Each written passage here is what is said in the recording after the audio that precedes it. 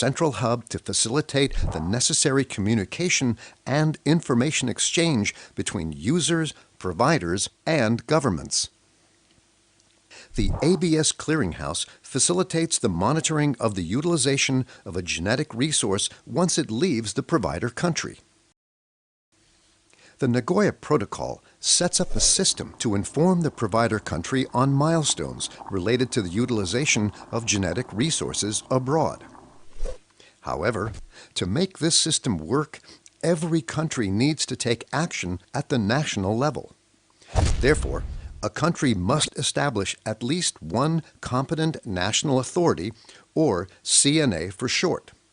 The CNA issues a permit to grant access to genetic resources in accordance with domestic regulations. Key information from the permit must be transferred to the ABS Clearinghouse. The submitted information now constitutes the internationally recognized Certificate of Compliance. Now, let's turn our attention to a user. After possibly many years of laboratory work, she has succeeded in research and development and now puts a product on the market. With her certificate and the required documentation, she goes to the in her country. This authority, since it has been designated to act as checkpoint in the ABS process, sends a message called a checkpoint communique to the ABS Clearinghouse. The ABS Clearinghouse, having received the checkpoint communique, automatically informs the CNA in the provider country. This allows the competent national authority to compare the communique with the initial permit, domestic legislation, and with the contract documents. Action can now be taken by the CNA if the utilization was not in accordance with the initial agreement. Certainty for all parties is ensured through this process, no matter how much time has passed. Let's take a closer look at the key elements of this global system for monitoring the utilization of genetic resources. The CNA in a country is responsible for issuing a permit when access requirements are met and benefit sharing is agreed. When the information from the permit issued by the CNA from the communities, we're going to hear from the counties, but to start off, we're going to talk about value chain, markets, and other ways of sharing, other methods of sharing. So that is very, very important for us to do now. I'd like us to bow our heads and ask God to bless this day. Heavenly Father, we thank you for this day. We pray that we'll be able to get as much out of it as possible and be able to make headway and move steps forward. We thank you and we bless you in Jesus' name. Amen. Hiya, sawa sawa. So, I'd like to quickly ask the rapporteurs. You have got exactly 2 minutes, starting with Dr. Beria. And your session, you tell us which one it was, and give a quick overview. Yes. Thank you. 2 minutes. Good morning. I understand I've got... Please put that microphone on. And I was rapporteuring on what happened the day before yesterday. Okay, madam, you need to use the microphone. If you don't use the microphone, we can't hear you. Okay. My work was to talk about the gaps that exist and the opportunities that are there in Kenya. Remember, we are talking about the hidden wealth, the wealth that we have in Kenya and what we have in our hands. And I start my presentation, my rapporteuring with asking saying that the bottom line here is, what do you have in your hands? IK, and we talked about what the intellectual assets that, that wildlife has that can contribute immensely to the economy of Kenya, like tourism, in commercial activities, photography, filming, research, development, biotrade, genetrade. IK-based wildlife management products like health and ornaments.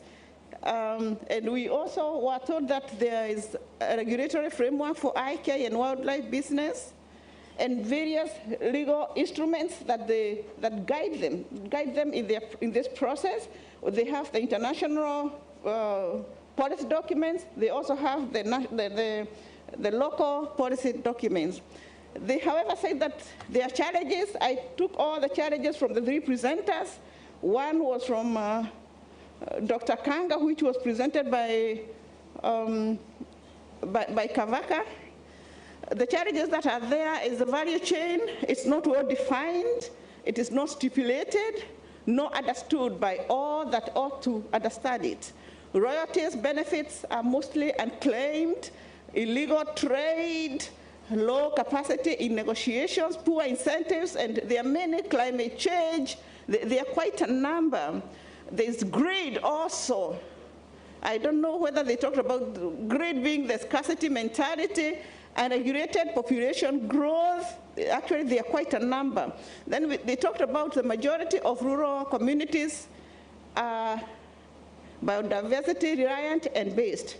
What we are talking about is that they rely on crop production. That is something that we already are aware. Herbal medicines, folklore, dance, wood covers. They talked about the venom from the snakes, which can contribute to the economy of Kenya, and they showed us how it has contributed in other countries. 30 seconds. Yes, I know. Now, practical examples happening here in Kenya. We have been having capacity building in IK documentation, empowering local communities where 20 counties have already benefited, local solutions to challenges facing the world, like the COVID-19. We are addressing that through the NPI program, role of herbal medicine and practitioners themselves, also natural contraceptives. Those are the practical examples that were given. The last one is, which is very critical, is the actual documentation and digitization, which is loading shortly. What do we need to do? What we need to do, according to them, and I agree totally with them, is that we have to place culture squarely as the foundation of the nation, as guided by our Constitution. We look at the legislative measures. Are they adequate with addressing the issues that we have as a country? Country-level structures, county-level structures, where kule mashinani, where the action is, they lack awareness, and they are limited in negotiations and resources. So that needs to be addressed. They have no structures as well. The conversation is about a movement. The conversation that we're having here is about a movement that will put money in our hands and in the more pocket of Kenyans. Asante sana. What do you have in your hands? Thank you. Round of applause, ladies and gentlemen. Thank you, Dr. Abaria. Alan, you doing the next one? Thank you. Or is it Alan, or is it then you're next? Alan and then him. Thank you. Or is it you? Are we going session-wise? Check 1, 2.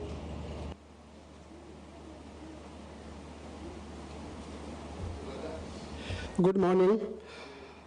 I was rapporteuring for topic number 1 of yesterday, that is promoting innovation and investment for countries' indigenous knowledge and intellectual assets, opportunities, experience, and lessons learned. We had 5 panelists, and we started the session with an appraisal by a youth from the Kerio Valley on the impacts of the current conflict, which has forced custodians of IK and GR to migrate to urban centers, thus impacting significantly on the preservation and transmission of these resources. Our first presenter yesterday was Dr. Mwansa of the Kenya National Innovation Agency, who basically took us through what the organization does, that is managing dynamic innovation systems that facilitate taking ideas of IK and GR to the market in terms of quantity and quality. He also took us through how they promote innovation and investments. He took us through their steps towards commercialization, and the first is invention disclosure, commercial value assessment, innovation protection, and commercialization. He gave us their 10-year roadmap, innovation roadmap, that involves the establishment of an innovation academy, enhancement of institutions, that facilitate technology transfer, the IP framework systems, innovation hubs coordination, development of national innovation outlook, and commercialization.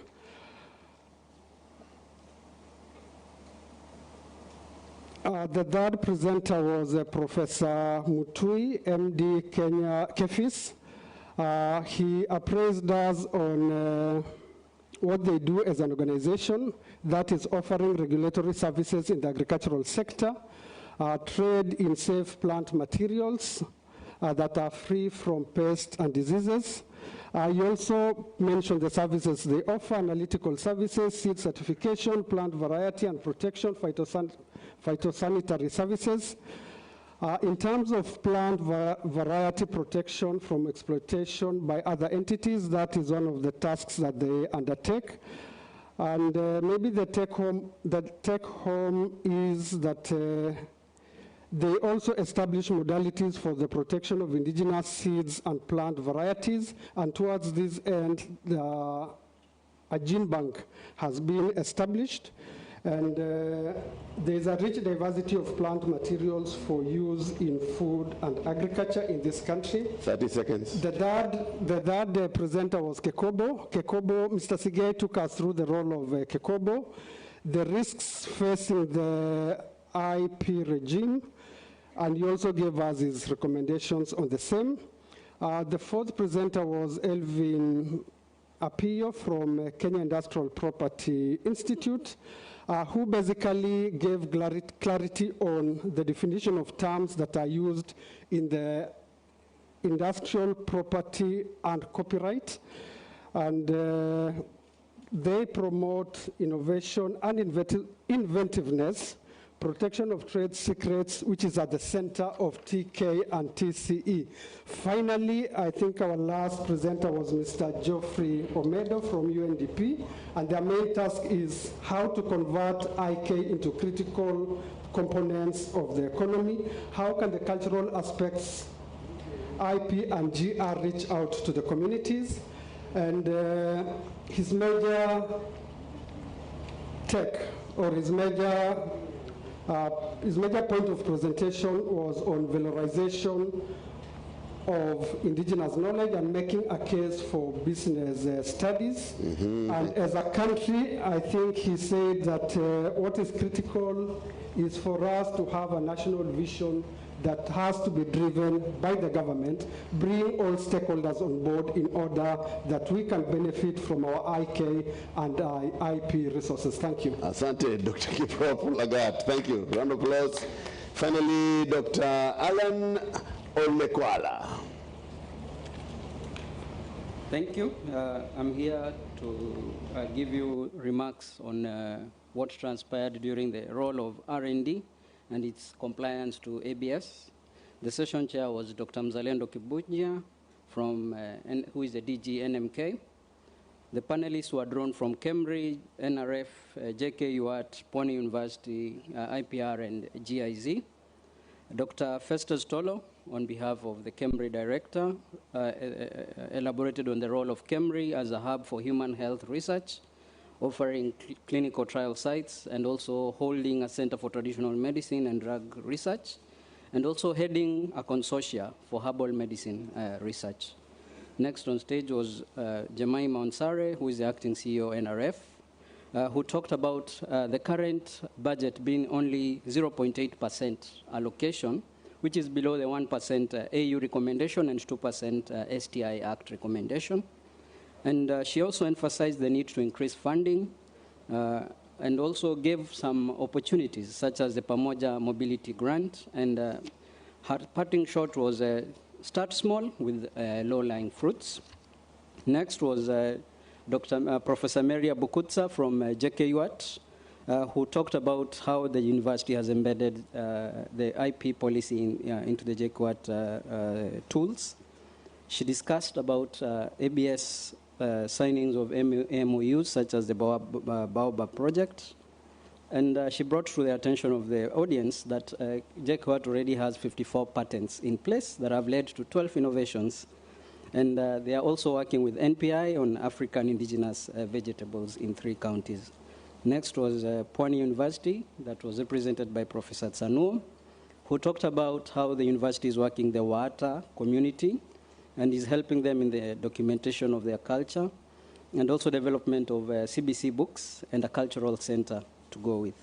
They're also starting projects on sequencing of what we call orphan crops, such as millet, baobab, and they want to understand the genetic diversity of these crops.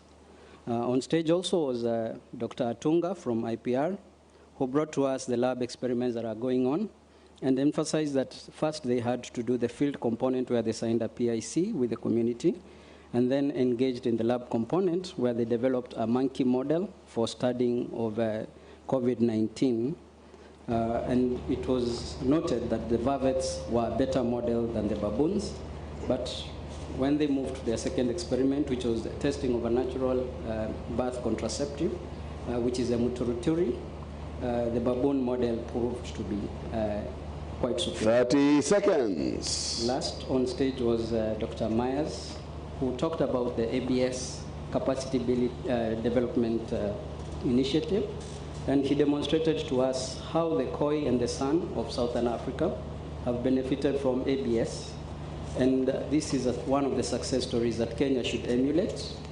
And lastly, we had comments from our chair, who emphasized that we should all support this new subsector of our economy and develop it even further. Thank you very much. Thank you very much, Alan, and round of applause, please. Thank you. And finally, the last rapporteur for the Enhancing Market Access, Stanley Atsali. Karibu, sir. Patent examiner. You have 2 minutes, and I will keep time, please. If you have a presentation, I'm a bit worried it will go longer than 2 minutes. Quickly rush through. So, morning, delegates. We'll get closer to the microphone. So, I'm rapporteuring for topic 3, which was on enhancing market access for the indigenous knowledge and genetic sources intellectual property assets through appropriate standards and enabling regulation. So the key issues that came out prominently was that this section was linking it to the earlier presentation, which had been done by the CEOs of our key national institutions. And we had that one from copyright and related rights, the industrial property rights, and then the breeders' rights. I've called it breeders' rights because actually the presenter was from the plant breeders' rights. But from our scaling, that's the landscape of IP in Kenya. So it's the copyright and related rights, industrial property rights, breeders' rights, so standards and enabling regulation. So the presenters were 4. We had Maria from Union for Ethical Biotrade from Netherlands, and she gave examples of the UEBT biotrade products, the procedure, the commitment on access, continuous improvement risk, all that. She gave an example of how active ingredients were sourced from Tanzania for beauty and personal care products. He explained UEBT's commitments, no land conversions, biodiversity and all that. Then he talked about certifications, but you observe that ABS implementation is different in countries or territories and for different user needs. For example, he gave an example of macadamia, so we're wondering if you're accessing macadamia for food purposes, you might have a different procedure. If you're accessing it for oil or production of esters, then you must also have a different procedure. So I was relating that to the challenges that we're having on the International Treaty on Planting Resources for Food and Agriculture. Then quickly, we had a very good presentation from the Farmers and Poisons Board, which mainly evaluates and registers health products and technologies, grants health products and technologies or revokes. Then he noted that TK and associated genetic resources are referred to as medical indigenous knowledge. 30 seconds. Quickly go, let me see the main things that just rush through. Then we had UNESCO, Dr. Njoka, who demonstrated the IK and GR value chain. She explained the UNESCO role in SDG 8.9, economic growth and contribution to conservation. But she urged us to to recognize the UNESCO support and work in Kenya.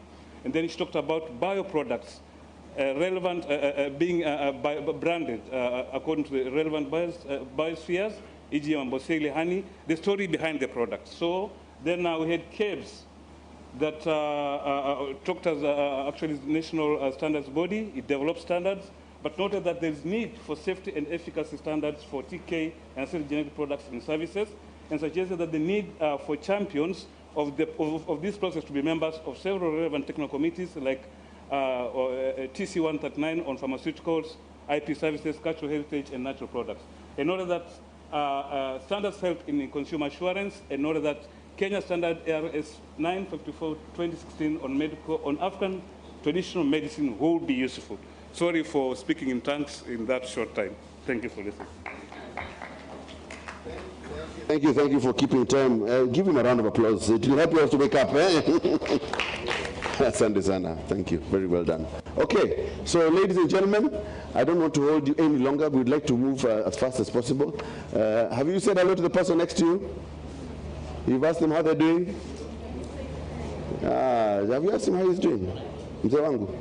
Professor, have you asked him how he's doing?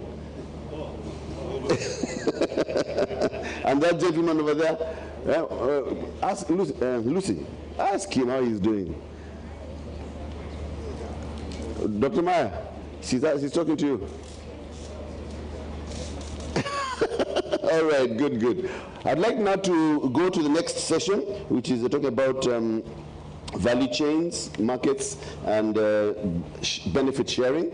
And to chair that particular one session, and we're going to keep time as we have done. We're giving them exactly 50 minutes. Is none other than Dr. Okay, Mr. Cyrus Mageria. Karibu sana Bwana Chair. And then we have Ulrich Klins, who is already online. I believe he's already online. He's ready. This is GIZ ABS initiative. Then Dr. Kabaka, where are you? You're supposed to be on stage as well. That is from from Wildlife Research and Training Institute. And Mrs. Phyllis, or Ms. Phyllis Wakiaga. Phyllis, are you here? Am I right? Where is Phyllis? Is she here? Oh, sorry. Mr. Maina. It's Maina, eh?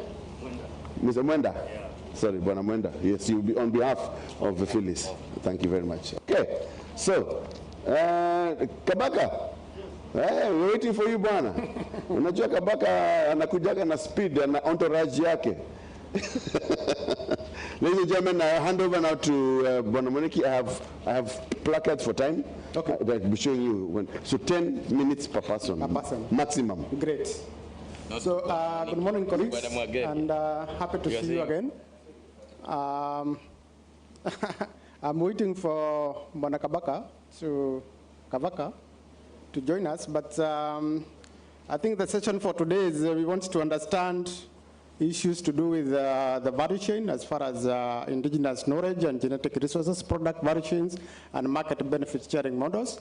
I think throughout the discussion, we have realized that benefits can be part of incentives that we can be able to give so that we can be able to protect our IK and also do the conservation. And actually, it's the topical issue of the day. There's so much discussion as far as benefits sharing is concerned. We have quite a number of international instruments that speaks to this particular topic. We have the CBD, we have Nagoya, we have the one of the International Treaty for Plant Genetic for Food, plus a few others. In addition to that, I think we also have these emerging issues that have come up of late. We have issues to do with the digital sequencing. We have issues to do with the synthetic biology. We have the brokers. We have complicated systems and all those kind of issues. And of course, more importantly is that there's a lack of understanding as far as the whole value chain is concerned. So that has impact in terms of realization of the benefits and in terms of monitoring, in terms of traceability. So that has really complicated the whole particular sort of a subsector.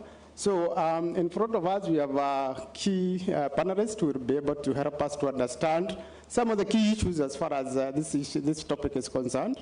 So they will be able to address issues of the products, issues of utilization, issues of market value chain, And of course, the benefit sharing regime mechanisms, both locally, internationally, and also at the county level.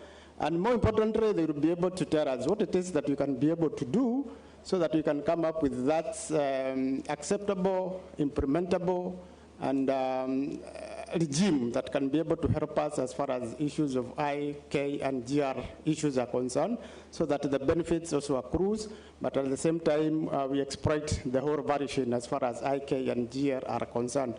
So I think without much ado, I will invite my panelists. I'll start with a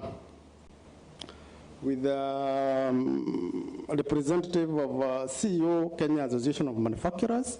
And you have like 10 minutes. So we urge that presenters be very, very precise and concise, but don't lose the content. Thank you. 10 minutes.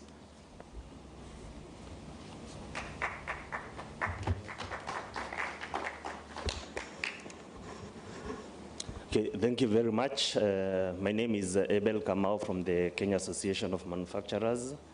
I accept apologies from our CEO, Ms. Phyllis Wakiega, who would have liked to be with us, but wasn't able to.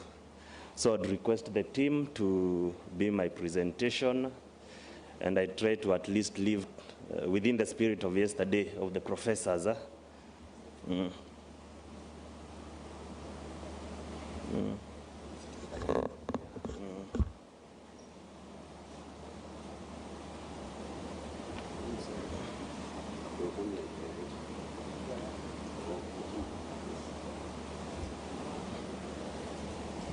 Can show this.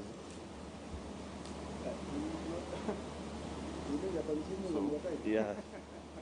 Forward, okay. Okay.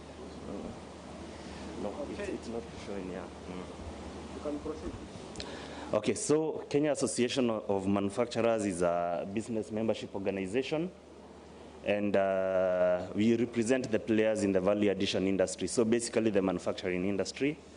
Our core mandate is policy and advocacy, and in addition to that, we also provide technical support to manufacturers within different sectors. Our main role is to drive sustainable industrialization within the country, and we do operate in 7 regions within the country. So this is basically where manufacturing activities are centralized around. We have 14 sectors in total.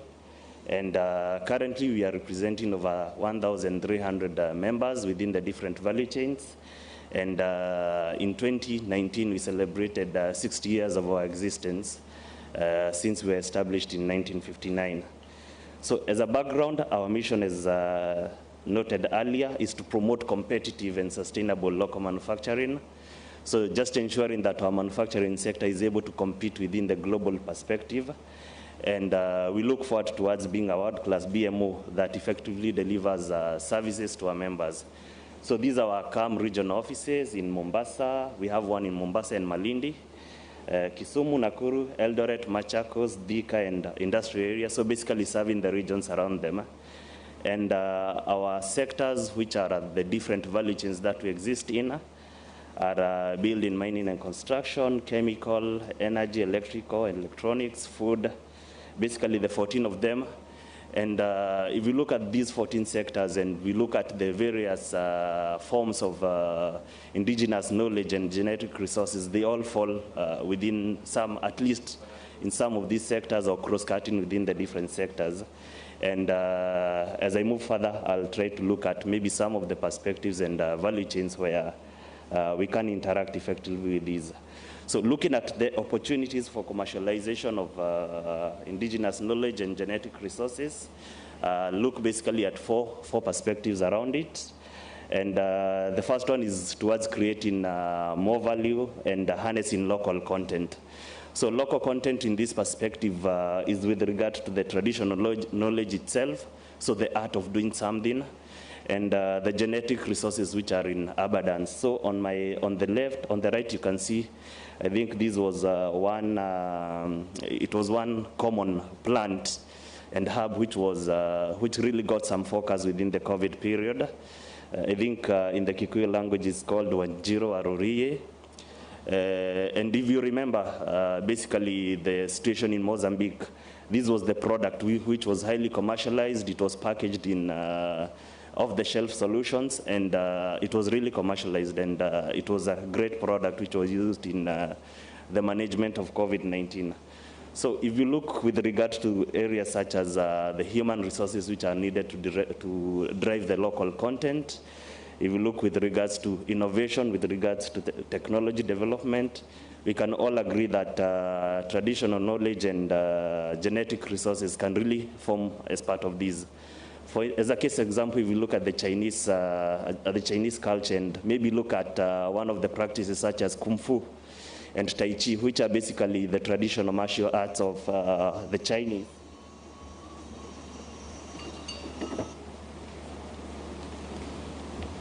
Sorry for that, which are basically the traditional martial arts for the Chinese.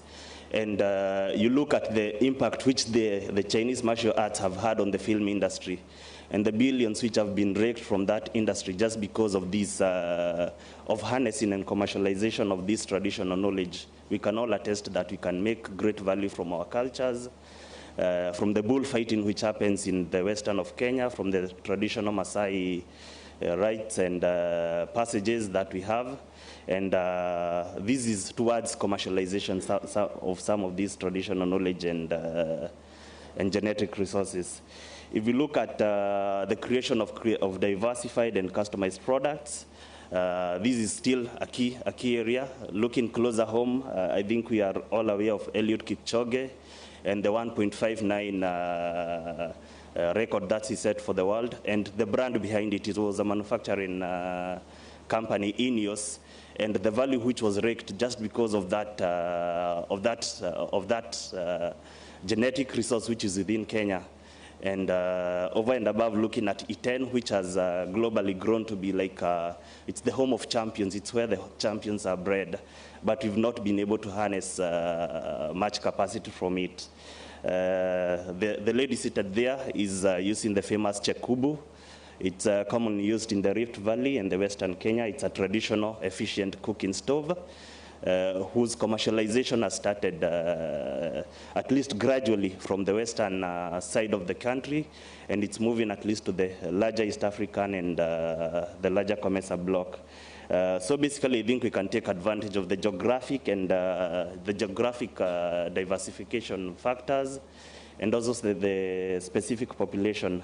One of the areas which I think Kenya has not yet, is yet to harness, and it's a geographical advantage to us, is the tea that we have. I think it's common for us to hear that it's usually blended with other teas around the world, so that they can extract the value which comes, the great value which comes from our tea. So in a nutshell, these are some of the areas that we can look at and commercialized, diversified products for our use. Second but last is commercialization of such products. I noted about Eliud Kipchoge and the Ineos 1.59, and the brand that he carries and the value that he derives from it is really enormous, and these are some of the areas that we should be looking at. The traditional Maasai regalia, the Maasai shukas and the Maasai print has really been commercialized around the world, and at least our Kenyan manufacturers, our Kenyan SMEs are already harnessing the power which is behind it. On that top right side is the Moratina, which was packaged within London. It's a traditional knowledge, it's a traditional product which is getting the global presence. Lastly is the Kiondo, and we all know the story behind the Kiondo. So lastly, the last opportunity is sustainability. So as we harness these resources, we must do it in a sustainable manner. And just in a nutshell, on the right is the mangroves, and a classical example of sustainability and harnessing of such resources in a sustainable manner is what is happening within the salt subsector under the Kenya Association of Manufacturers.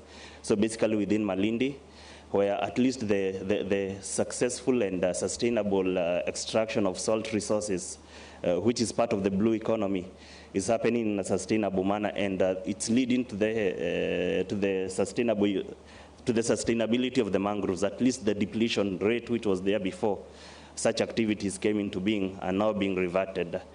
So just to close, and I think this high-level forum creates this platform to create partnerships. And we all agree that we are stronger together, and we can be able to achieve more once we are able to work with each other. So the core areas to drive maybe the successful commercializations of these value chains is a need for commercial thinking in our policy development. We need to give value to the genetic resources that we have, to the traditional knowledge. And around it is a need for resource mobilization around it. So our stakeholders must be ready to pump in money to give value to these genetic resources and the traditional knowledge so that they can give value to those brands. Then also is on global competitiveness. We must not look at it from a Kenyan perspective. We must have this helicopter view and know that no one in the world owes us anything just because we have these genetic resources and traditional knowledge. We have to go out there and push that our brand out there. Then lastly are regional approaches. As noted by some of the speakers previously, some of these resources cut across borders. Like for instance, our Maasai cut across between both Kenya and Tanzania, and having regional approaches to having some of these enforcements is really critical. And with that, thank you very much. So let's approach him a little bit further. Yeah, I think he has done very well, and while he has actually tried to keep time, so I think that's the spirit that he wants to keep. So I'll allow just 5 minutes for Q&A, or we proceed? At the end? Perfect. At this juncture, I'm going to invite the honorable one, the honorable OGW. That's correct. OGW. Yeah, so let's appreciate OGW as he comes. He's a seasoned practitioner in this particular area, so we shall benefit from his wealth of experience so that we can see how we can be able to move this agenda of value chain and IK. Yes, I'll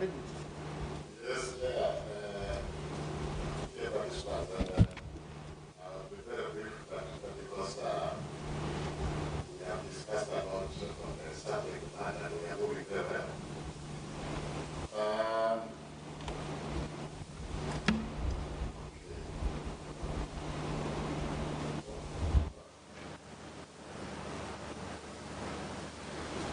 So,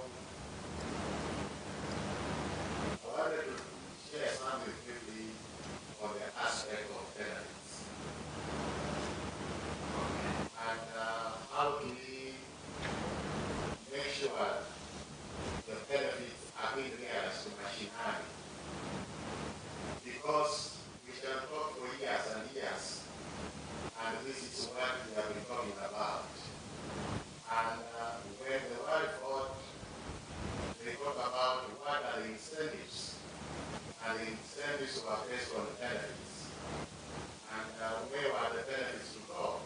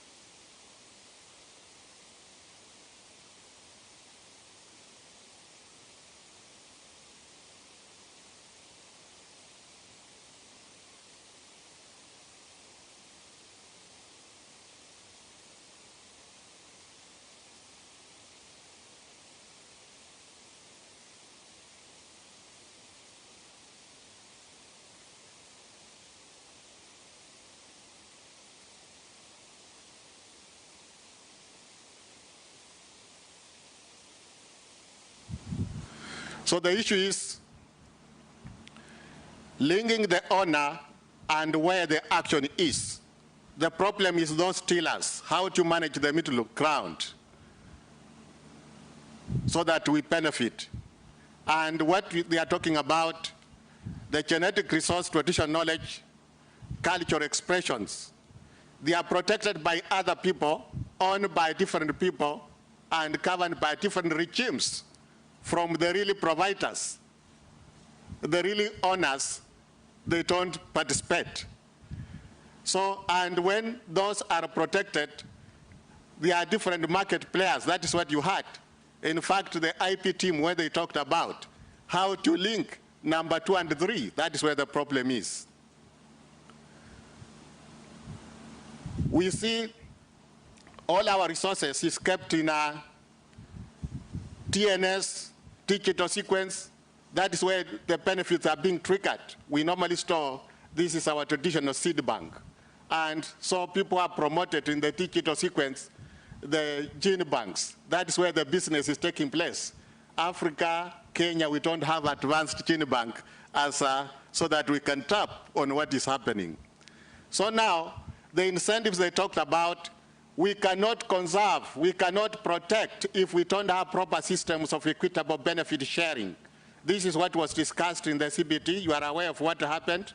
Then the coming of Nagoya Protocol and several conventions that are talking about if we want to conserve, if we want to promote livelihood, we need to appreciate the first thing is equitable benefit sharing. Which systems do we put in place? So these benefits are supposed to support conservation and livelihood. And where do we do? Nagoya set in a different system of benefit doing business.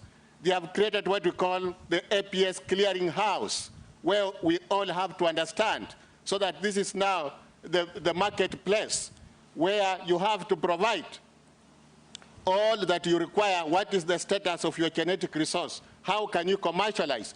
What business, what arrangements do you have in the country? As you go there, you will see that always the developed countries, they are the ones busy every day searching how do we do business with these countries. So that is the window. How many universities do you have? What capacities do you have? So these are now the windows we are not utilizing. Right now we have about, as by yesterday I saw 103 members, where you can see and how do you do business within that. And they are put in systems. You can see Kenya, we have the focal point, competent authority, legislative, administrative policy, the procedures. So these are areas we need to fix if we have to get benefits. We have to look at it clearly and see how to streamline and these systems so that we see how benefits will come out. This already we have talked, and I will not repeat it.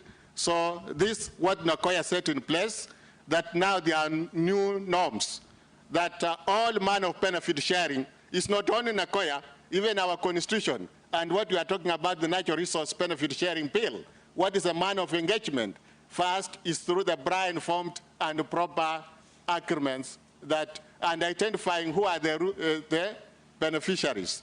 So now as you can see those benefits, resources, how they move out and where they go to the marketplace. Actually, the CEO, Kekopa, talked very well in relation some of the markets and how do we realize those emerging issues. So I'm just giving a small example as I finish. Like for example, this, how do you, the aspect of the buyer control, we have about, the market is about $3 billion US.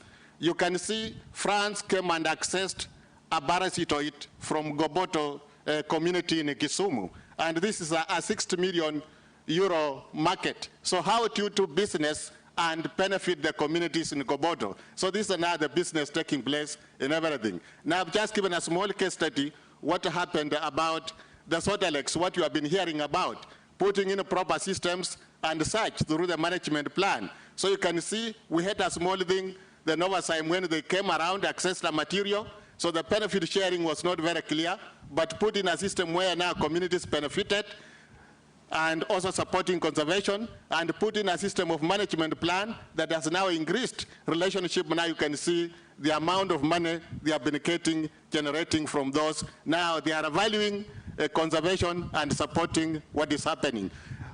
we don't have clear benefit sharing at national count level. This is where we have to fix. Now how to negotiate the prior informed. Sometime in most countries we have centralized, others is devolved, others is multiple. How do we fix this? Other countries we have, like India, they have a system of benefit sharing national fund. Brazil, we have 1% monitoring at the national level.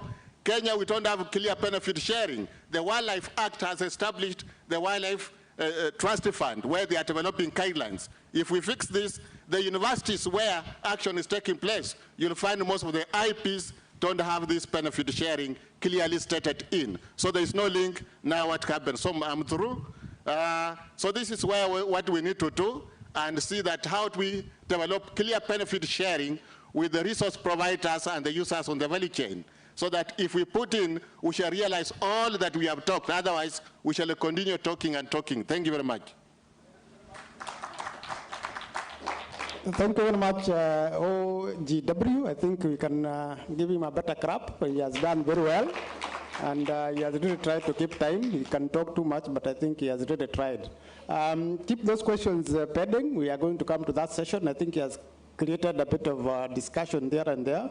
So I want to believe that you are refining your questions so that we can be able to pose them to our panelists. This particular time, I'm going to invite our online panelist, who is Dr. Ulrich Krin. He is from GIZ, ABS Initiative. Welcome, Doctor. Good morning. I hope that you can hear me. Please decide that you can hear me. Yes, we can. Perfect. I tried to share my screen. Just a second, which is a bit difficult. Yeah. Perhaps the colleague from the technique can help, because I cannot see where I can share my screen. I tried to share it, but I can't see it.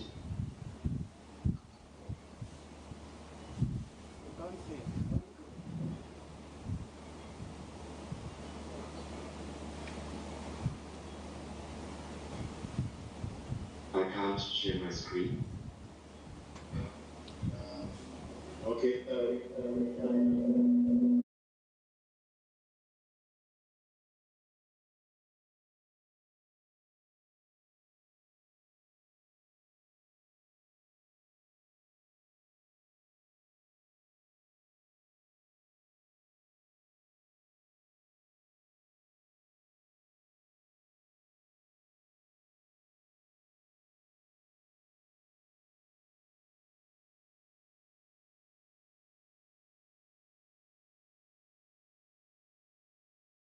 No, I can't find the file.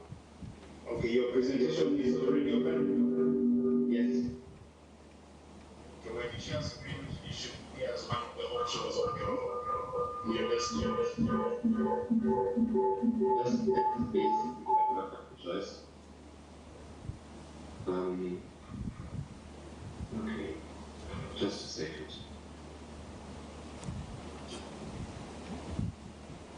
Or do I share from you?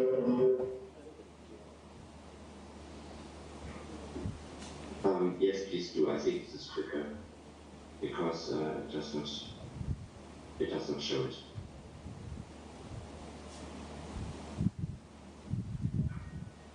Can I ask you from your side to share the screen? Thank you so much. Can you all see? So please go into presentation mode from the beginning. Yes.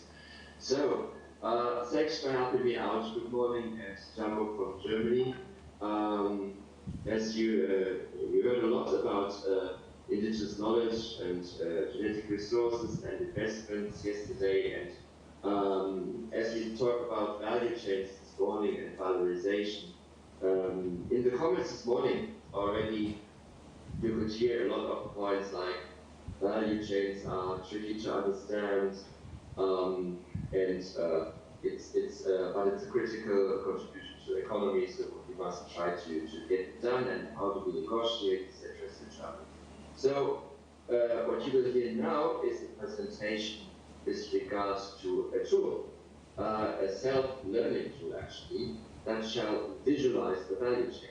Why do we need this? Because we just heard that it's important to better understand the value chain. So this is a little presentation which is made by the ABS Capacity Development Initiative.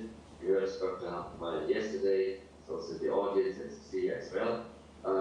So this is about the self-learning tool, which is one of the two tools. The other one is visualization, which I presented another time, which is still in the making. But this one here, the visualization tool, is almost ready. So we hope that in the end of the month we can go for test runs and we can come back to Kenya. Can I ask for the next slide, please? Okay, so what is this tool? What is it all about? It is, as I said, it's a self-automated tool. That means it will be online, and it will show a value chain with regard to commercial use of the genetic resources and, of course, the traditional knowledge. And it will show the value chain, the whole picture, to visualize it from harvest to products. But you need to fill in the tool, like kind of a questionnaire, and then you can kind of create the value chain which you want to check.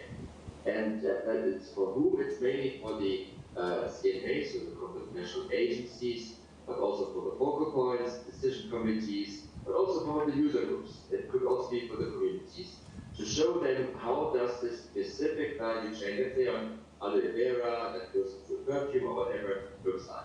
And what does it do? So it helps you, for example, you get an application from the private sector, they want to use a genetic resource for Kenya.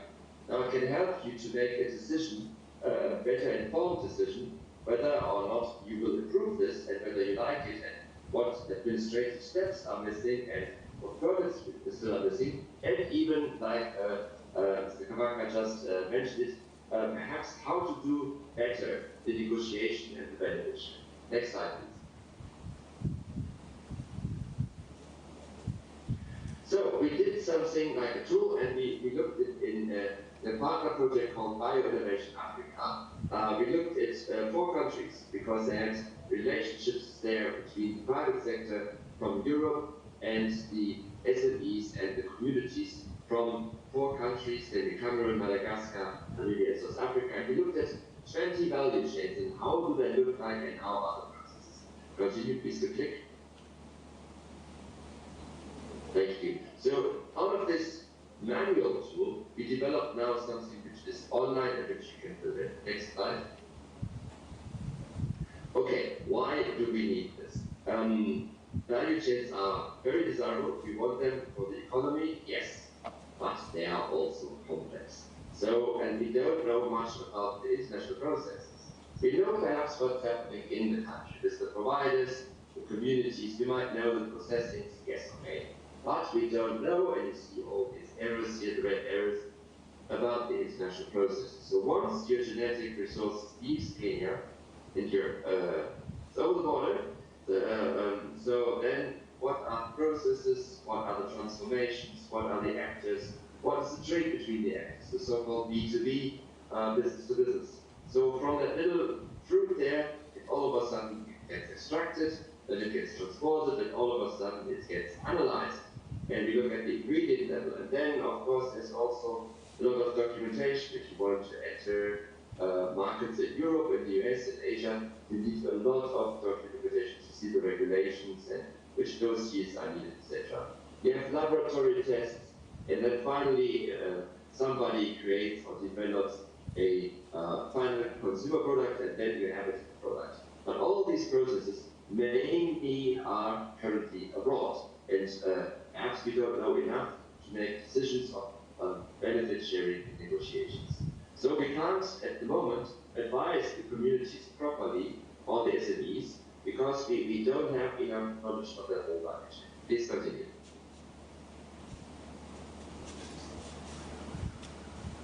Okay, I'll rush through this. So we don't know so much about who is involved, at which level, how many B2Bs, business to business,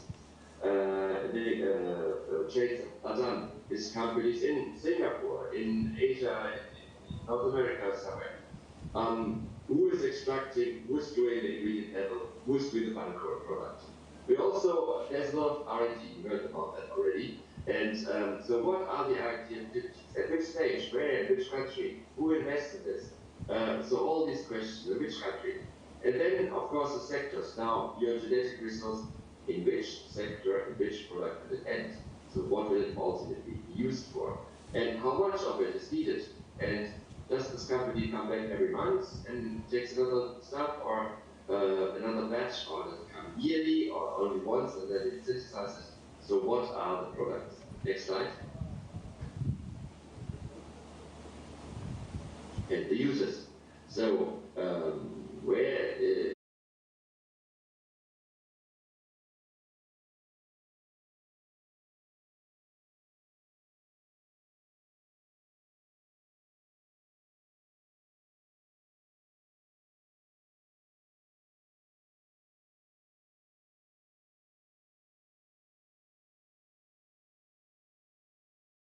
it leaves the country. Now, which jurisdiction is interesting? Okay, next slide. Let's look at it. Okay, this is the tool of in a manual way, but this would be a result. I know it is very, very small, but that is not so much of importance that you see the detail. You will see it when you use the tool, but you will see there are 8 different steps. So from a genetic resource, from a provider, you can have several providers, several communities involved, or only one. You can have several indigenous knowledge involved, or only one.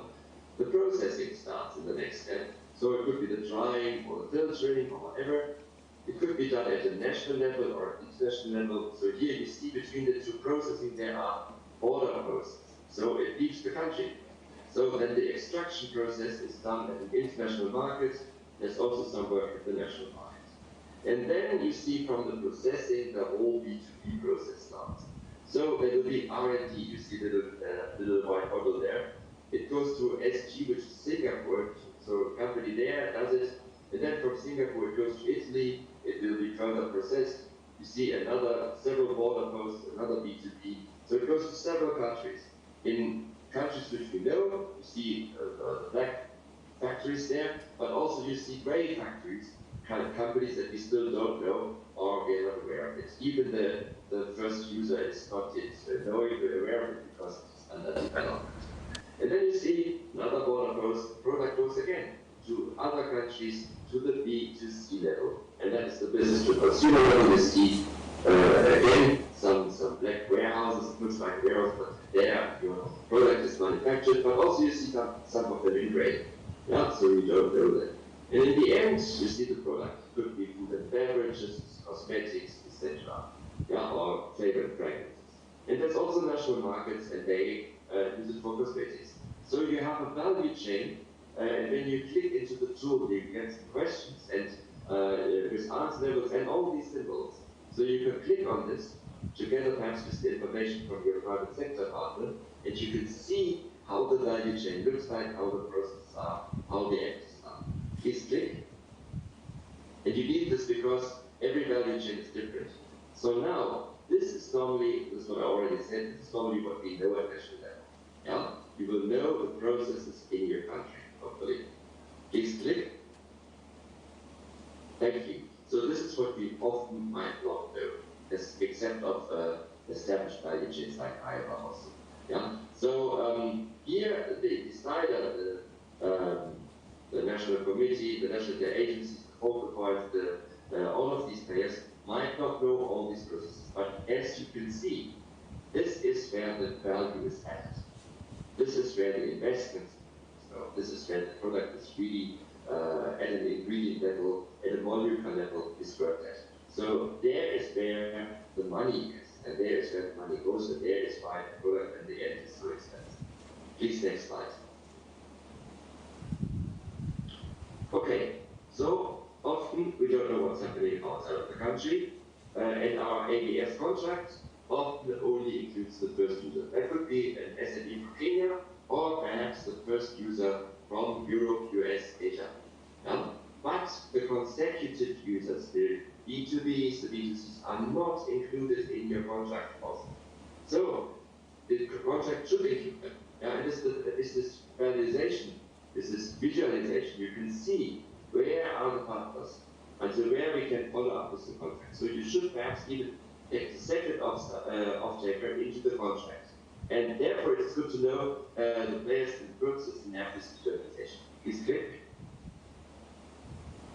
Thanks. A positive example in here is the aloe vera in Baringo County. It included a company located in Kenya, which was a Chinese branch, but it also included the next off-taker, the consecutive commercial user, which is located in Kenya itself, in China, sorry, China itself. So the Chinese partners in Kenya and in China were involved, so you could cover several steps of the value chain with the ABS contract, and that's quite important. Next slide, please.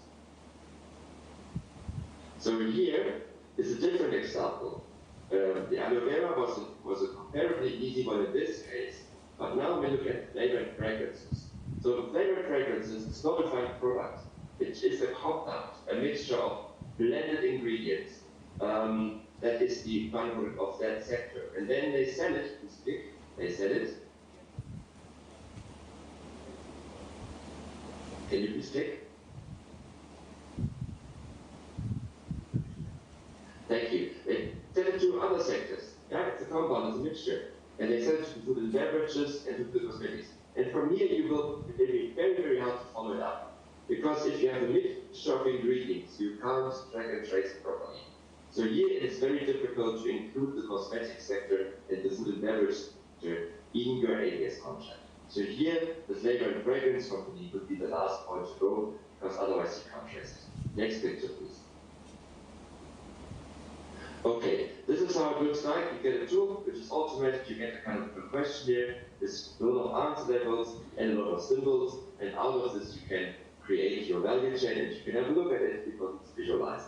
And then you can always ask, and you should always ask your private sector partner if you don't know the process. So this is the start of the communication. Please, next slide. So it will help you. It will help the governments to make a decision, to make an informed decision on applications of private sectors who want to use your genetic resources. And it can also assist then in implementing your ABS regulation. Please, next click. So you can then find out what are the procedures that are required, also with regard to permits, at which stage, and what should the ABS contract cover. Next slide. And of course, you can enter into the conversation with the partners. Yeah? You will need to ask the private sector partners if you apply for using this genetic resource, what exactly is happening to the product. All these questions, with whom are you working, what are the process, what is the final product, what are the steps in between, is R&D involved, is investment involved, etc. So you will get an overview, and then you can fill in the template of the tool, and you can then visualize and have an overview of the value chain. In this case, you can also then develop a partnership, because you have to be in exchange both with the communities and the SMEs, the local SMEs, and the user from abroad. And that will also help, and that is where also Mr. Kawaka made his point just now, with negotiations on an equitable and fair benefit. And again, a value chain, and we've seen it, where fragrance is completely different than, for example, tea. Yeah, the value chain differs. So you need to do this negotiation for each of these value chains. And then you will have a more transparent process. Next slide. Okay, and that's it already. I rushed through this. I hope it was still durable. Sorry for the technical hiccup. And I can only say Asante Sana, and I wait for your questions and comments. Thank you. Yeah. Asante sana, Daktari. So thank you very much, and kindly hang on so that in case there are some few questions, you can be able to respond to them quickly. So I think, colleagues, you have heard it from the experts, and it is critical that we have to come up with this value chain in terms of coming up with the regime. I'll allow like 5 minutes for questions, And I would urge that we make them very brief, because I think we have also tried to be very brief to the panelists, so that we also save on time. But just a general one for all of them, I think what we want to see is how can we help the IK and GR holders and owners so that they can be able to develop and come up with a very effective, acceptable and implementable regime that will be able to help them as they address the issues of benefit sharing.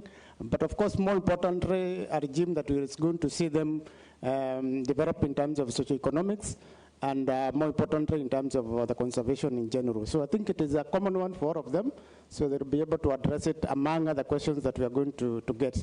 Very brief and very precise. Yes. How many? Let me see. 1, 2, 3, 4, 5. 1 minute each. 6. 1 minute. Timekeeper, kindly. Thank you very much, the presenters, for a great presentation. My question goes to our friend from the Association of Manufacturers. One of the greatest challenge communities have faced is expropriation, exploitation, and appropriation of their resources without them benefiting. Yet now we have the National Action Plan on Business and Human Rights. We have free, prior, and informed consent guidelines developed by the Ministry of Environment. And we have FPIC also in the Community Land Act. So to what extent, from your experience, has CAM partners internalize these safeguards and human rights instruments? Thank you. That's very precise. I hope the panelists are taking notes. Second one. I have only 5. Dr. Ali, are you among the 5? Yeah, I wish also to thank the presenters for very nice and elegant presentations. My question goes to Kavaka, but also to the recent presenter. From yesterday, previous day, yesterday, and today, we do not see primary owners benefiting. Reasons being, we are talking about processing, we are talking about manufacturing, we are talking about innovations, but we are not explicit about protection. So what can be done to guarantee indigenous genetic resources from not being like those of our tea, our coffee, which is processed elsewhere, so we are the originators, and we only become the consumers of the final product. So can we guarantee our indigenous resources from exploiters from outside? Thank you. That is why I'm putting between, it is in the presentation of the last speaker, who was on online, and also Kavaka. Thank you. It also ties with my general question to all of them. How can we help them to come up with an acceptable, implementable, and enforceable framework for the ABS? There's the young one. Good morning. My name is Lucy Wanjiku. I'm a youth champion from Nakuru. So from yesterday, I've been listening to the conversation, and thank you so much for citing the creative industry as a key tool for promoting NPA and IK. So upon that, I wanted to ask, do you think that the policies can be made a little bit less strict? Because you find that the youth champions, we are the creators. So I love to create, I love to look for resources, maybe for production. And I also have to look for resources for copyright when it comes to patent. So do you think that the policies can be made a little bit less strict? Thank you for that. We are here. I said 5, so that... thank you, delegates. Thank you. Mine is an interrogation that is negotiating for a total mind shift. Now, I'm talking this directed to CAM, Muratina in Kenya and Muratina in London, Changa in Kenya and Changa in Uganda. Now, there's tendency of criminalization of traditional knowledge products and practices. Muratina in London can be drunk and you are feeling very good, comfortable at the beach, but Muratina in Muranga, you will be running away from the police officers. And you're talking about commercializing traditional knowledge and our practices. So mind shift. Okay, come. Dr. The last one. Oh, okay.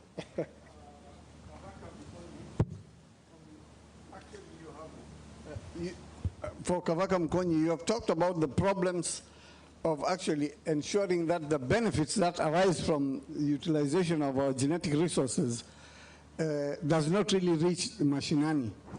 And so I wanted to find out, how do we address this question of digital sequencing? Because if companies out there can just come, you know, and somehow get information on the genetic makeup of the resources that we have here, and they go out there and develop it into products and services, are there first legal avenues through which we can, is it just an open season for anybody to come, just because you have a superior technology, you come and get the critical information about that particular resource and go and make products out of it? One, are there legal mechanisms that can be used to address that? And secondly, are there technical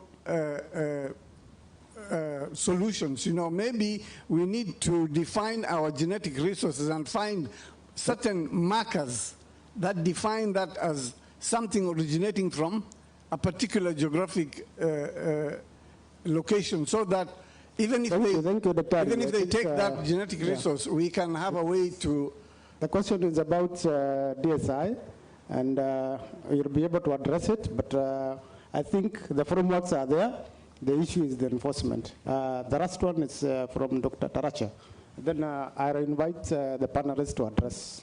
Yeah, thank you, Session Chair. Make it brief. The speakers. My question will go to CAM, speaker, or speaker from Kenya Association of Manufacturers, and also Dr. Ulrich Kleins. So as a program, and I speak this on behalf of my colleagues, as NPI program, since recently we talked about the capacity building we've been doing in the counties on training on indigenous knowledge documentation, preservation, and application. During that exercise, we've asked counties, and I'm happy some of them are represented here. During that exercise, counties are asked to identify and prioritize what they would consider as indigenous knowledge, key indigenous knowledge associated assets within their boundaries. So the list may not be exhaustive and all that, but we have that from a number of counties. So the next big step is to have a consultative forum now with higher echelons of the counties and other key stakeholders, the business sector. Okay? So that this is going to happen. And there are resources to support those consultative, basically here exploring the business potential of those IK associated assets. No, this is critical. This is critical. In fact, the next chair is led. This is really critical. It's at the heart of this high-level forum. So I beg, session chair, I beg your intelligence. Let's just finish this. It's really at the heart of it. 1 more minute. So government has set aside resources to support consultative fora that will explore the business potential of those IK associated assets in different counties. Because that really is, we're now moving away from policy to real business here. So my question to the speaker from Kenya Association of Manufacturers and Dr. Ulrich Kleins. we've listened to you. First of all, some of these counties we have signed peak agreements with. Others we haven't, okay? And what they want at the end of the day is that they have an asset that is lending itself to business development, but that they will share benefits. So what would you propose from CAM? What sort of advice, what sort of input as we prepare for these meetings, and what sort of people should we invite? Because we really, through CAM, we would like to invite the business community, people who might have interest to invest in this. About partnerships. You know, the first user who then signs the contract with the provider, then there will be another, perhaps consecutive users and all that. In this scenario where we're going to have the first sitting with counties, selected counties and different stakeholders, can we anticipate, can we have a situation where you can say the people we have invited from the business community will represent the first user up to, from the point they access the product up to the market? Okay. Is there a need for, where is there a need for a second user or a consecutive user? Okay, thank you, Dr. Ari. Thank you very much. I'll invite Dr. Orich to address that, then the CAM, then I sum it up with Dr. OGW, in that order. So, Dr. Ari, Dr. Orich, you have the floor. 1.5 minutes. We start from now. Thank you so much, and very good questions. Thank you so much, and very good questions.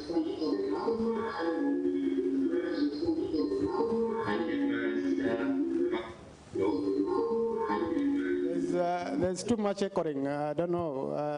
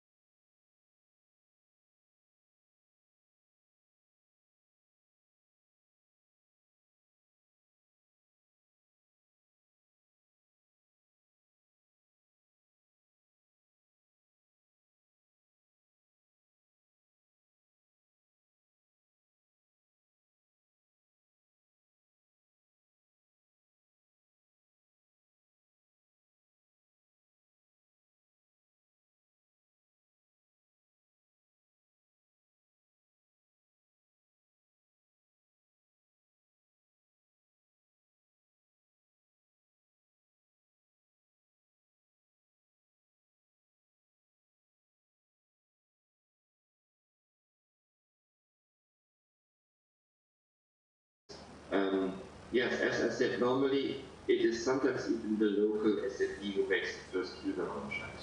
Yeah, but they only harvest. And then you've seen there are a lot of other steps that make really good value for the product. And so the consecutive user, that really depends on which value chain.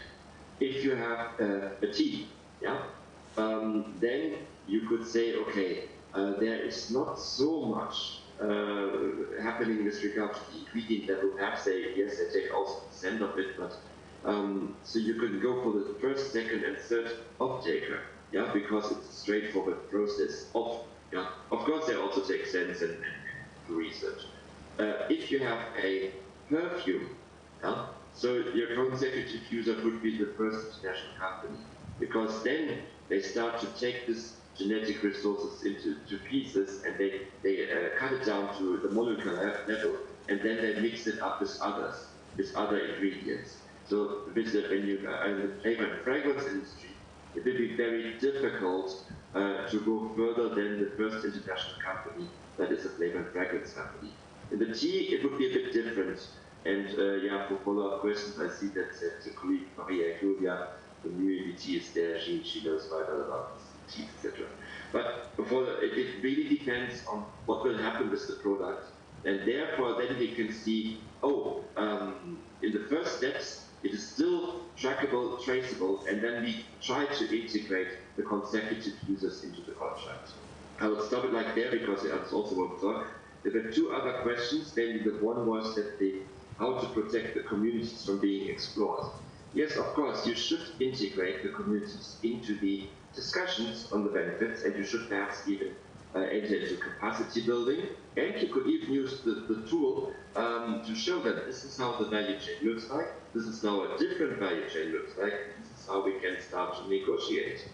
And apart from that, there is the biocultural protocol, which you obviously do in various regions already, as for example the Enderoids, where the people define their own their resources, their identity, and also the rules. And I can only say you have to encourage people to do more BCPs because they are nationally recognized, if they are. And you have to involve the Kenyan government to make it international or national recognized. And of course, you can involve them in all the discussions and perhaps even have them what is benefit sharing, what is the value chain, and explain this to them with the capacity building. There was a question on digital sequence information. I'll make it very short because we have Dr. Hartmut Meyer in the room who is quite an expert on this. But of course, one advice again is it is internationally completely unclear how this is handled, even with regard to markers and trackers. But you can always discuss to take the digital sequence information, for example, the study from a university, the information that's in the database, into your ABS contractual agreement. That would be the first step, to not be completely dependent on decisions on global level, that you for yourself decide how to put it into a contract and a contractual agreement with users. But I think Dr. Meyer would be far better off to explain you more about this. I hope I covered it, so I'll mute myself. Dr. and we look forward to engaging with you so that you can we can share the experiences as far as this tool is being developed. Now I turn to our colleague from CAM. I think he has the bulk of the questions, but I think you'll be able to quickly look at them and give a quick response. Then from there, we shall wrap it up with Mr. Kavaka.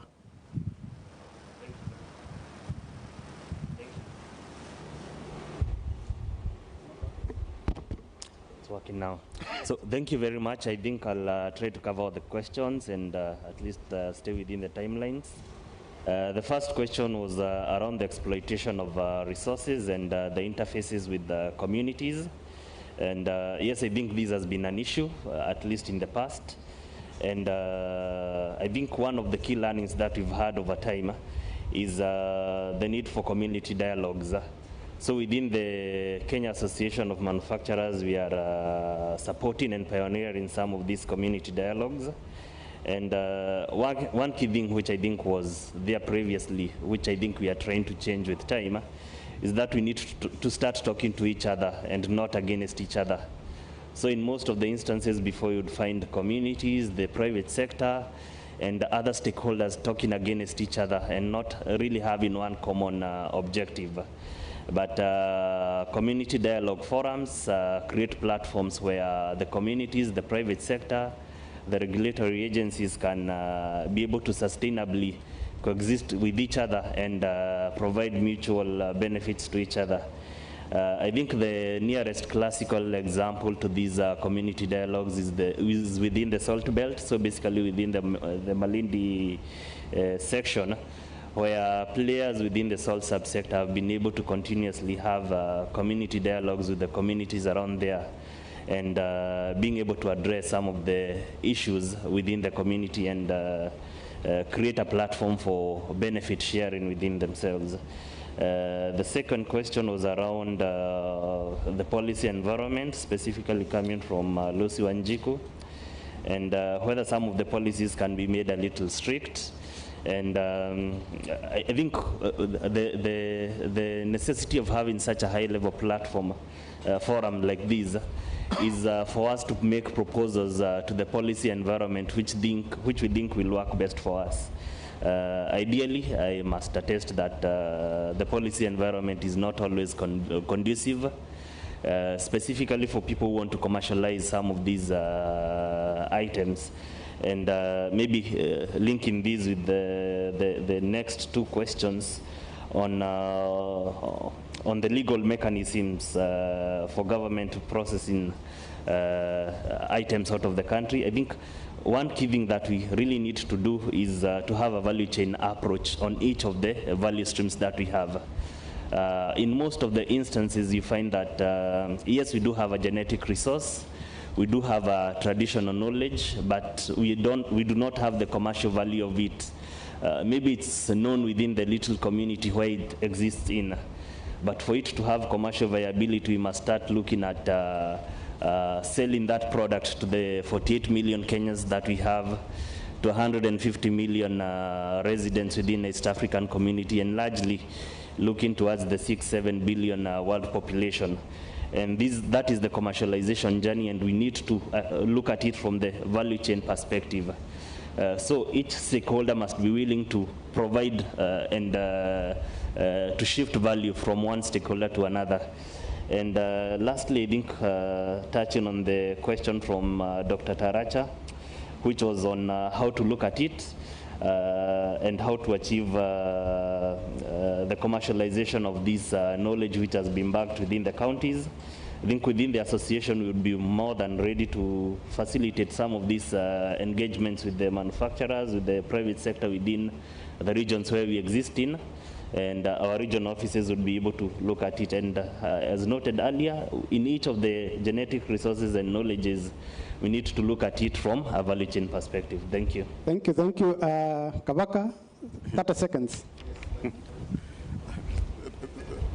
So I don't say, yeah? But thank you. I think my other panelists have responded, but I'll be very brief. Just touching on what Dr. Hassan said and what the young champion was talking about. Actually, they are saying the creative industry is really being affected by the digital world. And they are saying actually most of the laws, existing laws, do not address, they are not in tandem with the digital world. So this is what needs to be focused on. And just in addition to that, what the young champion talked about, this area of the performing arts or whatever, the media assets industry, we are happy. The CEO, Kekobo, is here. Indeed, we found it's a very interesting area that when we see the contracts being signed by National Geographic and how they are generating funds and what we do here, we do different things. So that is an area we require some capacity in that. Then this question from my colleague from Turkana is all about, that is why we are here actually. How do we ensure promotion of the local content and ensure that benefits reach to the local community? So what is the enabling, what regime, what can we do? A simplified process, but a process that will ensure that all benefit on the value chain. This is the essence of all this meeting. Thank you very much. Thank you very much, and I think let's appreciate all of them. They have done a good job.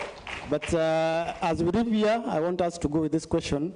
We are here so that we can be able to assist our holders, our owners of IK. What is it that we can be able to do so that we can help them develop a very effective acceptable and implementable framework so that they can benefit, and at the same time, they can also help us as managers to do the conservation. So I think I invite you for that discussion after this so that we can be able to come up with a conclusive framework or a roadmap in terms of how we come up with that framework. Thank you very much.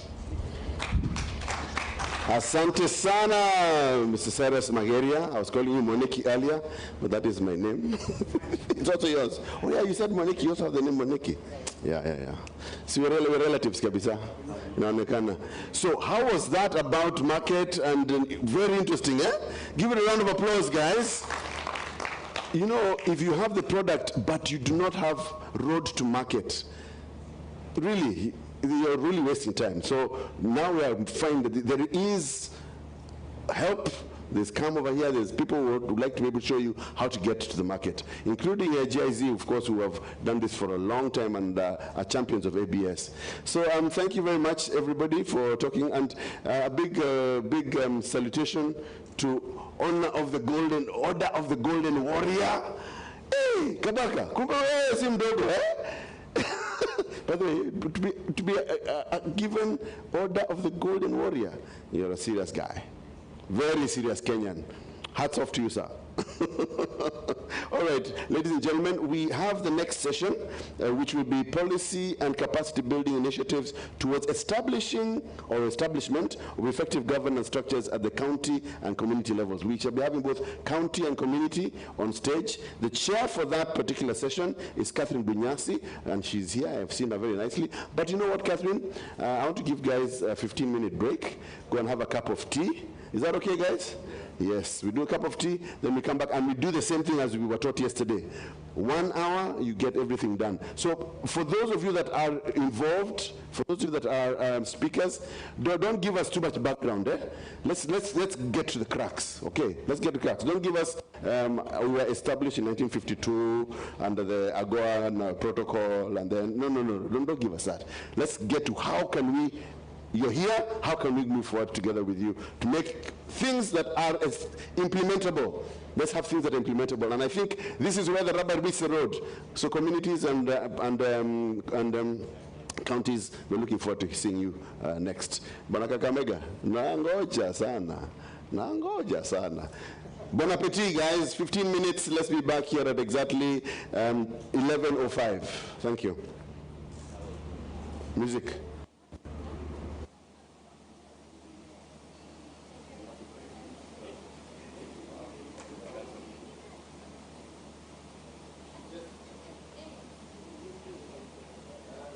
Please take selfies and pictures of yourselves.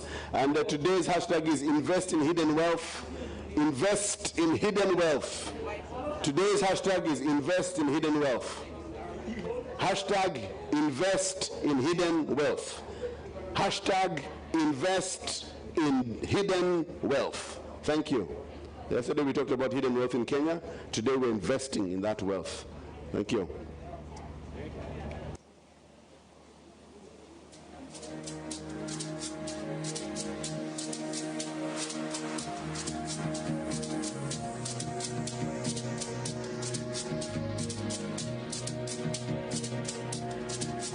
Biotech and medicines, as well as advances in science, are based on genetic resources. Already in 1992, the CBD had established access and benefit sharing principles, which includes the obligation for users of genetic resources to share benefits with providers of those resources. However, one challenge remained: to ensure benefit sharing once the user has left the provider country with the genetic resource. There was no international system that allowed the provider to keep track of what was happening with their resource abroad. With the Nagoya Protocol, which entered into force in 2014, this changed. The ABS Clearinghouse was established as the central hub to facilitate the necessary communication and information exchange between users, providers, and governments. The ABS Clearinghouse facilitates the monitoring of the utilization of a genetic resource once it leaves the provider country. The Nagoya Protocol sets up a system to inform the provider country on milestones related to the utilization of genetic resources abroad. However, to make this system work, every country needs to take action at the national level. Therefore, a country must establish at least one competent national authority, or CNA for short. The CNA issues a permit to grant access to genetic resources in accordance with domestic regulations. Key information from the permit must be transferred to the ABS clearinghouse. The submitted information now constitutes the internationally recognized Certificate of Compliance. Now, let's turn our attention to a user. After possibly many years of laboratory work, she has succeeded in research and development and now puts a product on the market. With her certificate and the required documentation, she goes to the authority for market approval in her country. This authority, since it has been designated to act as checkpoint in the ABS process, sends a message called a checkpoint communique to the ABS clearinghouse. The ABS clearinghouse, having received the checkpoint communique, automatically informs the CNA in the provider country. This allows the competent national authority to compare the communique with the initial permit, domestic legislation, and with the contract documents. Action can now be taken by the CNA if the utilization was not in accordance with the initial agreement. Certainty for all parties is ensured through this process, no matter how much time has passed. Let's take a closer look at the key elements of this global system for monitoring the utilization of genetic resources. The CNA in a country is responsible for issuing a permit when access requirements are met and benefit sharing is agreed. When the information from the permit issued by the CNA is registered on the ABS clearinghouse, it becomes the internationally recognized Certificate of Compliance, the central document to ensure legal certainty in the user country. The ABS clearinghouse facilitates the exchange and flow of information with respect to the utilization of genetic resources. Furthermore, countries that have ratified the Nagoya Protocol are obliged to share information on their national ABS procedures in the ABS clearinghouse. This information helps users to understand the particular ABS requirements of a given country. Checkpoints gather information from users on when and how genetic resources are being utilized in order to report back to the ABS clearinghouse and thus inform the provider. Typical checkpoints are patent offices, funding institutions, publishers, market approval authorities, and other institutions dealing with innovation, product development, and commercialization. The checkpoint communique is a standard form for compiling the information gathered by the checkpoint in order to make it available to the ABS clearinghouse and forward it to the provider. All countries have to put all these elements in place. Only when these elements are operating effectively will monitoring the use of genetic resources between countries be possible. This will contribute to increasing transparency and trust and result in more ABS agreements and partnerships, which in turn translate into advances in science, more innovation, products, and benefit sharing for users, providers, and the conservation of nature.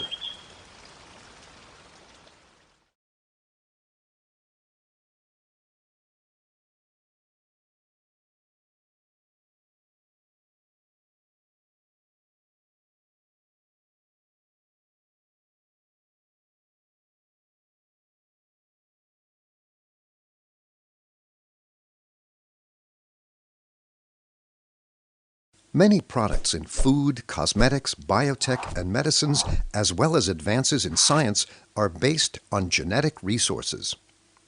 Already in 1992, the CBD had established access and benefit sharing principles, which includes the obligation for users of genetic resources to share benefits with providers of those resources. However, one challenge remained. to ensure benefit sharing once the user has left the provider country with the genetic resource.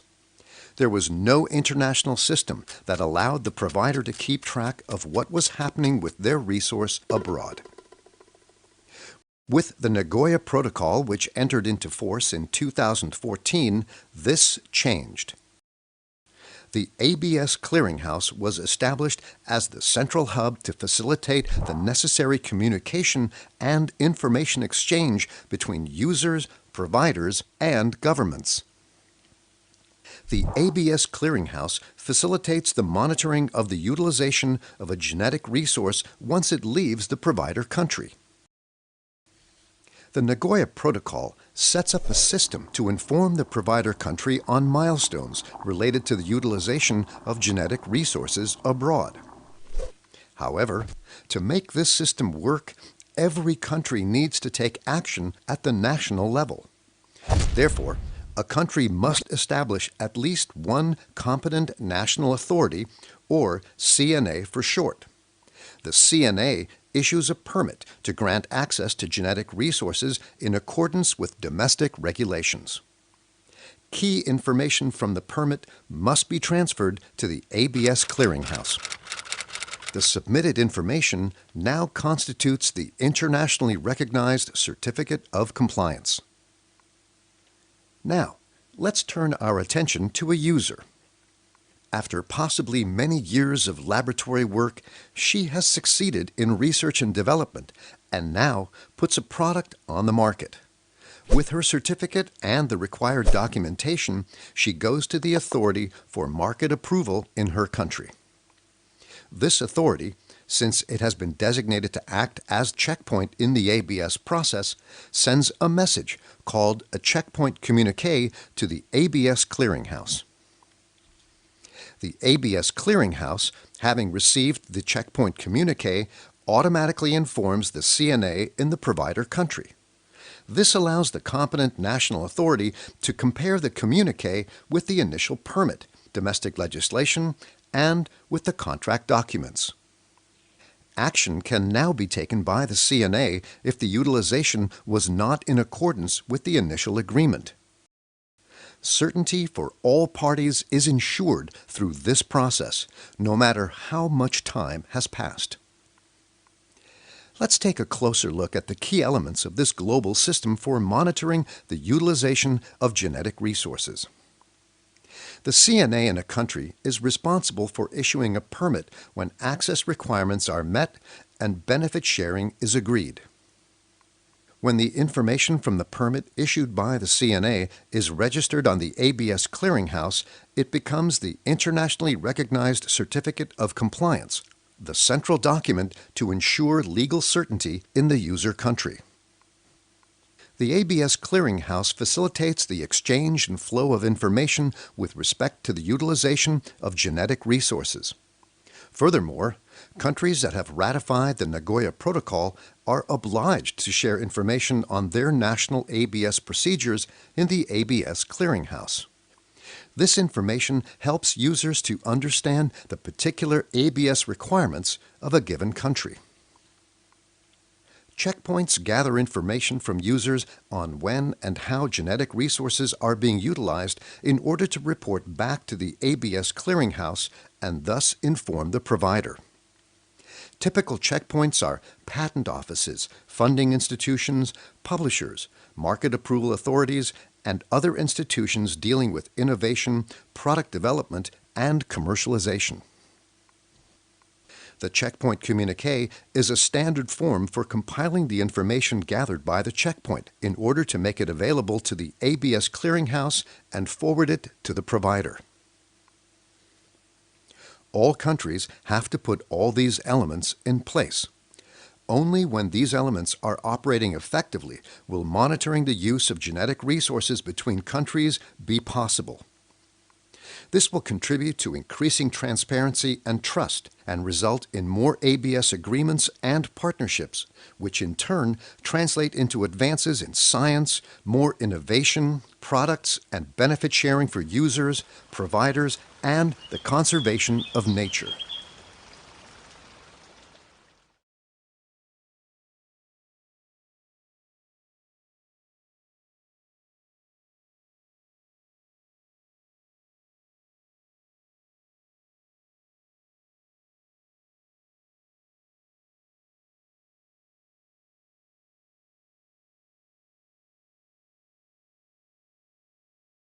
Many products in food, cosmetics, biotech, and medicines, as well as advances in science, are based on genetic resources.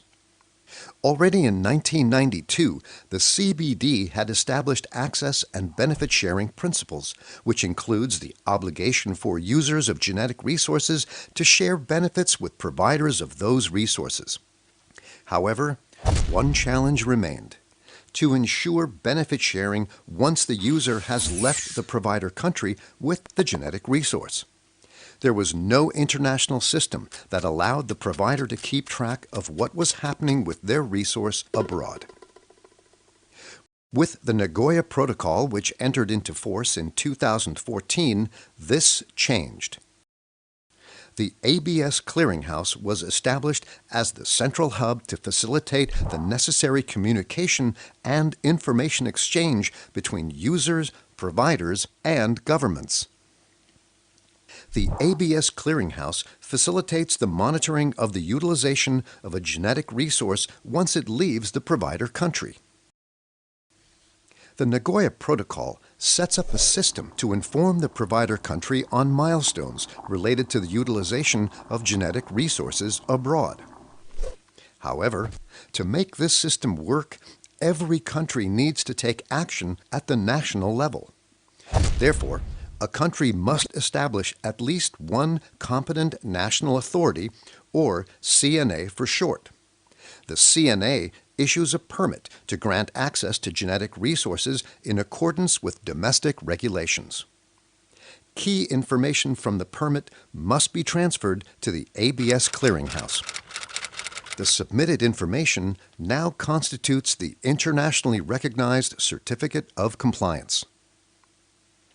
Now, let's turn our attention to a user. After possibly many years of laboratory work, she has succeeded in research and development and now puts a product on the market. With her certificate and the required documentation, she goes to the authority for market approval in her country. This authority, since it has been designated to act as checkpoint in the ABS process, sends a message called a checkpoint communique to the ABS Clearinghouse. The ABS Clearinghouse, having received the checkpoint communique, automatically informs the CNA in the provider country.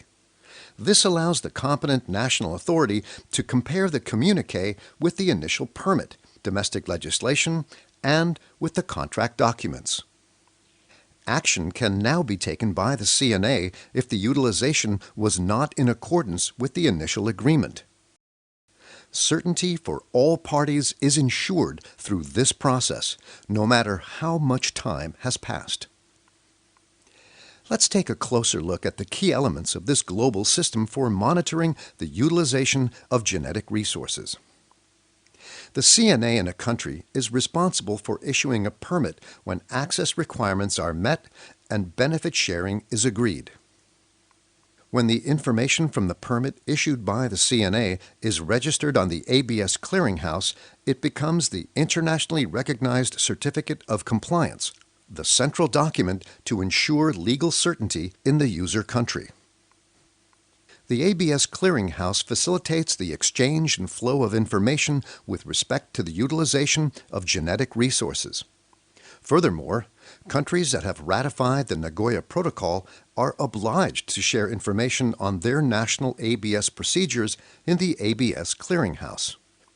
This information helps users to understand the particular ABS requirements of a given country. Checkpoints gather information from users on when and how genetic resources are being utilized in order to report back to the ABS Clearinghouse and thus inform the provider. Typical checkpoints are patent offices, funding institutions, publishers, market approval authorities, and other institutions dealing with innovation, product development, and commercialization. The checkpoint communique is a standard form for compiling the information gathered by the checkpoint in order to make it available to the ABS Clearinghouse and forward it to the provider. All countries have to put all these elements in place. Only when these elements are operating effectively will monitoring the use of genetic resources between countries be possible. This will contribute to increasing transparency and trust and result in more ABS agreements and partnerships, which in turn translate into advances in science, more innovation, products, and benefit sharing for users, providers, and the conservation of nature.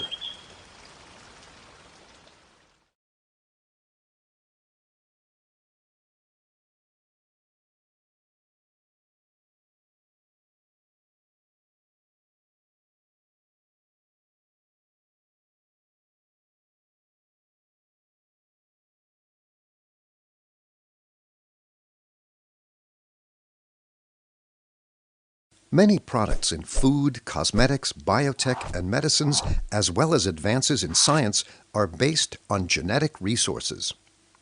Already in 1992, the CBD had established access and benefit sharing principles, which includes the obligation for users of genetic resources to share benefits with providers of those resources.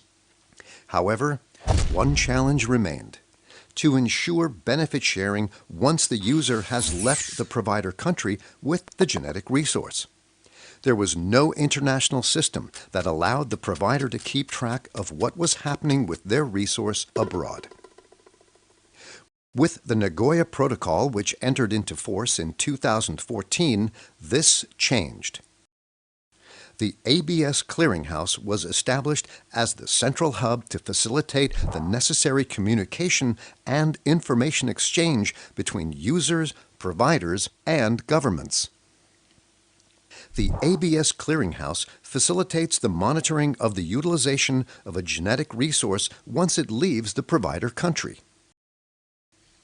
The Nagoya Protocol sets up a system to inform the provider country on milestones related to the utilization of genetic resources abroad.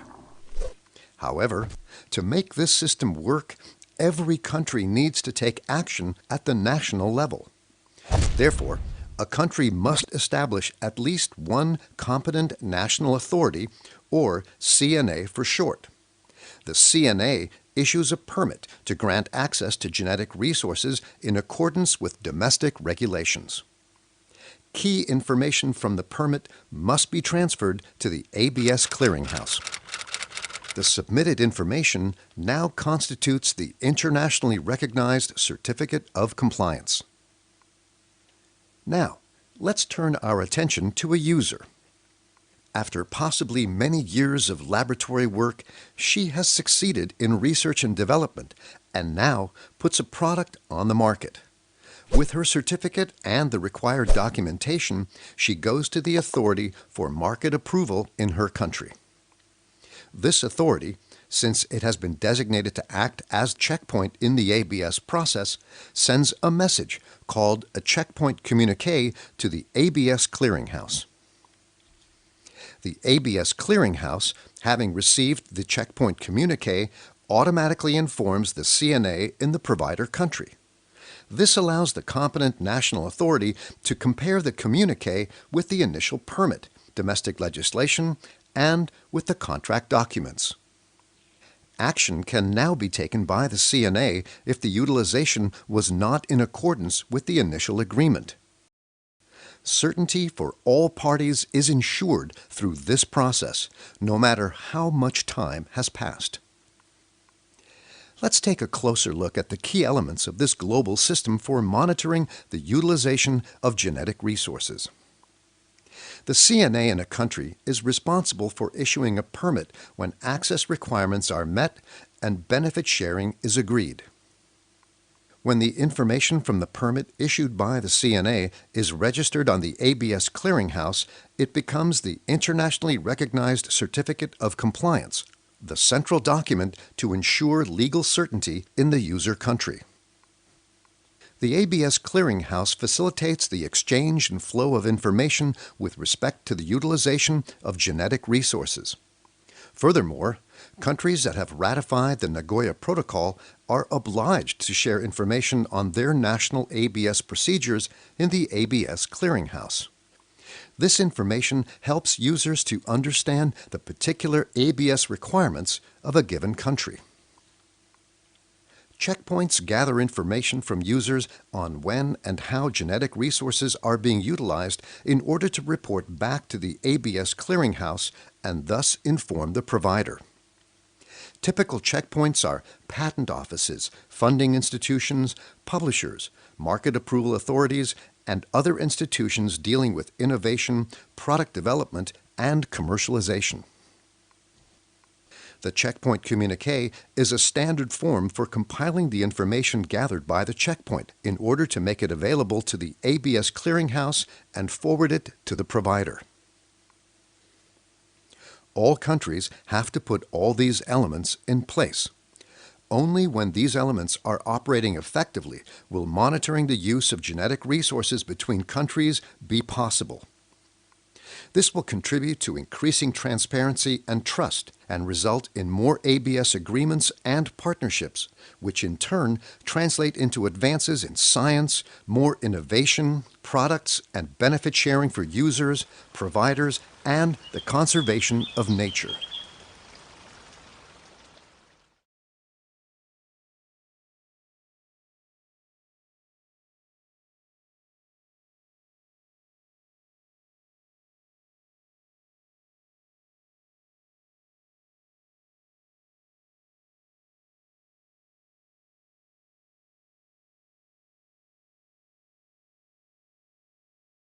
Many products in food, cosmetics, biotech, and medicines, as well as advances in science, are based on genetic resources. Already in 1992, the CBD had established access and benefit sharing principles, which includes the obligation for users of genetic resources to share benefits with providers of those resources. However, one challenge remained: to ensure benefit sharing once the user has left the provider country with the genetic resource. There was no international system that allowed the provider to keep track of what was happening with their resource abroad. With the Nagoya Protocol, which entered into force in 2014, this changed. The ABS Clearinghouse was established as the central hub to facilitate the necessary communication and information exchange between users, providers, and governments. The ABS Clearinghouse facilitates the monitoring of the utilization of a genetic resource once it leaves the provider country. The Nagoya Protocol sets up a system to inform the provider country on milestones related to the utilization of genetic resources abroad. However, to make this system work, every country needs to take action at the national level. Therefore, a country must establish at least one competent national authority, or CNA for short.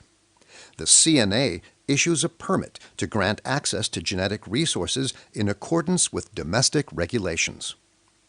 Key information from the permit must be transferred to the ABS Clearinghouse.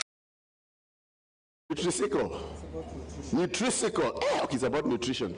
Nutricical development. This is a very hard language for Kenyans to understand. Mimi kiwa nyumbani siwezi jua hii language, but anyway, there's a need for transformation towards sustainable pastoralism, especially in drylands. We should include mainstream African indigenous fruits and vegetables in the curricula. That's a very interesting one. Yes, of agricultural programs. Moving from place to place, the herds mimicking wild ungulate herds, dispersing seed, fertilizing soils with the dung, and maintaining landscapes and biodiversity through trampling and grazing. Did you know all these things? Very interesting stuff, eh? Yeah? Indigenous knowledge is passed from generation to generation, usually by word of mouth and cultural rituals, and has been the basis for agriculture, food preparation, and conservation, healthcare, education. Wow. There we go. That's some heavy things being said here. The health benefits of eating African indigenous vegetables are so many that doctors are now encouraging more people to eat these vegetables so as to curb lifestyle diseases. That's a very good one. An example of indigenous sustainable practices was the care and management of mangrove environments. We should have a picture of mangroves there. Mangroves are trees or shrubs that grow in coastal areas. They are a rich source of natural resources. So there's a lot happening, guys, and just on and on and on. I think we should also include other pictures, like if you talk about mangroves, please put pictures of mangroves. If you talk about snakes and venom, put some snakes that scare people kidogo, so that people can start retweeting. Nobody wants to see about snakes, eh? Yeah, you talk about parsley, let's put some picture of parsley. By the way, I have a question for you. Does IK for the shuka that Maasais wear belong to the Maasai or to the Scots? Community, you shall be on stage. You shall tell us that the answer to that one. Yeah? Who does it belong to? The print and the colors are totally different. So, yes, but then the Scots will say they brought the shuka to us when they came those days. You decide, good, that's a very good discussion. Good, that's a good discussion. I will answer that one. All right, I will not wait any longer. So, ladies and gentlemen, I want us to start with the next session. As I told you, the chair is none other than Catherine Bunyasi. We've increased the light for you on stage, Catherine, and well done. And we shall be talking with the communities and with the counties. Please, Dr. Kiprop, I would like you on stage. Mary Mwiti, or whoever is here instead of Mary Mwiti, from Council of Governors. And then, of course, Madam Her Excellency Kunamo Bulo, karibu sana. Tunakuona. And I know you'll do 5 minutes because you want to go swimming today. All right. And Mr. Omar, doctor, or somebody from the Gender, Sports, Youth, Culture, and Social Services County of Kilifi. And then, of course, Daniel Kobe on stage. He's the chairman of the Gek People's Development, and Mr. Eric Kimalit. Eric, umeshakula cha nini? Umekula chai vizuri? Umekunywa chai vizuri? Hii chai ya Rift Valley. Okay, so he's the chairman of the Endorois Welfare Council. Karibu sana on stage. Do I ever missed anybody else? No, I haven't. So please, we are following the same rules. 10 minutes, 10 minutes, 10 minutes. I will have a time paper. I have a time paper there, Catherine, and I'll be raising it to let you know that it's time. So welcome to you who are online. Karibuni sana. This is going to be a very interesting session as we talk to communities and the county on the implementation of NPI, ABS, and all things wonderful to genetic resources and indigenous knowledge. Karibuni. Welcome, Catherine. Thank you. Thank you. Mwaniki. I was trying to look for a very nice name to give you. So, as you've been told, my name is Catherine Bunyasi Kahuria. I'm the session chair. And I would like to welcome each and every panelist here.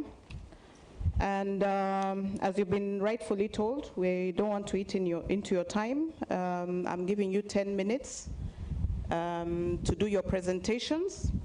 And just as an introductory remark for this session, I'd like to say the following, that lack of regulatory mechanism, including processes, procedures, and guidelines for access of genetic resources and indigenous knowledge system has been identified as a key challenge for this subsector. The counties and IPLCs have not mapped assets arising from genetic resources and indigenous knowledge within their jurisdictions.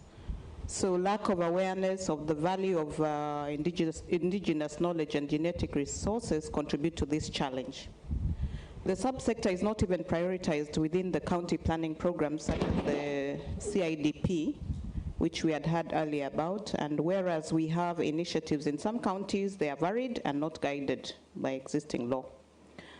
To conclude, to maximize benefits arising from IK and GR, there is need for counties to establish appropriate enablers for access and commercialization of the intellectual assets derived from IK and GR.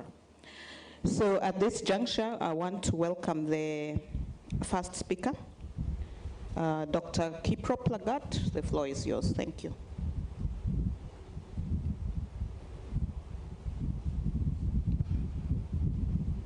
Thank you, Chair. Our moderator advised us against giving elaborate background for the sake of saving time, and therefore, that is the title of my presentation. I'll skip my first two slides, which basically talk of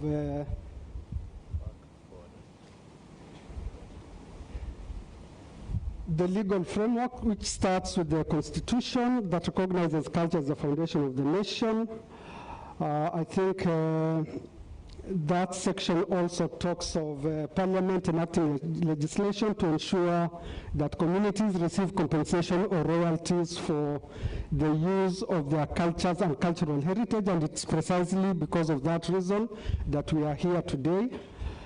I'm here to talk on capacity building initiatives and policy sensitizations that have taken place. And at this juncture, I'll say that capacity building of relevant staff at the county government level, some communities and staff of the ministry was facilitated by some local expertise through the support of the World Intellectual Property Office. We also leveraged on the natural products industry programs to sensitize communities on the provisions of the TK and TCE Act. Therefore, communities were sensitized on the processes and importance of establishing systems for obtaining the prior informed consent of local communities in accordance with the 1992 Convention on Biological Diversity, the Nagoya Protocols, as well as the TK and TCE Act. What were the experiences and lessons learned through this engagement with the county governments and the communities? The first one, which has been repeated here by a number of people, is that Kenya has not done enough to protect IK assets, hence the continued misappropriation of iconic Kenyan material culture and artistic expressions by foreign institutions. And of course, I believe you are aware of the attempted registration of trademark of the Kikoi, among many others. There's also limited knowledge by communities and a majority of the county governments on the existence of the TK and TCE Act. When we went round during those sensitizations, a number of county officials, as well as communities, actually acknowledged hearing about the Act for the first time, so I think we are doing very badly. As a result of that, county governments are yet to document and establish registers containing information relating to their respective TK and TCE, and that also applies to the national government because the regulations are not yet in place.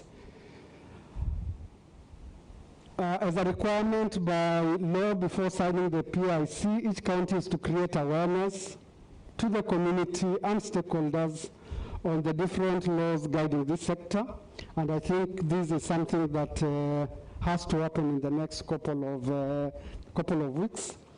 Under Nagoya Protocol, access of genetic material from communities must involve prior informed consent and benefit sharing model clearly agreed under mutually agreed terms, and I think NPI did quite well in that. Currently, I think over 10 counties have signed the PIK, and therefore issues regarding their herbal medicinal products is secured. The other thing that came up during our consultations is that legitimacy of some CBOs which purport to represent communities yet have no binding agreements and are self-serving is a challenge that is being experienced. I think we were given an example from the Mara. I don't want to go into the names because of legal issues that may arise. Communities are also very sensitive to documentation of their TK and heritage resources. I remember a forum that we came to Mombasa, and members of some herbalist associations were actually very unwilling to discuss and to reveal some of the products that they use.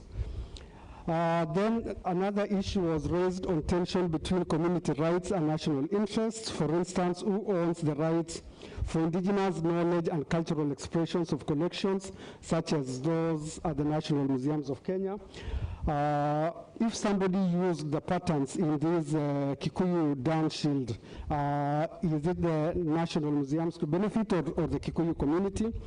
The other issue is that TK and TCE are perceived to only focus on the past, yet cultural knowledge is dynamic and can produce and reproduce new cultural products, portending new opportunities for commercialization. I'll make a few recommendations. It is imperative for national and county governments to work together in enforcing community rights with regard to exploitation of community resources.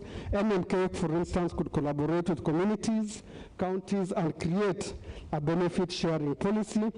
We need to embark on national capacity building and sensitization of the counties. I can announce here that in the next couple of weeks, we have clustered counties, and we will be going out to sensitize them on the TK and TCE. There's also need to create more cultural platforms and structures such as CBOs and cooperative societies in various counties to comply with the legal framework as stipulated in the TK Act. Stakeholders have different levels of understanding when it comes to partnerships and benefits, so it's important to tailor the consultation processes to each audience. This is something that, this is a challenge we experience when we cluster some of the counties, have community members as well as county representatives. I think we did experience the challenge. There's need for well-structured modalities for capacity building, and indigenous languages are vehicles for the preservation of eye care and genetic resources, and therefore the loss of these ethno languages negatively impacts on the promotion, protection of eye care and genetic resources. I think I'm finishing. There may also be need to have inter-county MOUs on how benefits accruing from indigenous knowledge resources of a community that occupies more than one county. Once the regulations have been established, it will be critical to have repositories at the county and national government. A multi-agency approach and partnerships are critical in leveraging and harnessing TK and TCEs. Dispute resolution to be undertaken through customary laws and protocols of community at the county levels. In conclusion, through NPI, for instance, young champions for culture have been identified. They are with us here today, and they can become very critical to the harnessing of IK and GR resources and its transmission for the benefit of the nation. A task force, as was mentioned, has been established to develop regulations. This task force will consider some of the inconsistencies in the law and recommend sections for review. And finally, sensitization of the counties will commence soon. Thank you. Thank you. A bigger clap. He deserves a bigger clap than that. Thank you. I think he has kept time and has been to the point. So I'm not going to give any remarks now. We are going to go straight away to the next speaker from Endorise. Okay. No, just a minute. Yeah, this. Miss Kulamo. Yeah. Oh, okay. Yes.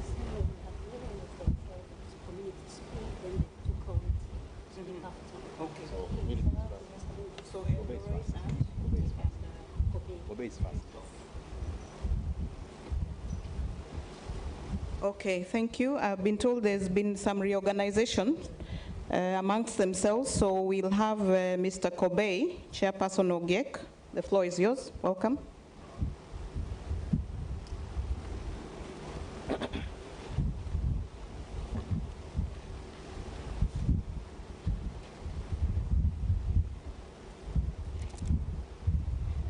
Thank you very much. I had requested to play a video. It is around 6 minutes, so I'll remain with another 4 minutes. Can I request the video to be played, please? Thank you.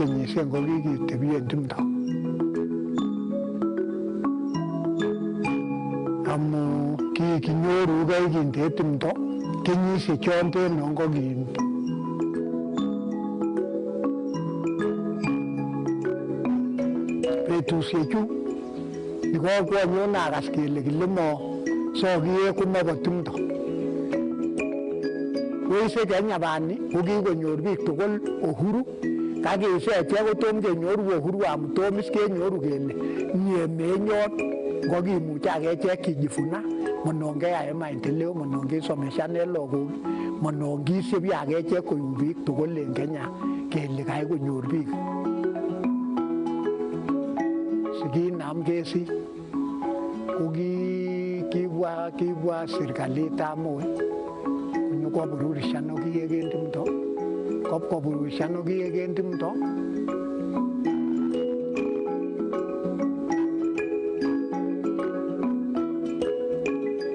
kokibange na ye shida se chutogol ugonge mutwe bichuge mindogol sige joti gesisi hata ndakibule jibirani gebe kumomni metage nibendi iyuni kingen gele ga mami kingen nage kege kubi ngoki kibeke bananate kopke bwangi toni bwangi nambori uno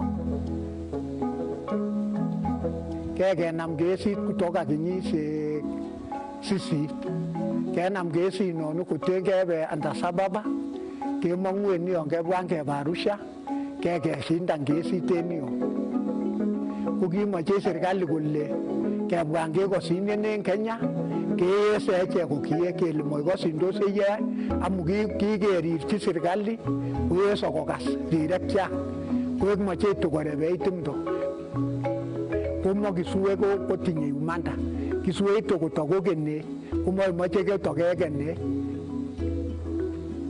koinye kotupchak timdo amu moingen kosibote sang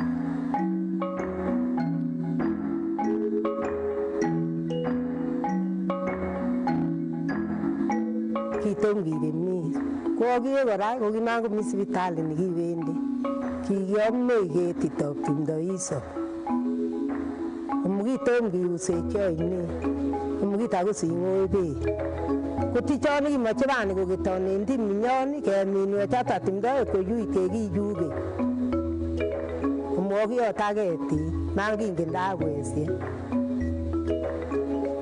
skelenjini chumbet anan bengesinon ingonomwe komye yos kotorwe keikerat kinyanga kilumdege kojubi kesiche uhuru kojubi ngob komoche haki obwa kosiben kesit kinyanyon kosik konget kataimbo tumdo kibekeyoen utamaduni kekinde moingonik kotokyame kome ot koten koek kibwanginete logoken utamaduni kibokie Usenda moyen ofisini bo OPDP kotos kokobetyo kiye kabisa Wenyani konyo kobirisyewe ot koten kenyil kiyechin keokiye kekenomni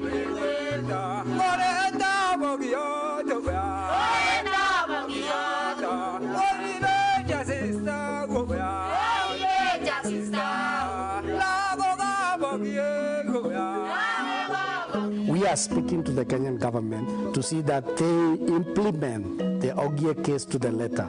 From one, that we are indigenous peoples of Kenya. Secondly, we want our restitution and even all the reparations which we have already underscored, we want them implemented. Yeah. Thank you very much. That's a summary of the many issues you have been discussing about the indigenous peoples. What I will only say is that we have seen the perspective about conservation.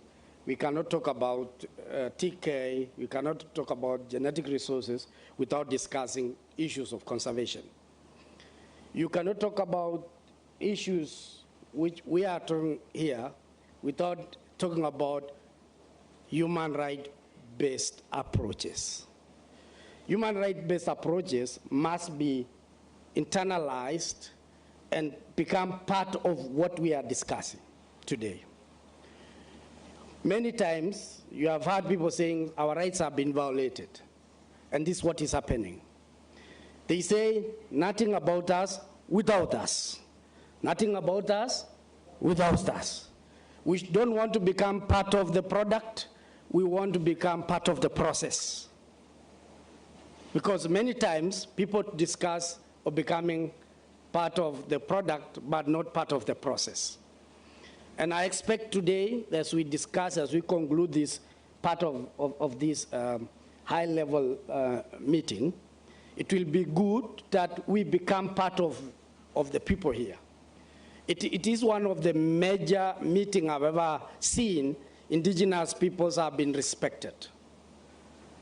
And I really thank even the organizers for what they have done, GIZ for bringing many of us as indigenous peoples.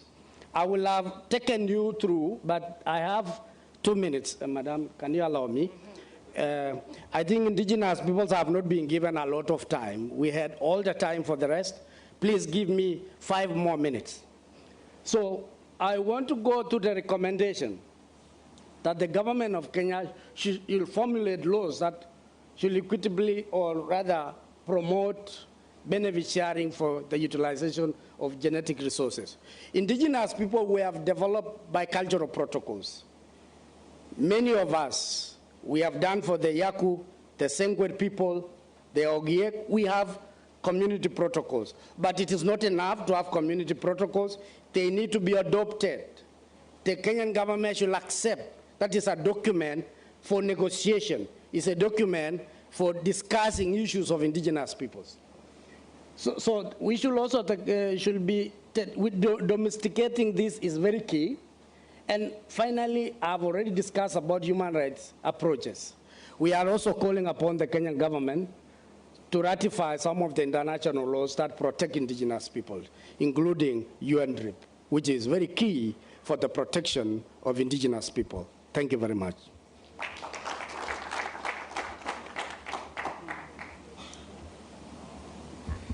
Thank you.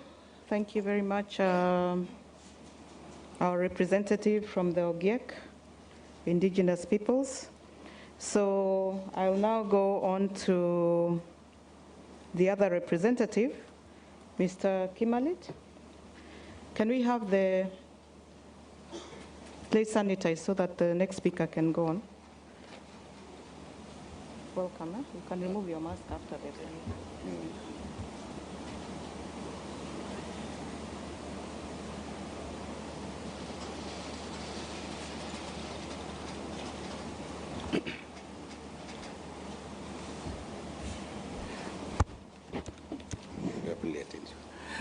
Thank you very much, Session Chair. I think I will also try to be very brief because I think the presentation from my brother Daniel Kobei has spoken more than even many words we can say. So I will, my name is Abshatol Eric Malit, and I come from the Rice community, as has been said, which are from Baringo.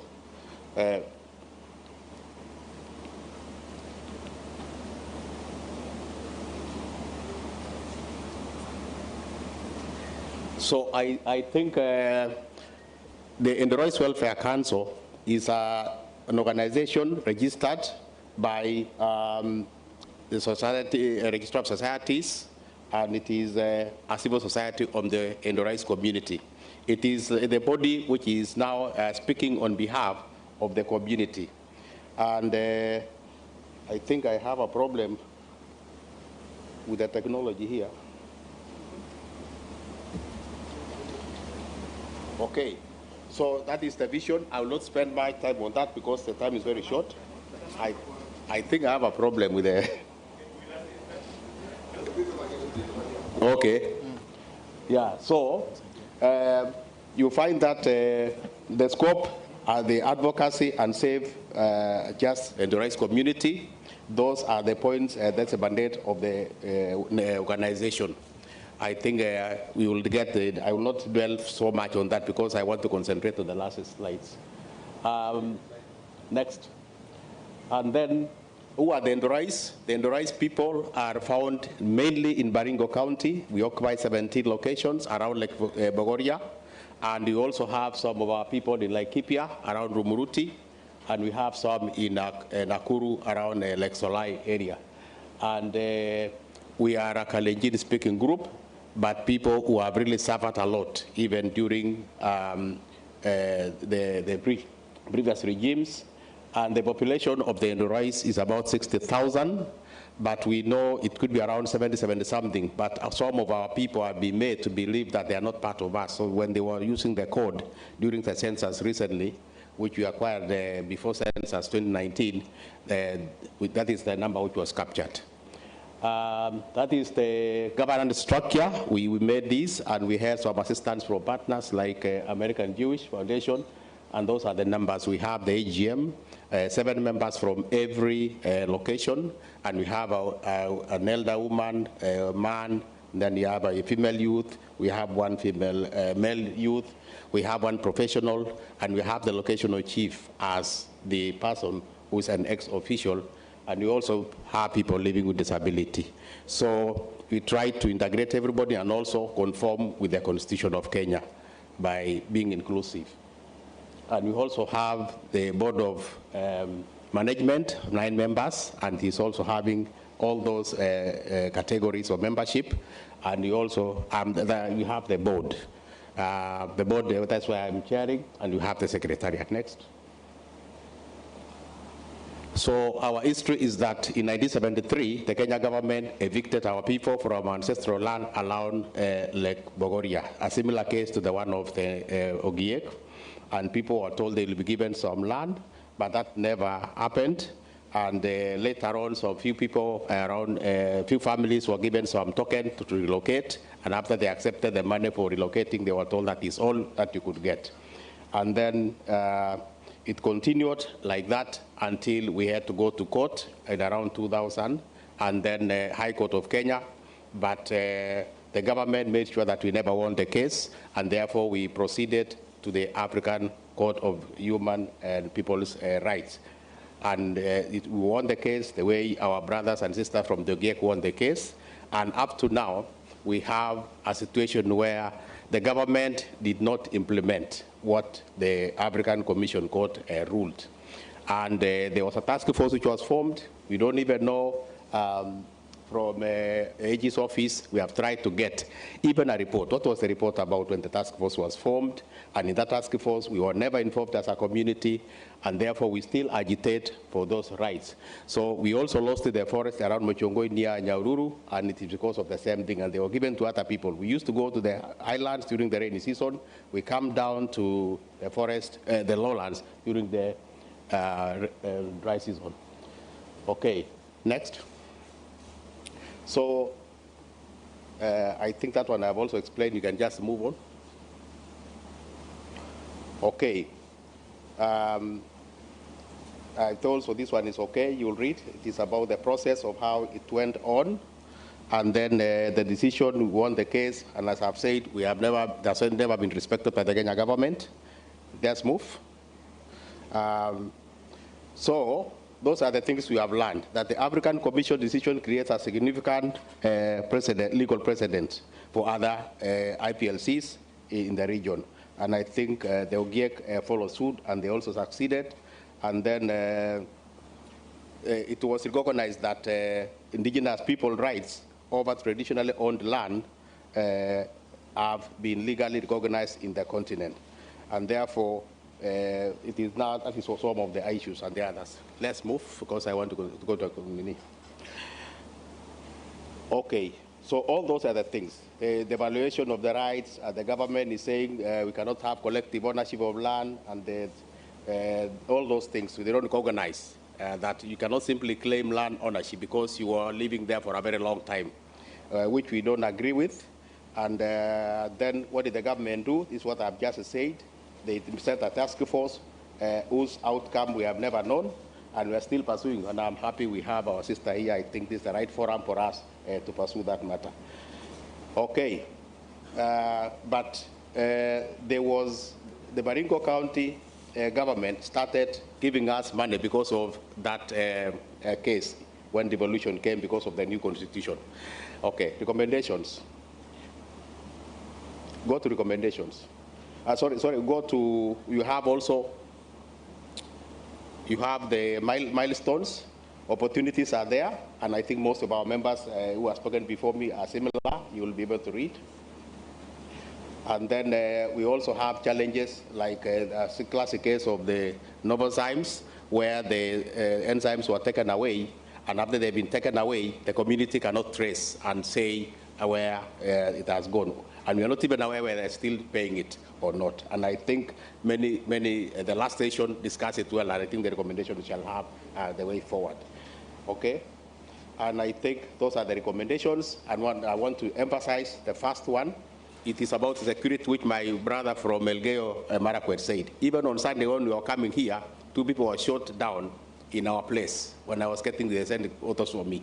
And we are really appealing to the national government to do that it has to do to make sure that we have security in that area, so that we can, as owners of those IK and GR, we can now talk about benefiting from the resources. Otherwise, without that land and no security, we'll not get anything else. Otherwise, also operationalization of Article 56 about minorities and marginalized communities, and the 100, where you can have a promotion of marginalized communities in appointive and elective positions. I think those could be very important. Otherwise, I take this opportunity also, I take this opportunity, that's my last slide, to thank partners, people like GIZ or GIZ. We have UNDP, we have AJWS, we even have partners like OBDP, who have also assisted us a lot to come up with some of the things. And if you look at my far left is our biocultural protocol. And then we also have Lake Bogoria National Park, which Mr. Kabaka has also shown, because we also participated in that, and we, as a community. And we also, that is just one of the hot springs. That hot spring is also disappearing because of the water levels rising, and it's what we believe part of the environmental degradation following the land which was taken away from us, and the forests were removed. Thank you very much.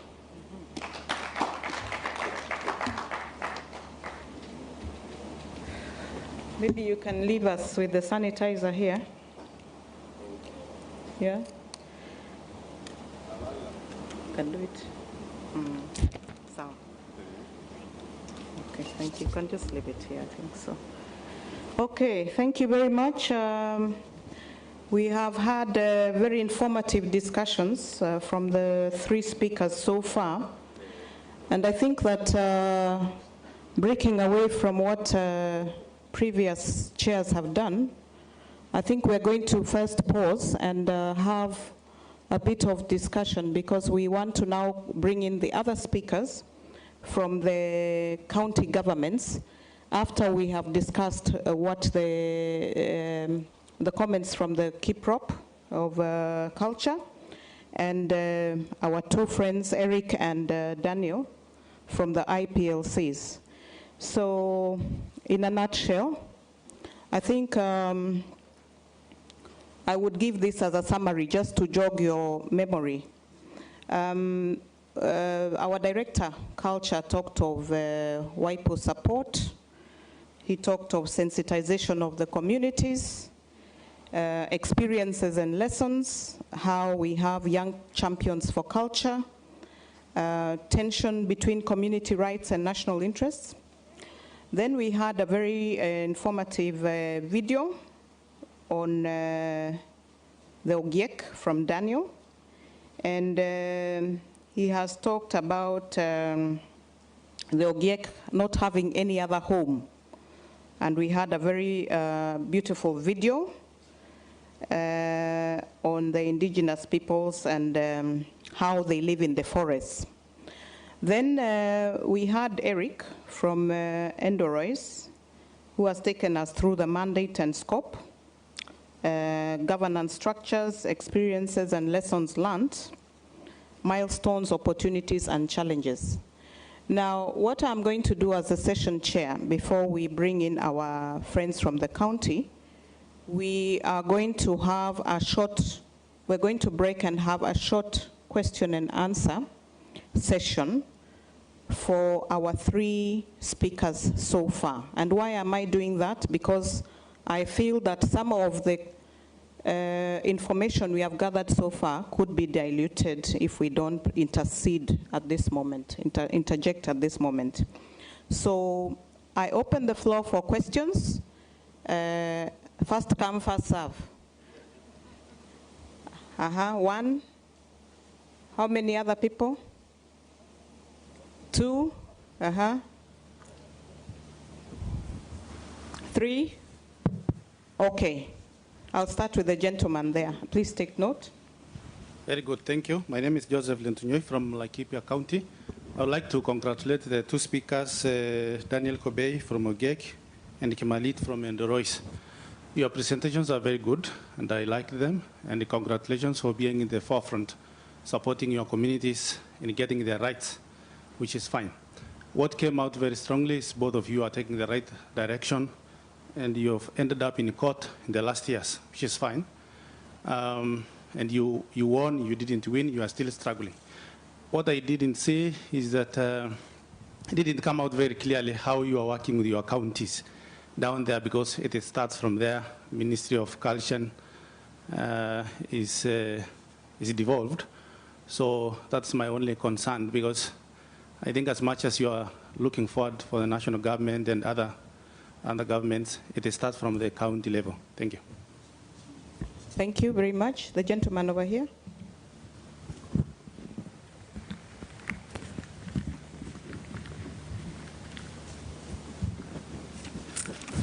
Thank you very much. The speakers, Kimalit and Kobei, I think the foundational message there is the traditional knowledge and genetic resources of these communities is anchored on security of land tenure. So the extent to which land tenure security is recognized is a foundation for moving to the next level. My question goes to Dr. Kiprop, and this is the issue of considering the role of the counties and communities within the counties. How do we determine whom to sign the prior informed consent and MAT with? Thank you. Thank you very much. We had a third question so that we can hand over. Yes. Hello, my name is Boni Gaithore. I am champion for culture from Orangaka County. My question goes to Dr. Kiprop.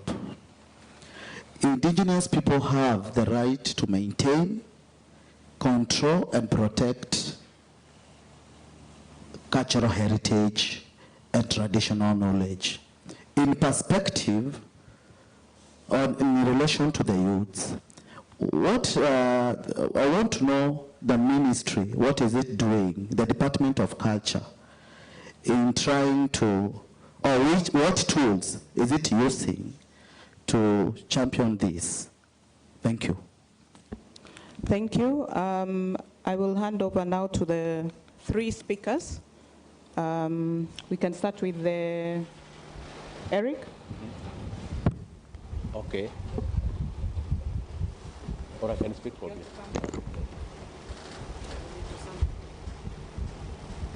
Thank you very much, Lentunyoy. I think that's a very good question. In our case,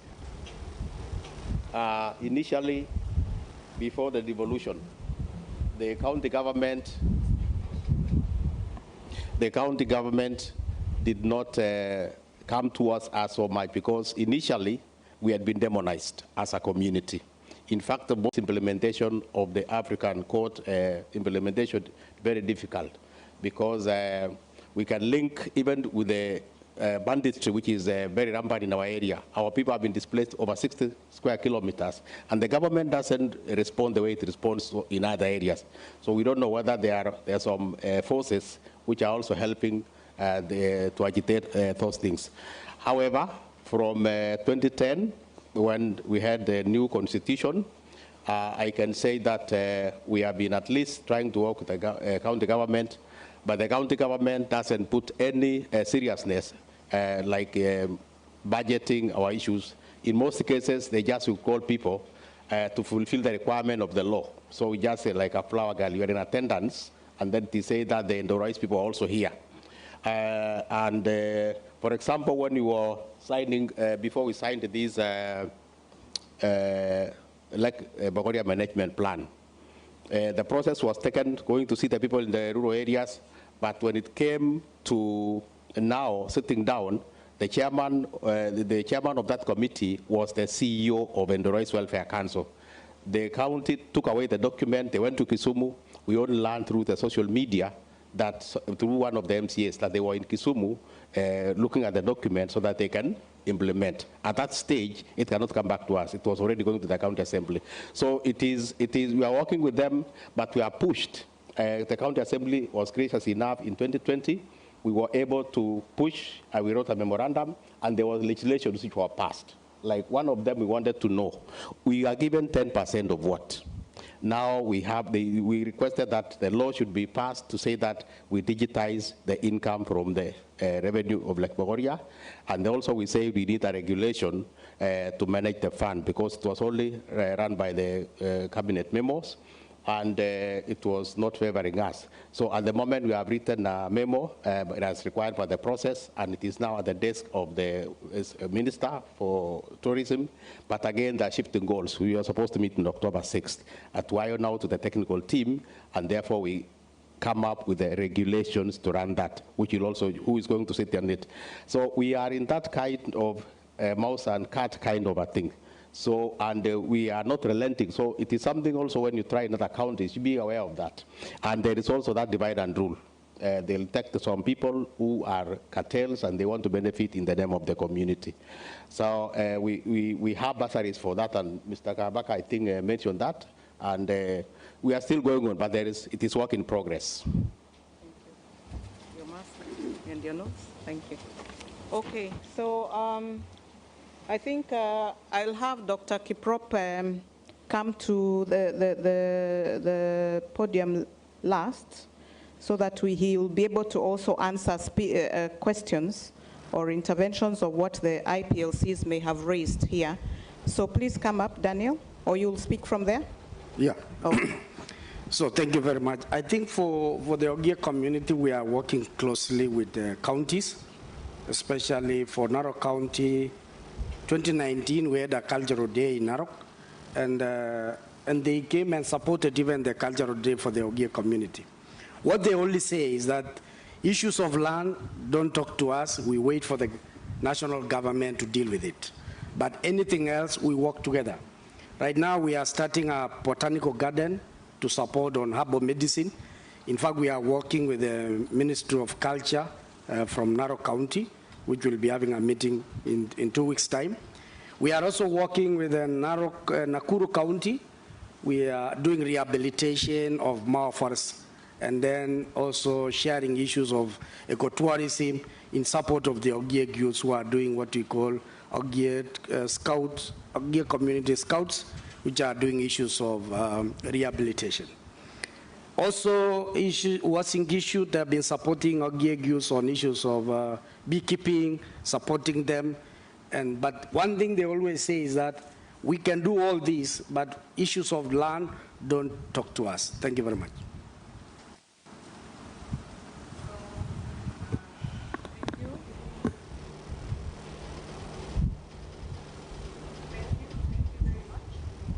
Is it working? Okay. So thank you very much. Dr. Kiprop, you can take the floor.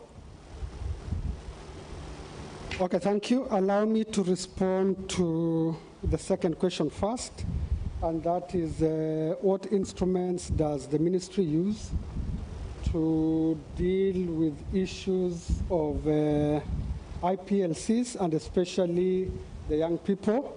My first comment is under Schedule 4, culture is a devolved function, and the national government formulates and implements national policies on culture. And towards this end, we have a national policy on culture and heritage that came into being in January 2020, and it addresses some of the issues. We also use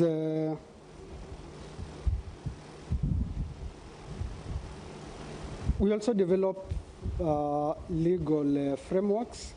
One specific one that really addresses issues of the youth is that we have a draft policy paper on the promotion of the cultural and creative industries, and that speaks to the core of the issues that affect youth in this country. Besides that, we do capacity building.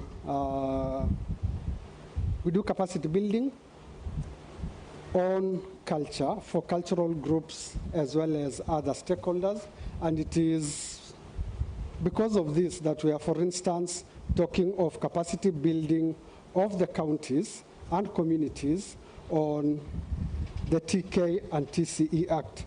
With regard to the first question on how we select and register communities under PIC, my response to this is that the TK and TCE Act empowers the county executive member in charge of culture when it comes to registration of holders of indigenous knowledge and indigenous knowledge products in the counties. And therefore, if you have a product, this has to be registered by the CEC in charge of culture at the county level. If you belong to that community, then we also advise on the formation of a structured group in order that you can discuss and negotiate issues of access and benefit sharing within that county. So a lot of power is or lies with the county executive council member responsible for culture, but once that has been done at the county, that information is then transmitted to the national government, where the cabinet secretary responsible for culture has a mandate on managing the national depository as well as granting access to some users of it. Thank you.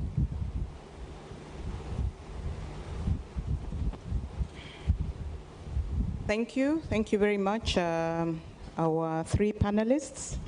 I want to now welcome our next speakers. Ms. Kulamo Bulo from Marsabit. Karibu sana.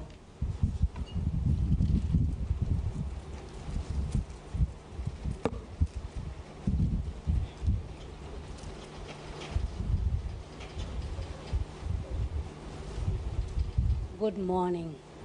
Good morning. Is it afternoon already? Good afternoon. Mko awake kama mmelala? Asante sana. My name is Kulamo Bulo Ikimire, the CC member for tourism. Tulisema tuangushe hizo zingine. Nianze na culture. The CC member for culture, tourism, gender and social services, county government of Marsabit. I know they have put up something there, but I'm happy that this morning, unlike the last 2 days, where we were really high-pitched in terms of research, scientific, what is happening in the country, what KEMRI is doing, what the Wildlife Research Institute is doing, what NMK is doing, KIPI is doing, that today we are speaking about the ground, what exactly is happening at the lower levels. And because we have discussed at length the conversation of the national dialogue, we will like to reflect on what is happening on the ground, and therefore we may not discuss too much about access benefit sharing, because that is one law that has been there for the longest. That conversation has been there for those of us who have been in these fields. But there is this law that we're talking about traditional knowledge and traditional or cultural expressions. What exactly is happening at the county levels? I would like to appreciate our Ministry of Culture, the National Museums of Kenya. Probably those of us in those margins don't know much about the Ministry of Culture. I am sorry to say that, Dr. Langat, with all due respect, but we know we've worked with NMK, which is very much present in some of our areas. And of course, it's always a joint effort that whatever that is being done. So in Marsabit, I know the team has come. We've put together communities for them to be engaged and to be educated about what this law, a 2016 Act, that only recently were we beginning to discuss what is in that law. And I would just like us to refer to what the law says. I'm not a lawyer, but when you interact with some of these documents, you almost become a small lawyer without interpretation. But that there is a key requirement of a repository, digital repository, that must sit with Kekobo, and we thank God that Kekobo is seated here. But that digital repository, before it becomes what it is, must be fed, because it can be a very empty template. Who feeds that repository? The county governments. And how do the county governments do that? And you do not know probably why we made sure that the communities were speaking before us, because we wanted to hear what communities are doing and how, as county governments, we are enabling those communities. And I would like us to reflect on that, because this is what the law says. I'm glad that Dr. has said that there is a committee, a task force rather, that has been put in place. Was it December last year? Maybe they have not been, yes. And I hope that that committee or the task force has representation from the counties. Because as we think about some of these things, it's not about what the national government or the county government is doing, is that how are we facilitating the process so that all of us in totality have a common goal of working for the good of Kenyans so that we gain that economic prosperity that we are talking about. Natural industrial products cannot happen without all of us having to focus. And therefore my question is, are we speaking together? Or are we speaking to each other? Or are we speaking at each other? And that is just a question for thought. What do we need to put in place? We do realize, and I can speak for the county government of Marsabit, I have been in that sector for the last 2 years. Unfortunately, it's because of the COVID, probably we've not been very active. But even during that time, what have we done? What has my predecessor done to make sure that the laws governing culture or issues concerning traditional knowledge are attended to? But that is a point that today, with this high-level discussion, we need to take home that we must do something. And what I am requesting each one of us is that we need coordinated effort between the national government and the county government. All the agencies that were here and that are still here, we need to begin to put our heads together, because for a long time, we've not been talking with each other. We've been talking at each other. There is the whole issue of who is superior than the other, but we do forget that it is the people of Kenya that we are serving. Finishing in a minute. And we must spell out what are the mechanisms for engagement. How do we begin to engage without protecting ourselves too much? I know, and as Dr. Anisa has said yesterday, this is one ministry or department that is little resourced. But it's because we've also not prioritized. We just do not know the value of the culture or that traditional knowledge that we are talking about. And it is my prayers that we have economists in our midst, or that we need to begin to develop processes that will tell us what is the worth of what we are pursuing, or what is the worth of that traditional knowledge. Finally, and I like being very practical, I'm happy that GIZ is represented here, UNDP and other partners. Instead of us just being everywhere, and that is what the ministry is doing, we can be everywhere and not be able to achieve anything.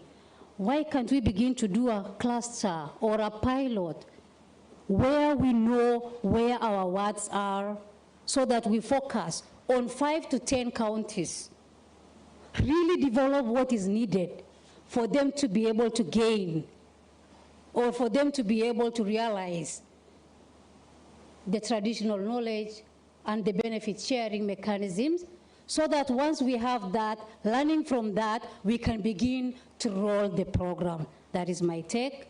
We are working very closely with the communities, because we are nothing. County governments are nothing without the people. Thank you very much.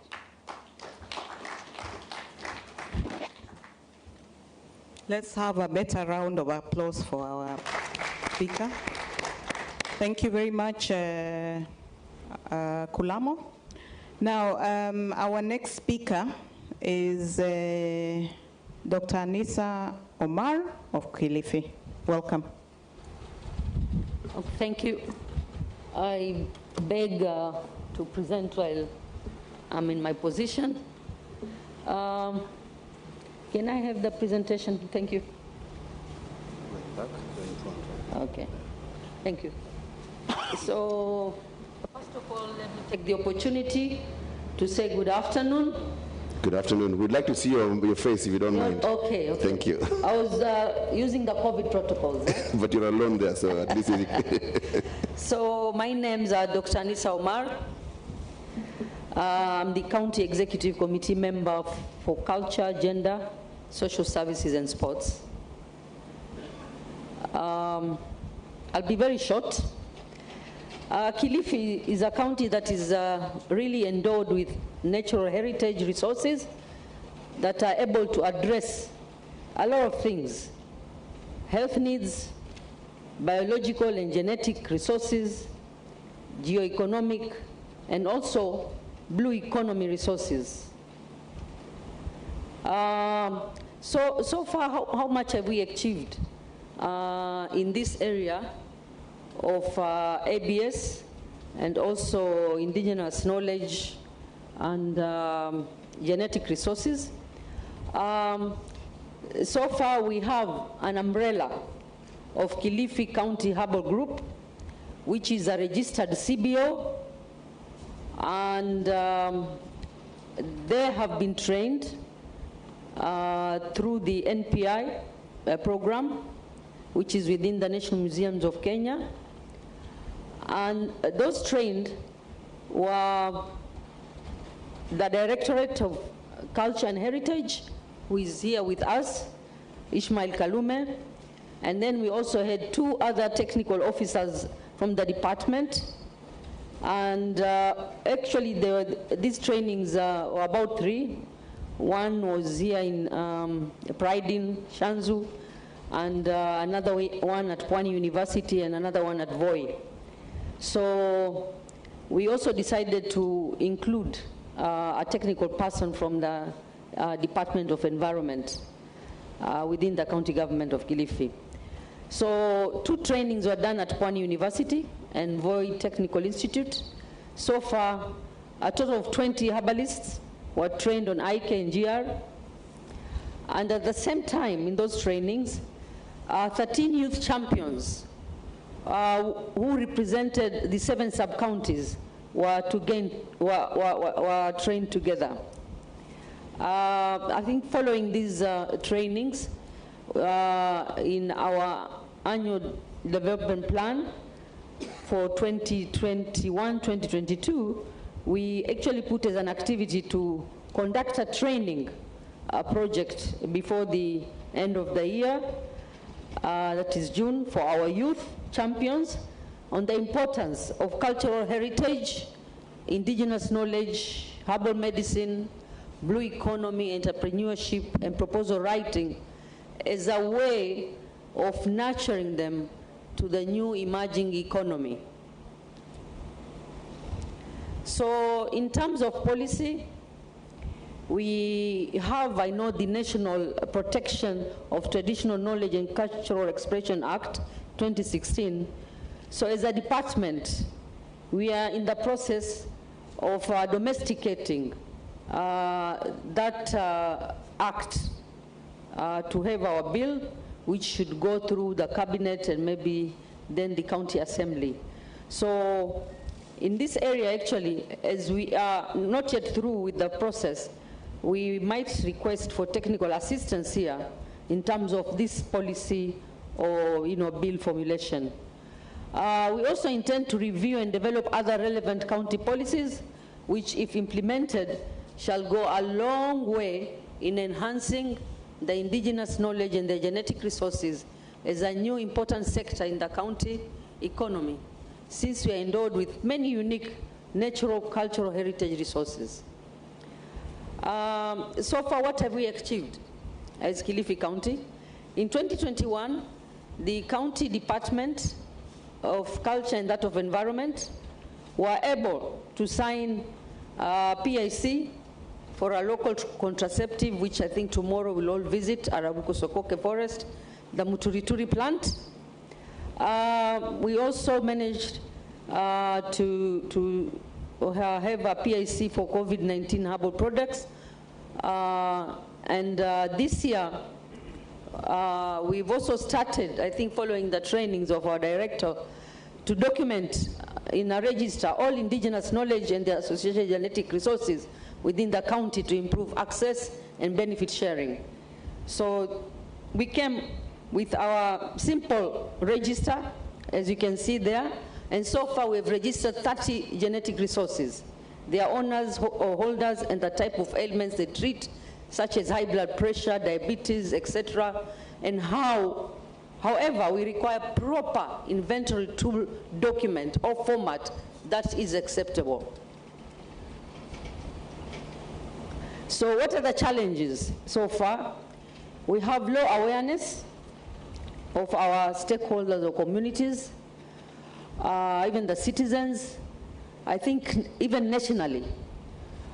We lack regulation of the practice of traditional and alternative medicine. We lack of provision of an institutional framework. We lack promotion of access to quality, safe and effective traditional alternative medicine. We do not have appropriate tools or registers to capture information on GR and IK at county level. Inadequate funding, needless to say that. And also in terms of stakeholders, I was one time in health. The stakeholders in health are overwhelming and partners.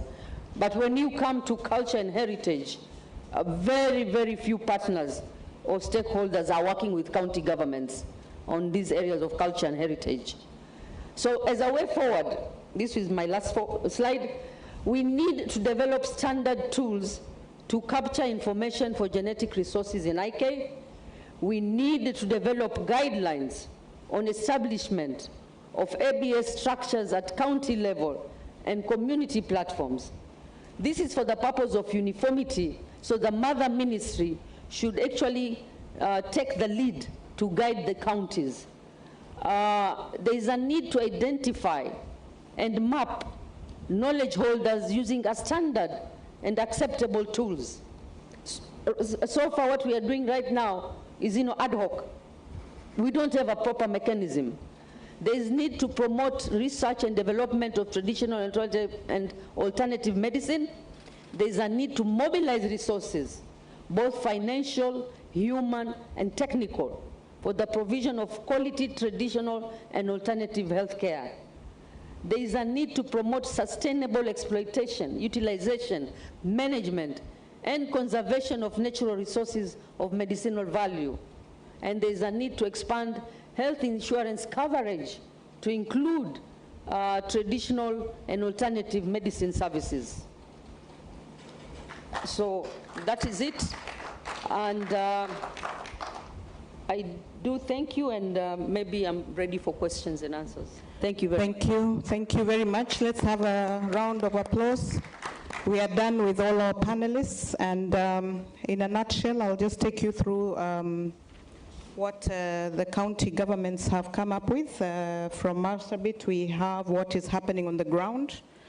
The speaker talked about key requirements for repository. National industrial products cannot happen without institutions speaking to each other. What is happening with the community dialogues, and also talked of a pilot program on potential of counties. Our speaker from Kilifi, Anissa, has taken us through the rich cultural heritage of Kilifi, capacity building achievements, process of domesticating TK and TCs and how far they are, and their request for technical assistance, information registers, and the challenges and way forward has been highlighted in detail. So from the chair, I think what we can say in summary from these panelists is that the key issues here are on lack of capacities of awareness of the counties and IPLCs, inadequate regulatory mechanisms in line with the national ABS systems at county levels, no clear licensing and permitting processes that takes time to approve at the counties. So my question would be, so that we also incorporate, is what efforts are being put in place at counties to minimize resource misappropriation and harness the vast potentials derived from indigenous knowledge and genetic resources? Now, over to the panelists, over to the participants. Can we have questions for these two great presentations from the counties? I have one there. Who else? Two? 3, 4, 5. Okay, start from there very quickly. Thank you.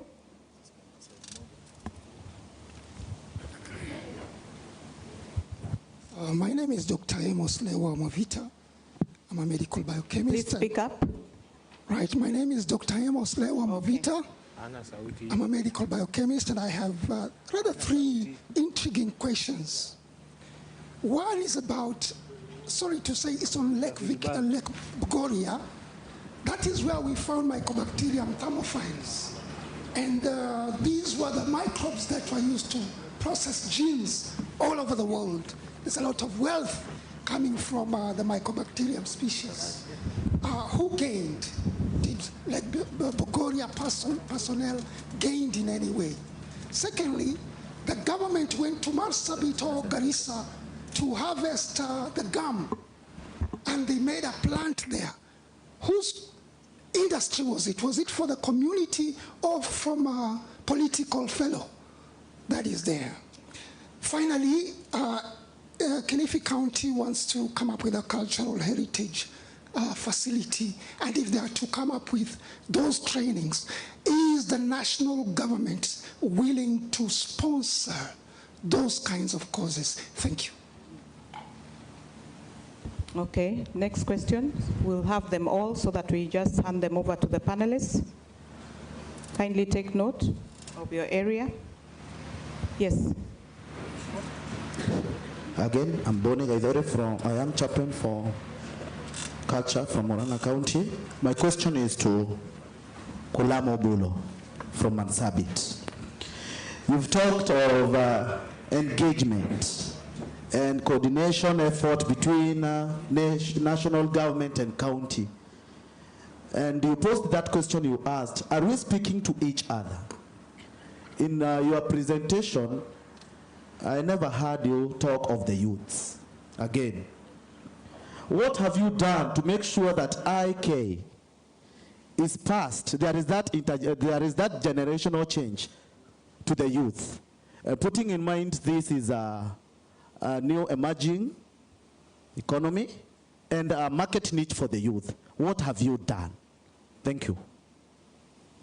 Next question. Wilson. Thank you. My question goes to Dr. Anissa Omar, CCM Kilifi. My name is Ajay Yamalapasha. I represent the Unity Agenda from Nairobi.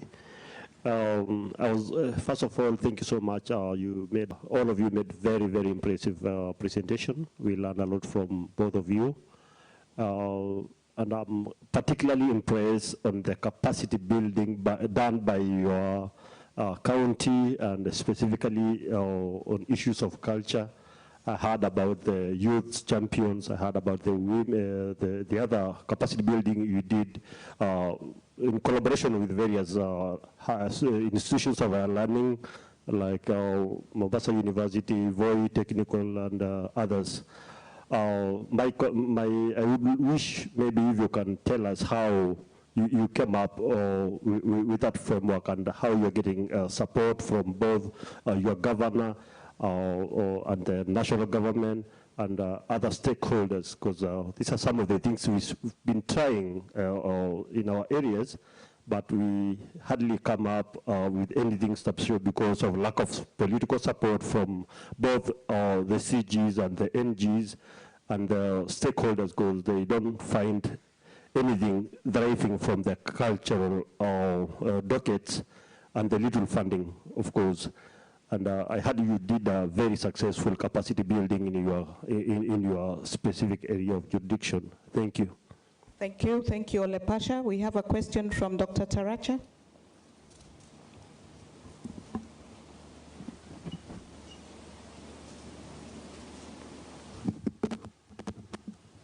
Yeah. Thank you, Session Chair, and thanks to the speakers. First of all, I apologize that I wasn't in when the session began, because I was totally held up trying to resolve an intractable logistical issue. But the bit I've listened to, I'm so impressed.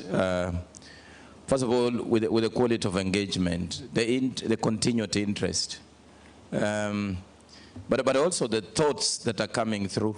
And I just wish to comment on Dr. Anisa Omar's presentation, Waziri Anisa and Waziri Gulamu.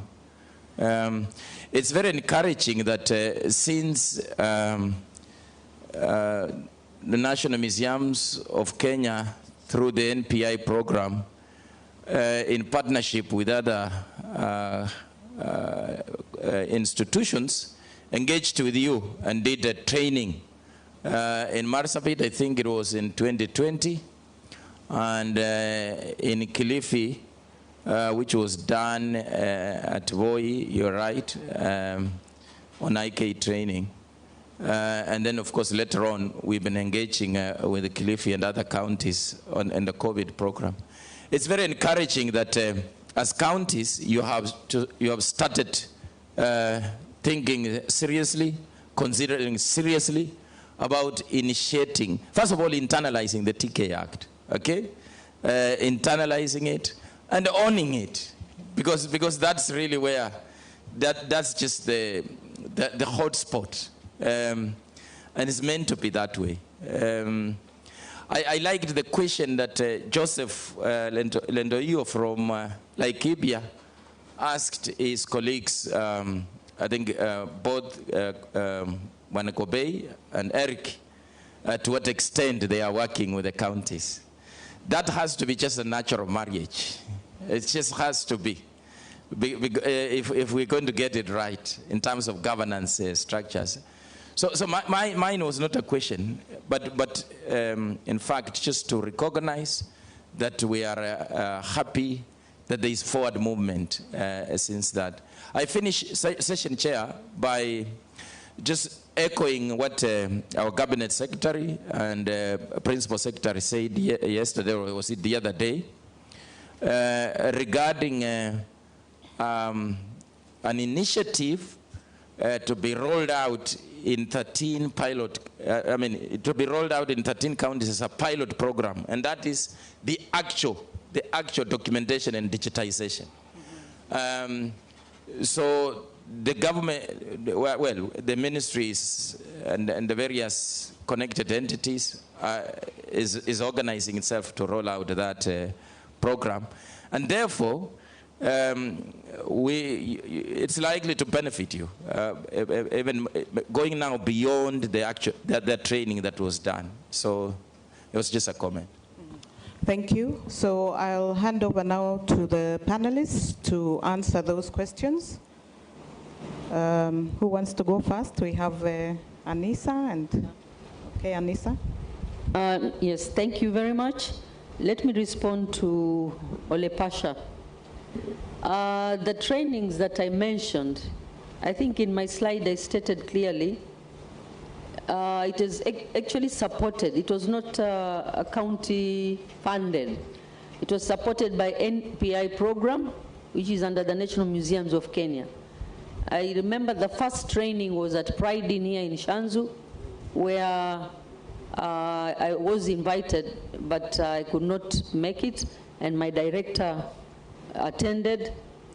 Then we had another training at Voi, still supported by NPI, and another one followed at Pwani. But after the first training, we actually sat down with my director, and he came and gave me feedback, and we decided actually, let's identify our traditional herbalists. And we did want to conduct a training to sensitize our traditional herbalists from what he learned at Pride Inn. But unfortunately, Kilifi was so much affected with COVID. We had the first wave, and then immediately, I think after he returned, we had the second wave, and a lot of things were banned in Kilifi. And so we've not been able to do much.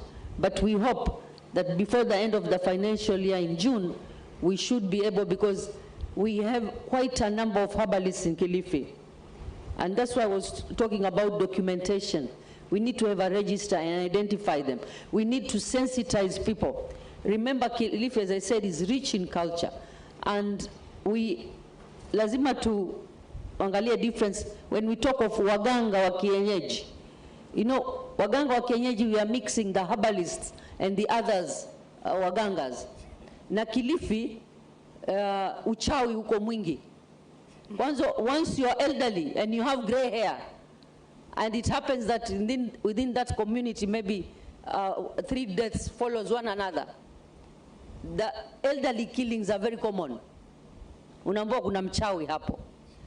So we have to be very careful as we sensitize our communities about traditional medicine and all that. They should know the difference.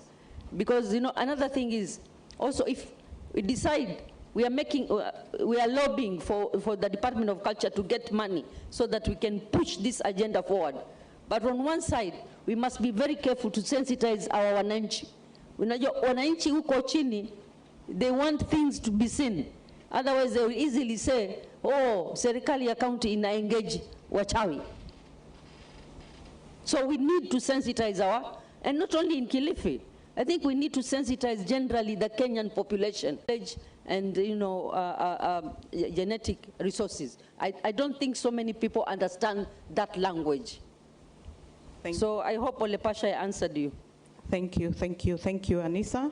I'm pressed for time, so I'll go to Kulamo. Thank you very much. I had 2 questions, I think, that were directed at myself. One, I think I'll begin with the one for the youth. If you saw what I put out of what we haven't done, what opportunities there are, is that the youth, the champions. I know part of the training that we've had is to be able to put those players at their heart, I mean the youth at the heart of our conversation. But remember, you know, we just said we like working in silos because the youth docket is sitting under education and youth. So when culture we are speaking, we have to bring on board our colleagues who sit in the youth sector so that our conversation is in harmony with each other. And so as county government of Marsabit, there have been some efforts because you begin with identifying where is the potential, where do we see our young people playing a prominent role, especially in terms of the new knowledge, new arts, new engagements.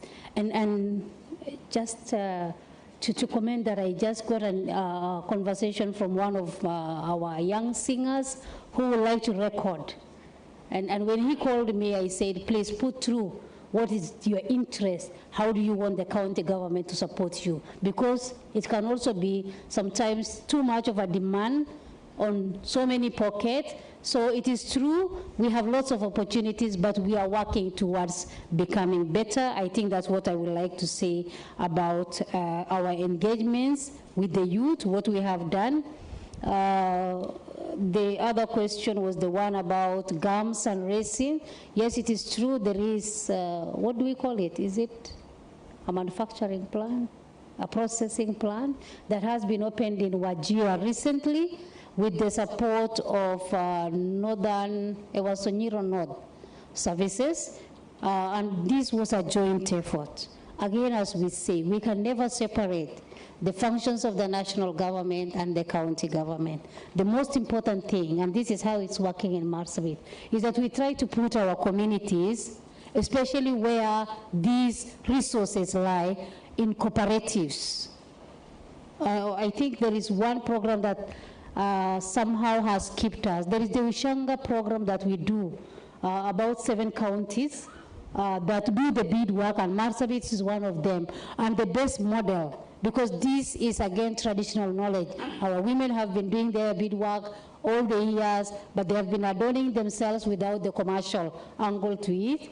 And with the support of the Ministry of Culture, because even the Ushanga program has been, ilikuwa inatangatanga, imetoka office of the DP, ikaenda tourism, now I think it has found a home under the Ministry of Culture, but it is that coordination and effort of putting together the communities so that the resource trickles down to those who are engaged. I think in reference also, we must look at the bigger picture of what is a community? I think that is one question that Kobe and I, probably in the land sector, I have been in the land sector before. That is one question that we've been asking ourselves. Because when you talk about benefit sharing and community, there is a question that is always thrown and we've never had an answer. Just to give an insight to the people here, Lake Turkana wind power, that 365 watts of green energy is produced in Marsabit. It may be having the word Lake Turkana, but that is in Marsabit. And the communities went to court. And one of the questions, there's been a decision of the court recently that says, yes, the land was acquired irregularly. But now we are asking ourselves, identifying the community to benefit from whatever that will be agreed upon requires us to begin to organize ourselves and begin to understand who is the community. Is it, because these are pastoralists, remember, today you are there, tomorrow you are not there. And a lot of us are looking at an area as permanent settlement. That is our grazing area, that is our resource area. So any benefit that accrues, you have to look at the bigger picture of, is it an ancestral land or community? So who gets the benefit? That I leave it to another day, but those are the discussions and the dynamics of some of the things that we must begin to build on, and we must enable our communities. I think that is the gist of all our conversations.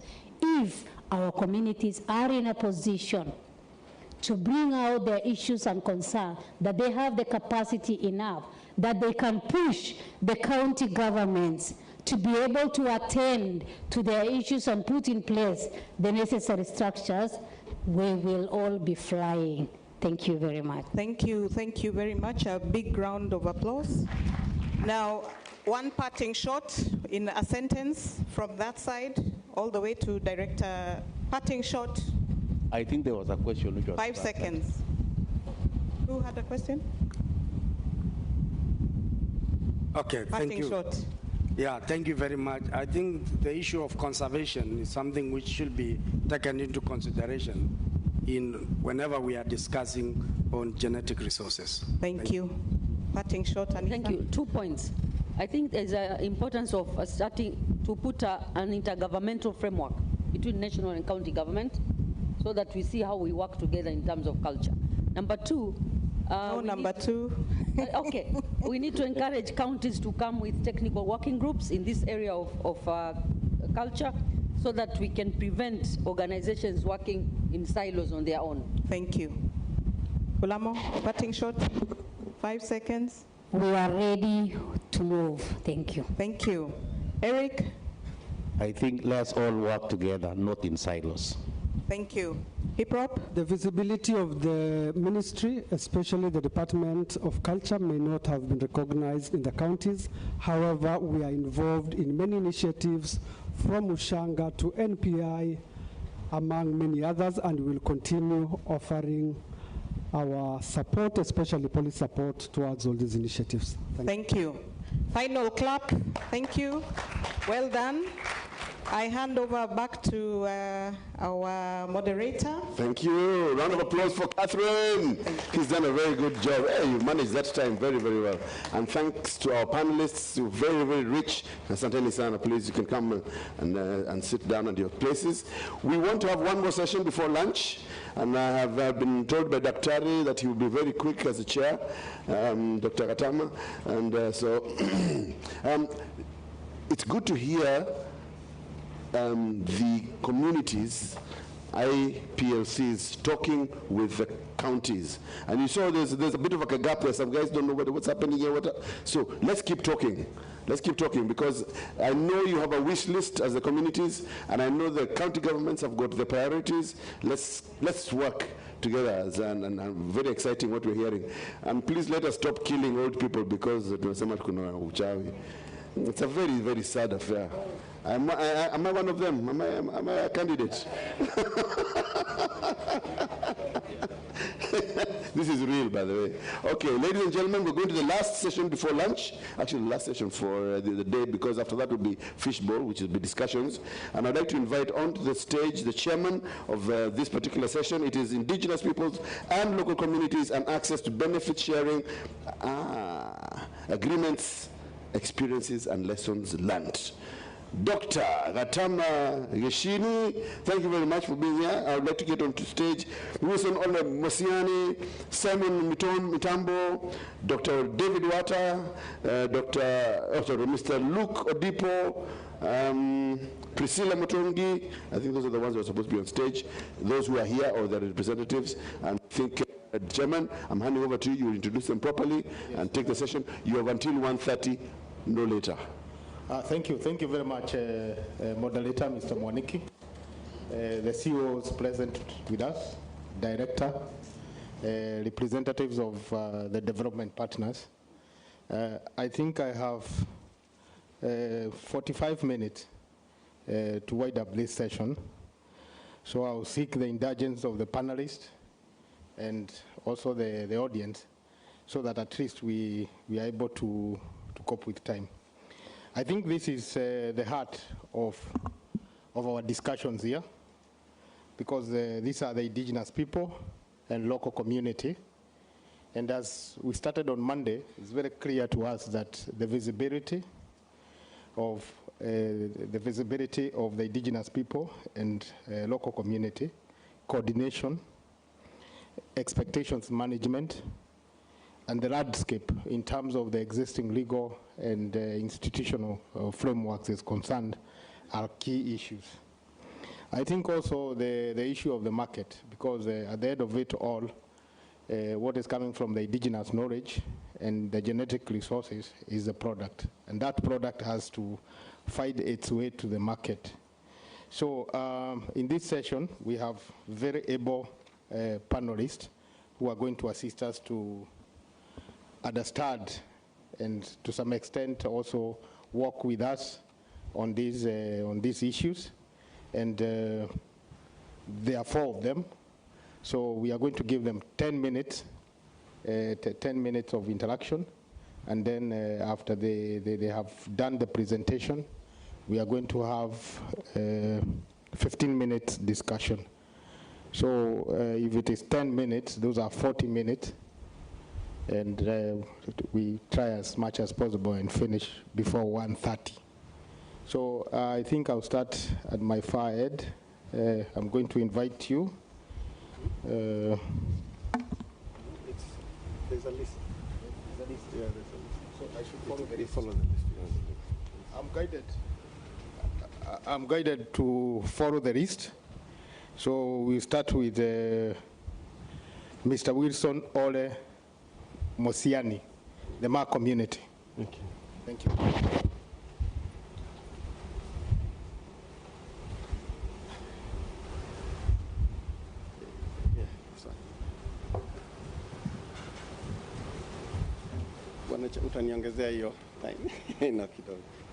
Thank you very much. I want to take this opportunity. Well, first of all, my name is Wilson Ole Mosiani, and I'm I'm part of the Ma Unity Agenda. I'm just helping them with the understanding to navigate the legal framework for this.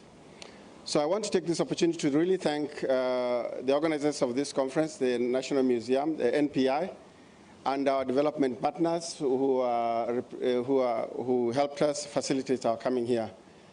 So the Ma Unity Agenda is a CBO that incorporates Ma-speaking communities from part of the Rendile, Samburu, Maasai of Laikipia, James of Baringo, 15 counties actually, Kajiado, Narok, Nairobi, and Kilifi now, I understand, not Kwale, and Tanzania.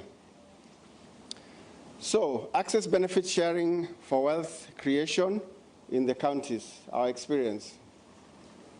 So another word that I would have used for this conference is expanding the national cake. We've been very busy talking about we want to be part of this cake and sharing of the national cake, but instead very little has been mentioned about expanding the national cake. So that is actually one of the key things for me. As I was thinking about this topic, I did this. What we cannot see, we cannot understand. What we do not know does not matter. What we cannot name struggles to exist. So that is it. So we must be able to name these things. So basically, this whole thing is basically intellectual property. Now we are focusing on GI, GR, and TK. Basically, that whole process, there's a component on branding, which of course is not covered in this thing, but is very important to be able to put it into phases and all that. We are happy that we are addressing the national government, the policymakers, and our development partners. Those are really the audience, our audience. So as I begin, let me just begin with a moral question that was posed by Ellis S. in Meaningful Consideration, a Review of Traditional Knowledge and Environmental Decisions. He said, you know, should traditional knowledge be a subject of business? Should traditional knowledge be a subject of business? And you know, that's the moral question that we are faced. Are we about business? Are we about making money? Because if we're about making money, then I think there's a problem there. Actually, the bottom line here is the conservation of our resource that we hold in trust for the world, which actually now answers, I want now to begin to answer the other question that have been posed. The indigenous traditional communities are increasingly involved in the market economies, like it or not, are seeing other people benefiting from their culture. So therefore, we really ought to think about the monetary compensation for this. And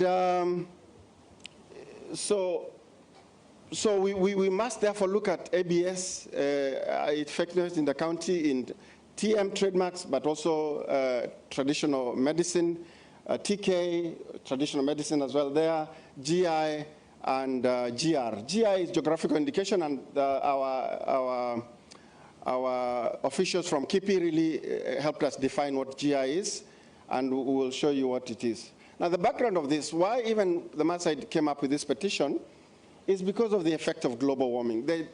That's why also as MUA we came together, because we were being faced by very many calamities. Land sale, conflicts, like I come from a war-torn place in Laikipia. I'm actually one of the first Maasais ever to lose most of my herd in these whole things of bad politics in Laikipia, but we will not go into that. And as I was coming here, some people are calling me that their homestead was swept clean. Our chairman of the group ranch, his home was swept clean because of cattle was stolen. And 2 homesteads, actually, that I know, people that I know, it's not a story that I read. So their houses are swept clean. A boy that I met called Daniel Panay Lolenteia, also from Nini, kept calling me before I came, asking me for money. He was moving his cattle from Oltinga down in Magadi, coming through Kajiado, coming through Rongai, all the way to Langata, Ngong Road, then going all the way to Machakos. And he has no money, you know, mosquitoes are eating. So I had to send him, in fact, I sent him this morning something small just to help him. Those are the challenges really that are facing the Ma communities. The centrality of the cow in the Maasai culture, and that is the thing. This is now beginning to talk about ABS, the centrality of the cow in the Maasai culture. On one side, on my right, your left, there's the ideal cow, but that's the cow that we have right now. Because of the drought and all those things and things like that. And quickly, because of the time, I want to mention this thing on access benefit sharing, the Bracharia grass. The Bracharia grass, this YouTube, and I want you to go here because I don't have time for it. It's called, this is K24, it's not me. It says Bracharia hay embraced worldwide, originated in Kenya.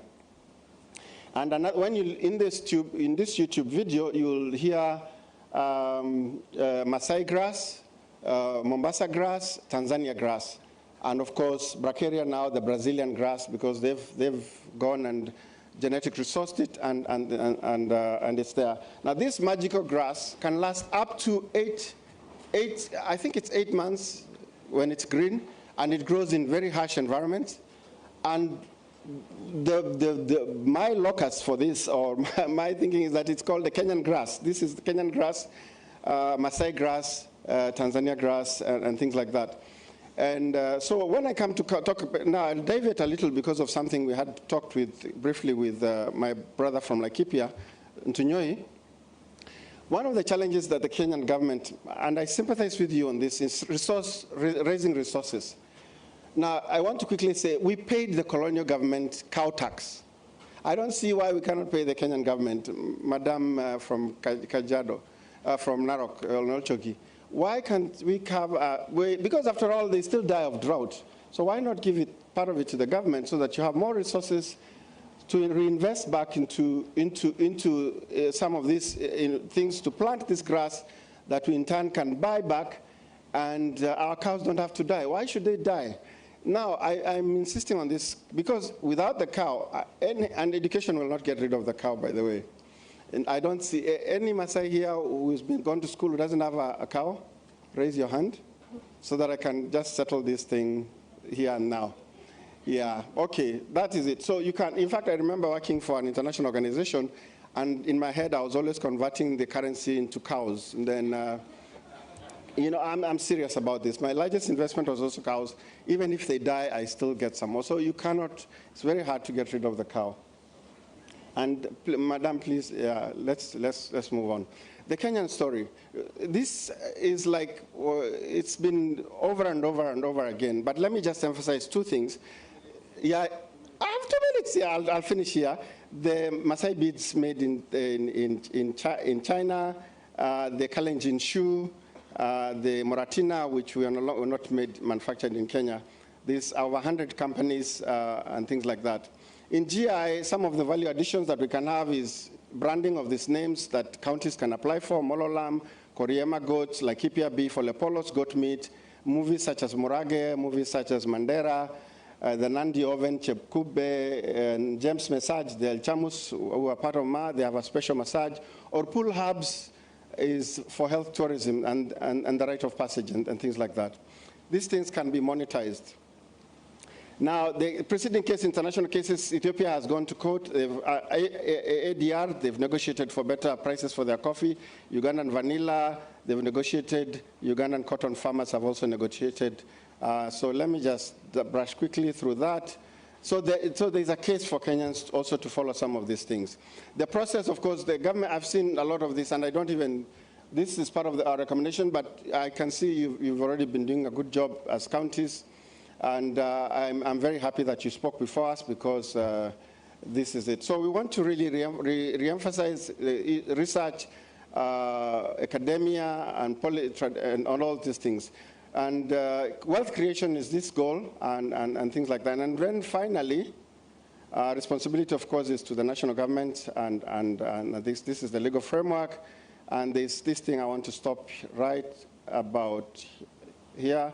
The size of our intellectual property office equals to the size of our economy, and this is it. Now, please remember that this is it. That lady, Sekeyan Boy, we're not really promoting women, as we say. She's the one who made this clothing. Please take her contact. Just leave this before the next panelist came. You can take her number.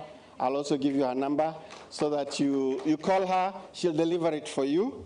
And she will deliver. Sekeyan Boy is the let's build the local economy.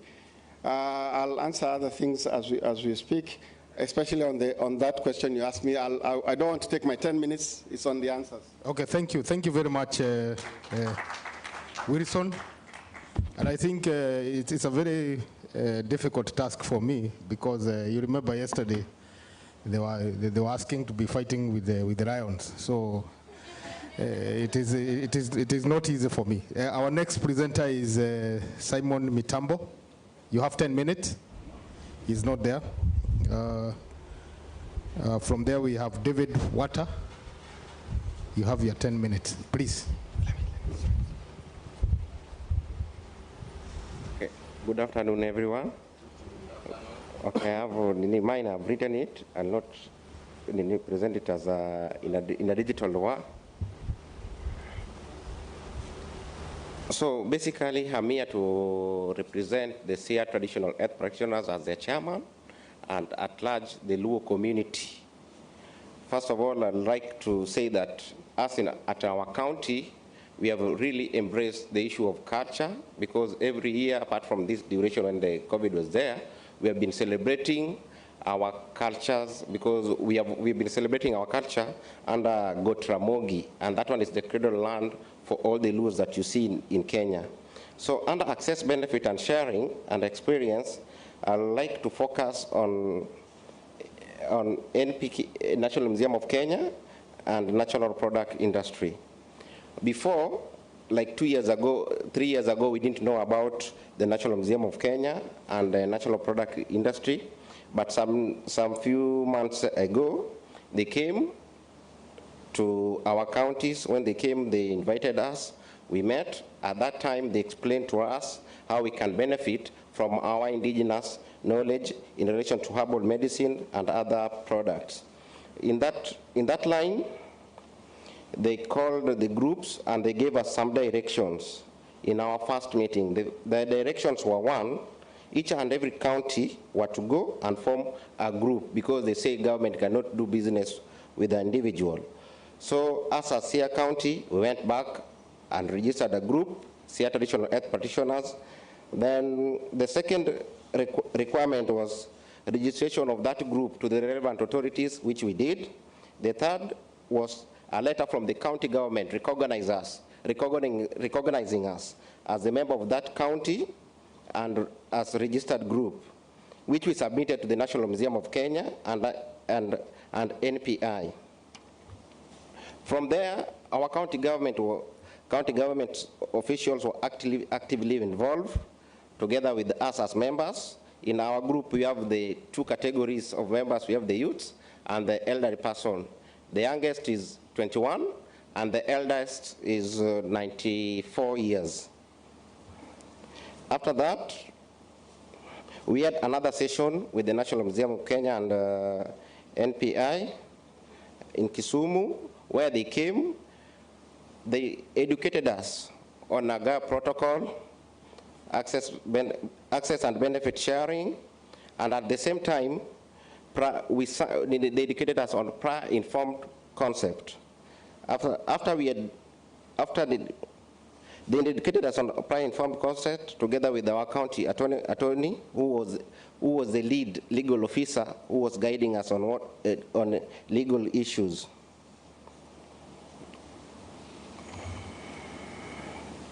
After we had been educated about the NAGA protocol and we signed the prior informed concept, they organized another meeting where they told us now we should get ready with our products, of which they came until to our county level. They made it very easy for the elder people who were in our group to move to that particular place. We entered an agreement, we entered a negotiation process, of which at that time we were not much conversant with it, but through our legal officers and the county official, they guided us. We negotiated with the National Museum of Kenya together with NPI, and from there, through those negotiations, we gained a lot from there.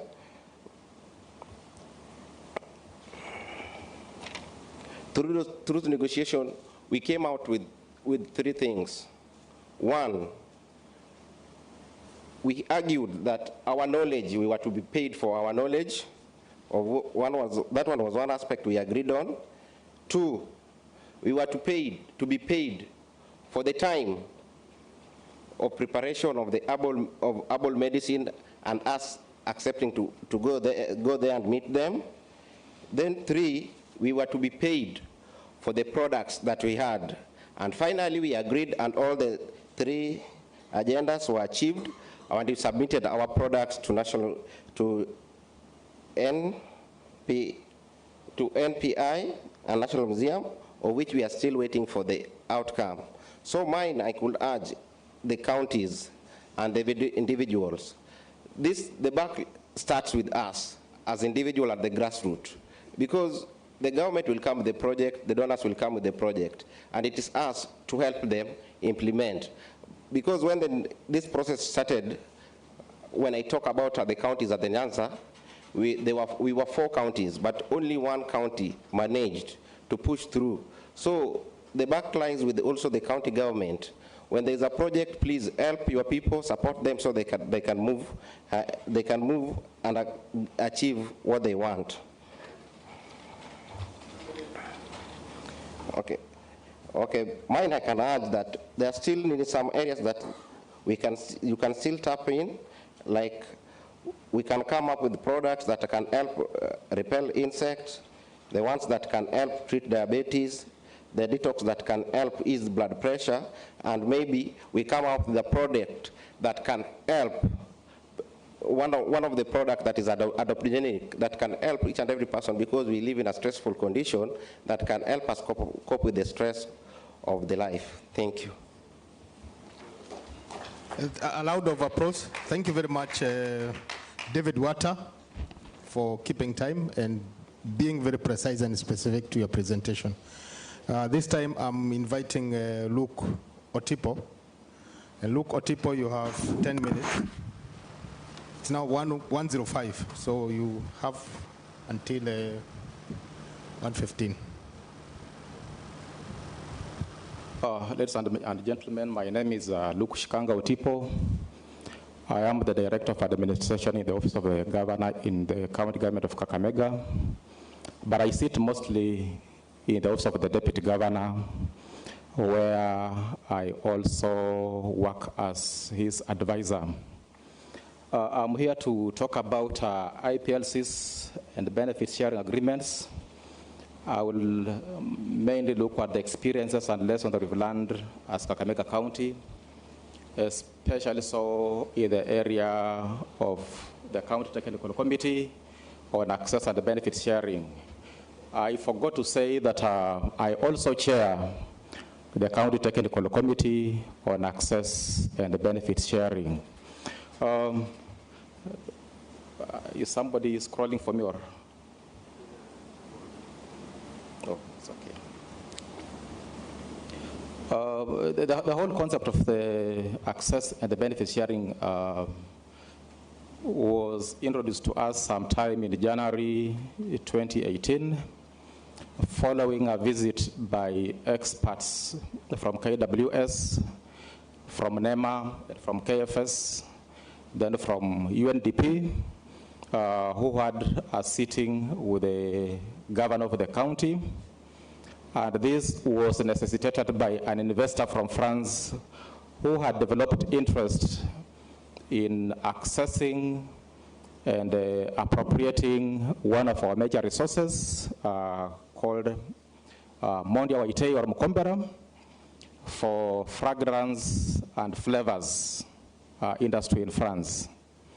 At this point, I also want to just mention that Kakamega is really known for quite a number of resources, both genetic and traditional knowledge. We have, for example, the Kakamega forest. And for those who know Kakamega very well, we pride ourselves in being referred to as the green jewel. And this is not from anywhere else, but from the Kakamega forest that we have. We have quite a number of folklores, traditional knowledge, cultural festivals, which we celebrate yearly. Every community has their own. We have international and national celebrations. We have rites of passage together with associated rituals, traditional institutions of governance such as the Nabongo, the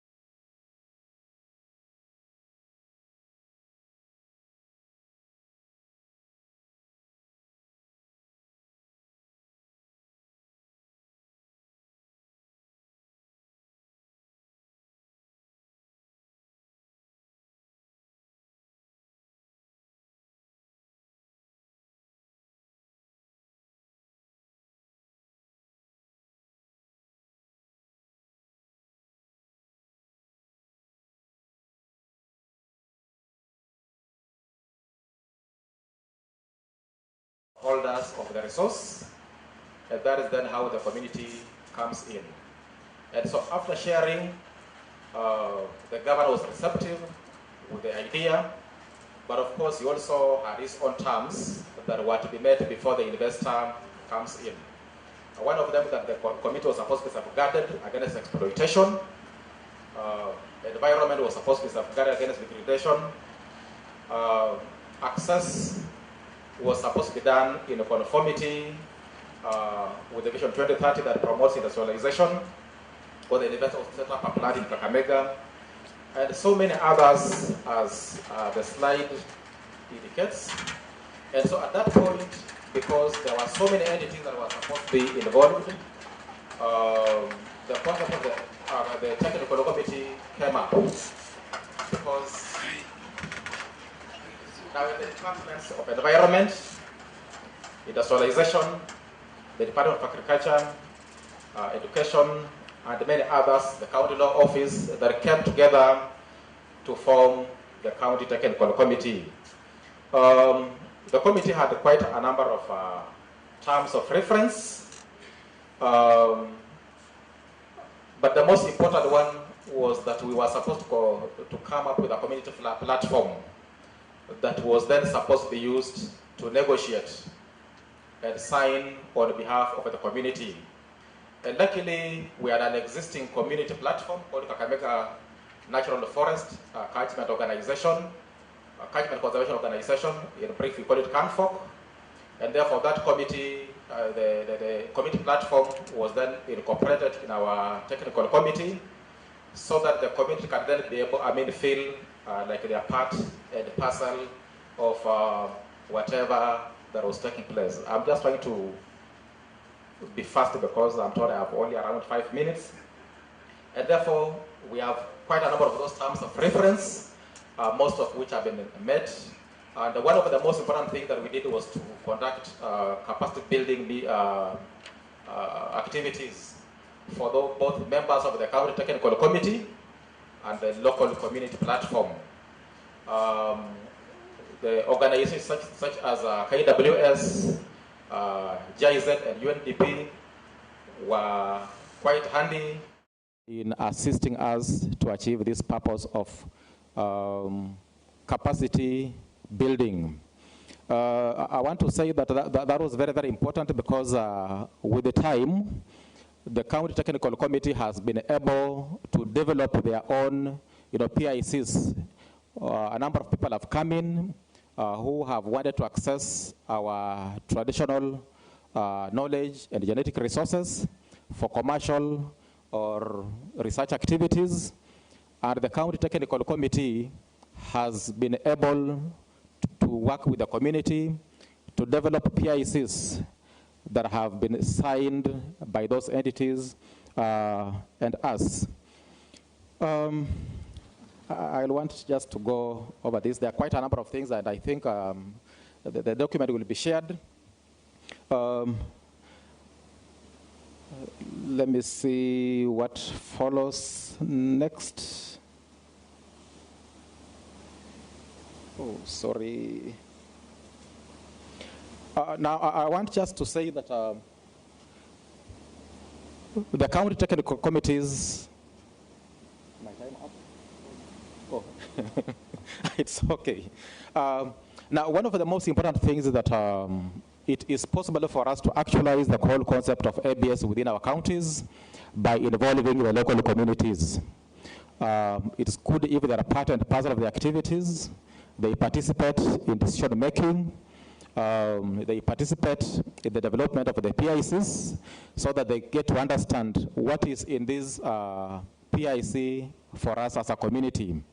And once that happens, then they get a buy-in, and then it becomes very easy for us to conduct our activities. We also recognize our local institutions of governance, cultural. For us, we have the Nabongo.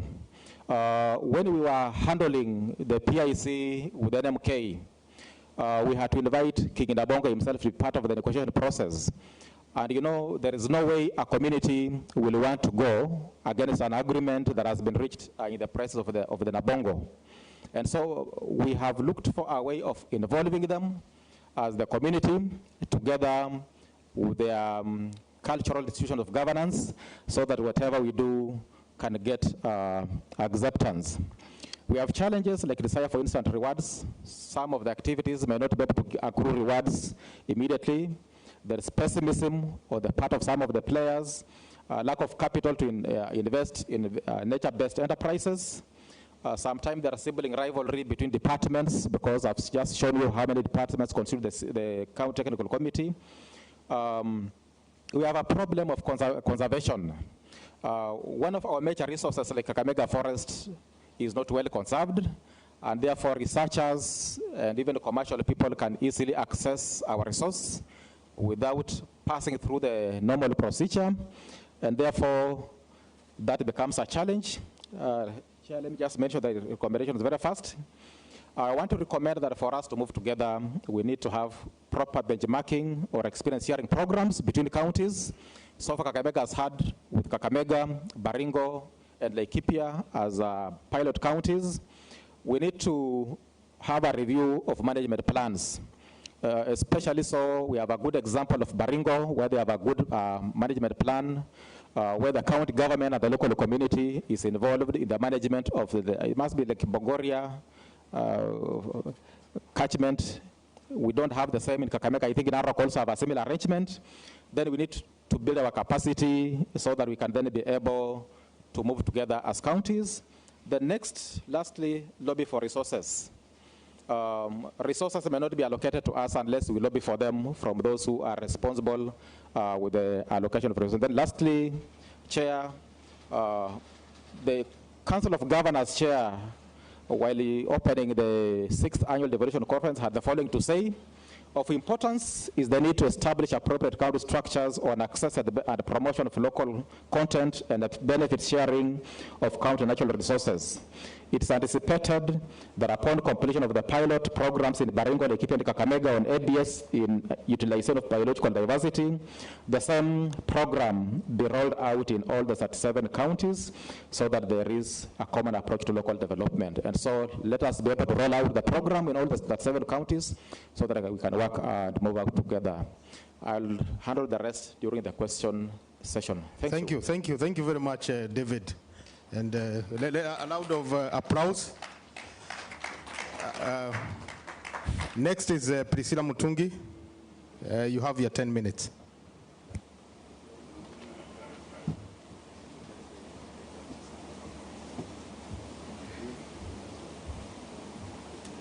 Thank you. And I wish we had another one there. That was not considerate of you. Forward. Okay, so thank you. So as he has said, my name is Priscilla Mutungi. I work with the Wildlife Research and Training Institute, which is the newest baby in the room. We started operating in July last year.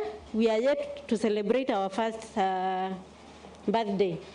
But briefly, I will take you through our experiences in establishment of structures for ABS at the community level to facilitate access to genetic resources and traditional knowledge owned by the communities. And so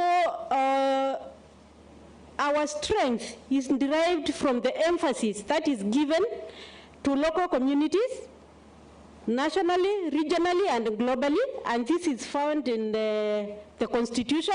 It emphasizes so much on rewarding or giving back to the community from the utilization of their traditional knowledge. We have our Act, the TK Act, at the national level, and all other acts. I think they always give emphasis on the communities.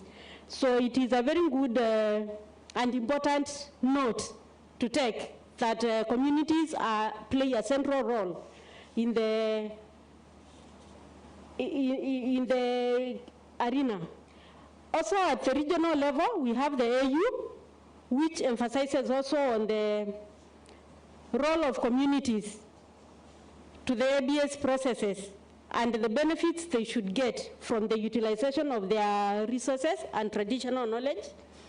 We also have the UNRIP, Article 8J of the CBD, which strongly talks about local communities and the benefits they should get.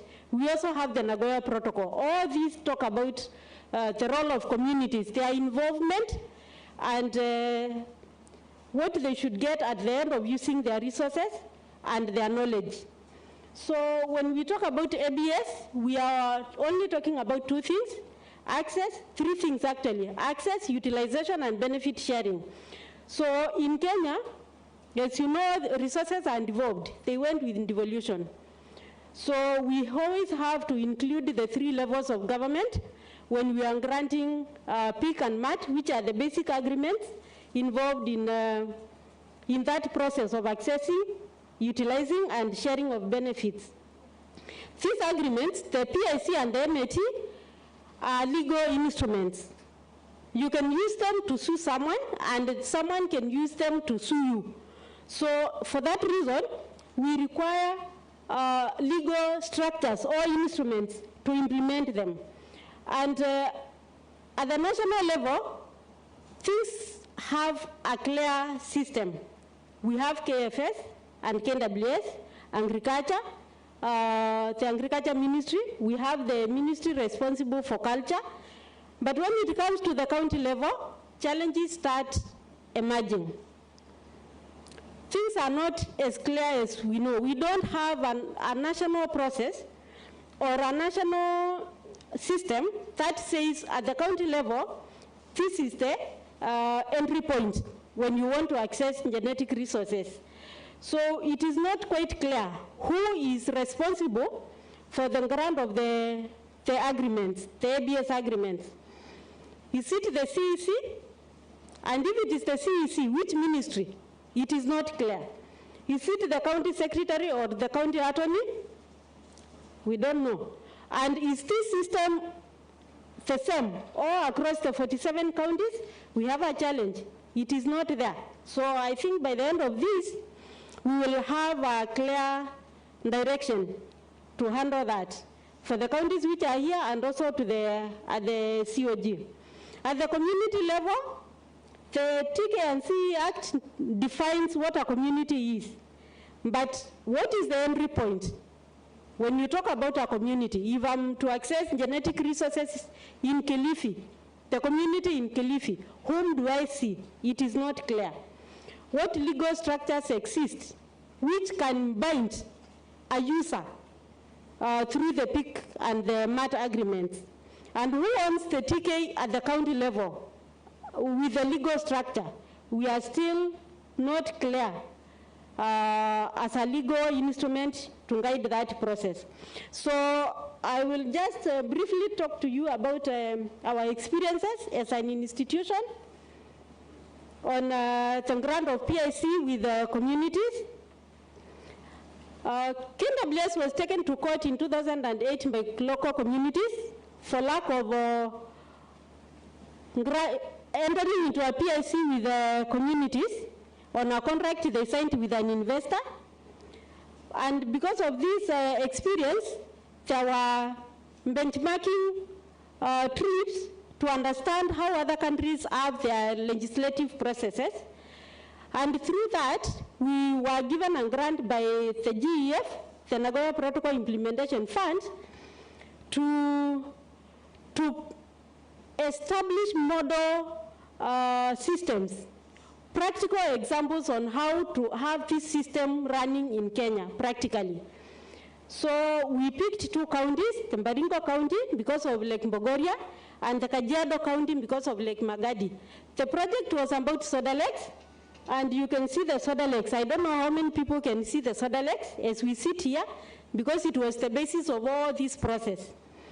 Then through that, there were capacity building initiatives which were undertaken, and we initiated a system of granting prior informed consent and mutually agreed terms.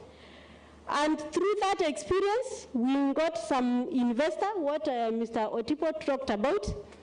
And through the ABS initiative, we were able to have pilot counties, the 3 pilot counties he talked about, and trained them on how to establish these structures. And these structures, as he had said, were recommended to be cascaded down to all the 47 counties at the 6th Devolution Conference.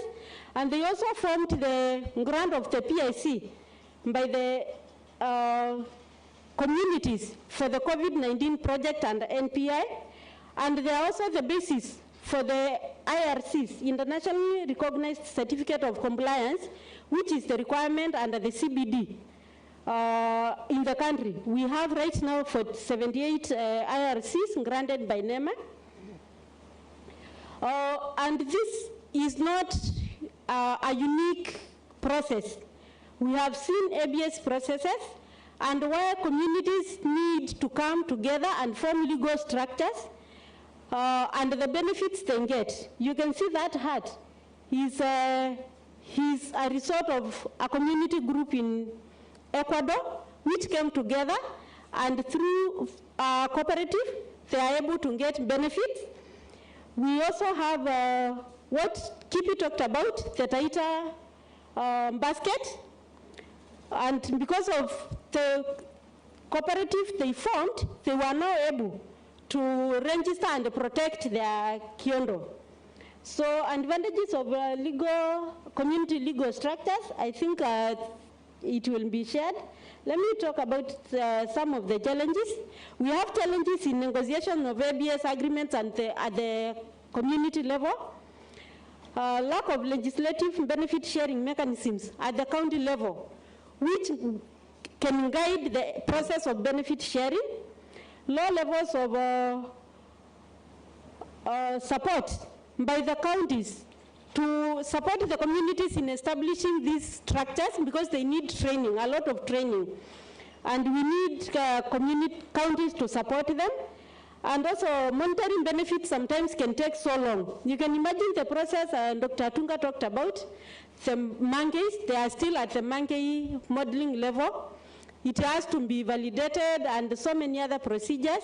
KEMRI will have to come on board and do the human trials. Then by the time it is packaged to a drug to be sold and then royalties come, it takes a longer time. So there are, and sometimes communities would want to see benefits immediately.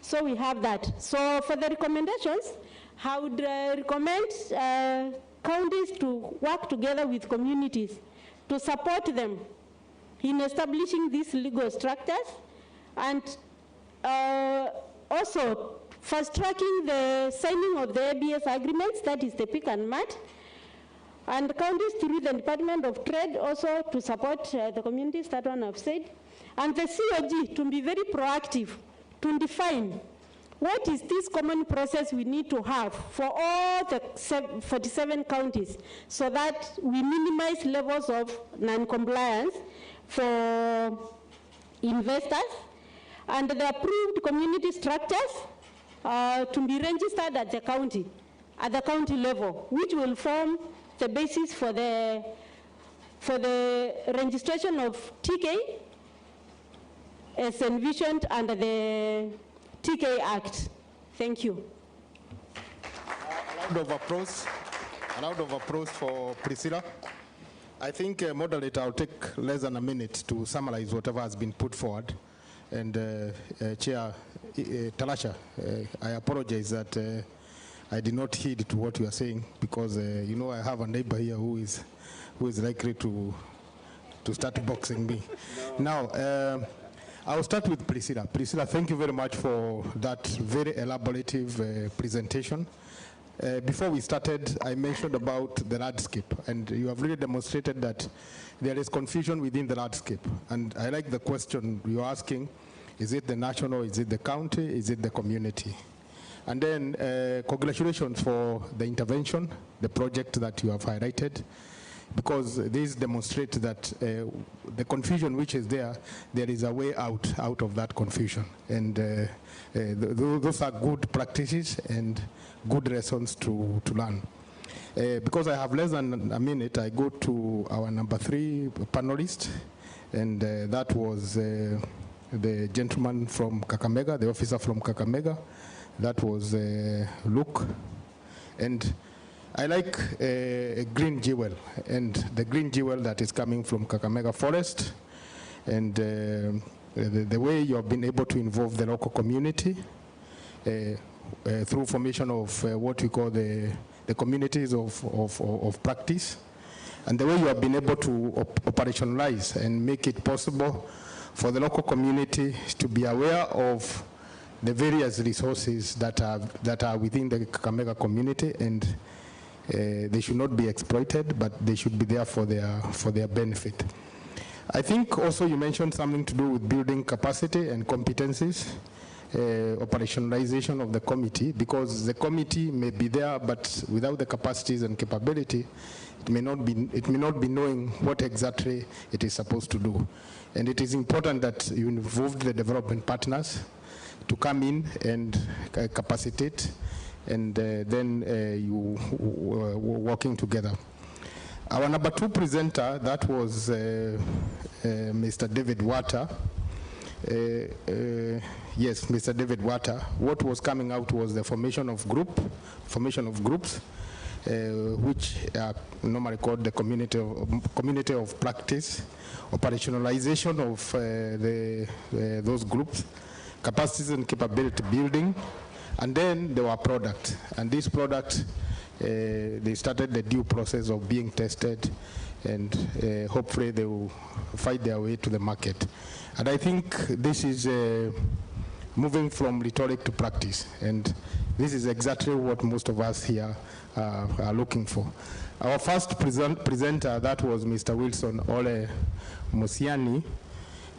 He started it off with the national cake, and the national cake, we could all visualize it within the Ma community and the rest of the other communities.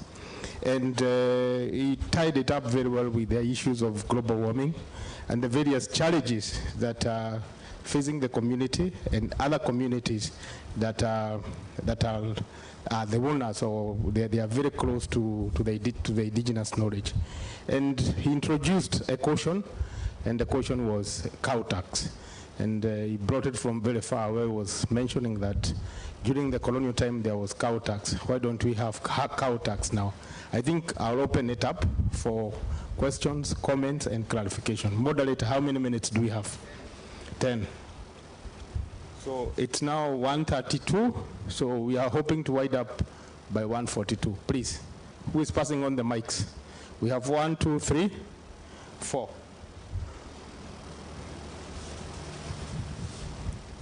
Yeah, my name is once again John Ebenyo. I will start with the last presenter. So I like the figure now because he wants to see us get it right. So, but the unfortunate thing is we are learning from worse experiences as Kenya.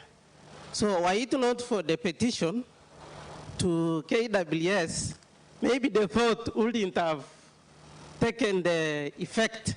So why can't we get out of reaction as government institutions and agencies, and then start being proactive? Then the second is to the county government. I think that cow has never come. The issue is, how are we using our intergovernmental structures effectively? We've been referring Council of Governance, but there is the top executive organ that enables president to meet with cabinet secretaries and the 47 governors.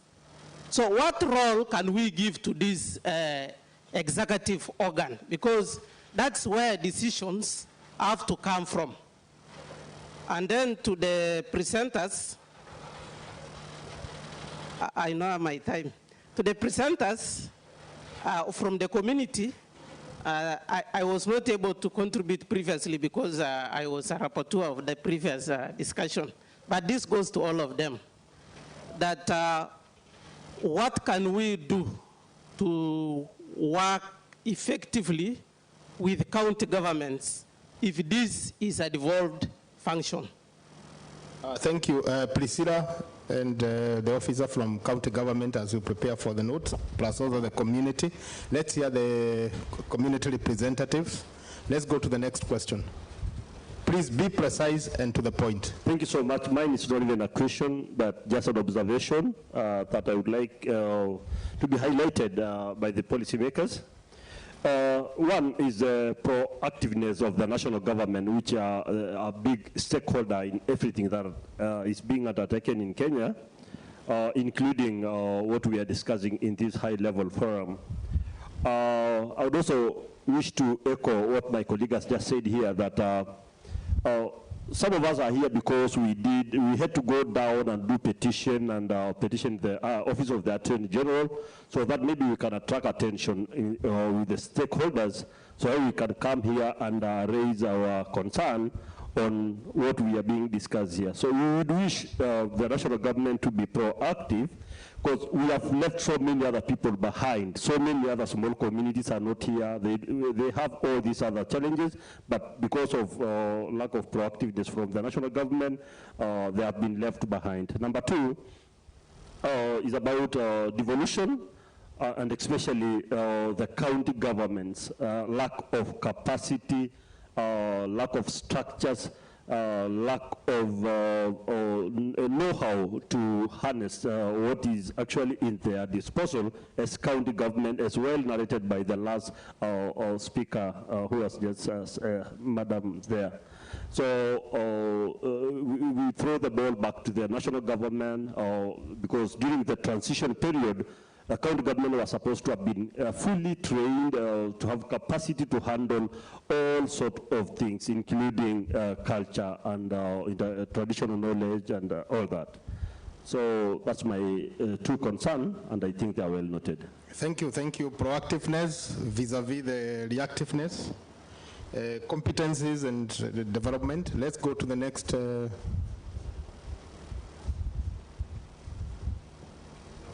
Thank you very much. Thank you, presenters, for wonderful presentation. My name is Dr. Tunga Nyachio, and I have two questions. One question goes to Wilson Olmosian. I think he gave a good example on bracharia grass that is being used everywhere, and I believe probably is being commercialized somewhere. So I just wanted to find out if are you aware of any efforts that are being made by our country or your community to be able to get some royalties? Because we have seen some examples from Lake Bogoria where the communities have tried to get some royalties from what was taken for commercialization abroad. Maybe you can comment on that. The other question goes to Priscilla. I know, Priscilla, you have, together with Kavaka, you have been working on these issues of PIC, ABS, and to support the communities. And I saw in your presentation you talked about successful negotiations in other countries. Why can't we pick one example, whether from Cameroon? I saw somebody talk about Uganda, and really copy exactly what they have done up to commercialization level. Maybe you can give your experience if you have gone to details on this, so that we see how that model can really work. Because I see many people mentioning those models, but I haven't seen details into those models. Secondly, to Priscilla again, is there were some pilot counties that you were doing some work, like Kipia, I think Bogoria, and something like that. Maybe you can give brief highlights, the achievements that we have gotten. Like Bogoria, we have some ideas, but what about these other counties? And the piloting that you have been doing, has it been completed so that we can model it from here? And finally, it's on commercialization. Anybody can comment on that? Because up to this level, we seem to have made some steps, probably on issues of access of materials from the community. We are able to sign the PIC and up to that level. But now on the issues of manufacturing and marketing, to that extent, we don't seem to have moved. If there are experiences on that area, maybe Priscilla or Kavaka or somebody can comment on that so that we are able to learn. Thank you. Thank you, Dr. Tunga. Let's have the last question in front here.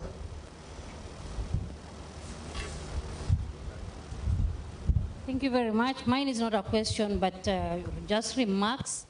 I would like to acknowledge the efforts of Kakamega County.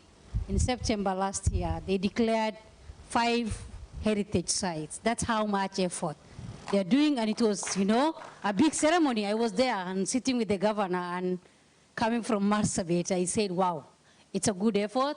Please pass our regards to His Excellency and the team. And just the second remark, the objects of devolution was to enable the people down there to do things for themselves. And I know that devolution is a baby. You know, 9 years, you don't expect a baby to be running. And there is a big responsibility that the national government has. It's just not enough to develop the national policies or the laws. Because how do those laws, how do I adopt the laws and the policies to reflect my needs if that capacity work has not been handled properly? So again, even as we look at, it's a devolved function, still resources sits with the national government. There's a whole vote head on research, capacity development that sit with every ministry. I think what we can take from here is have dedicated lines, especially with the ministry that we are talking about now. The Ministry of Culture must have a dedicated vote head for capacity development, because until and unless we prioritize that item, we will be talking, we will not be able to go the distance that we had envisaged to cover. Thank you. Thank you. Please, let's be precise, and for the benefit of everybody, we have another session that we are running, and we don't want to cut short. Be very brief, very, very brief to the point, please. And for comment, we can reserve for comments, we have them as bilateral, multilateral, over lunch hour. Thank you very much. Yes. I'm Simon Simitita Joe from Kajiado, a young champion. My question is very direct to the My Unity agenda from Ulemosiani. I just want to know how far are you recognizing, since My Unity agenda is across the country, because it's almost like five communities. How far are you recognizing these young talented men and ladies, young men? How are you recognizing them? Because I know a lot of men are very talented in singing, and apart from that, we have some rite of passage as Maasai, and we have been seeing that people are really politicizing, because you can have a lot of numbers in that. So how are you making them to be recognized across the country? For instance, at the moment we have Trimio is recognizing across the country, but we have some people who are just there and they are very talented, but they are not recognized.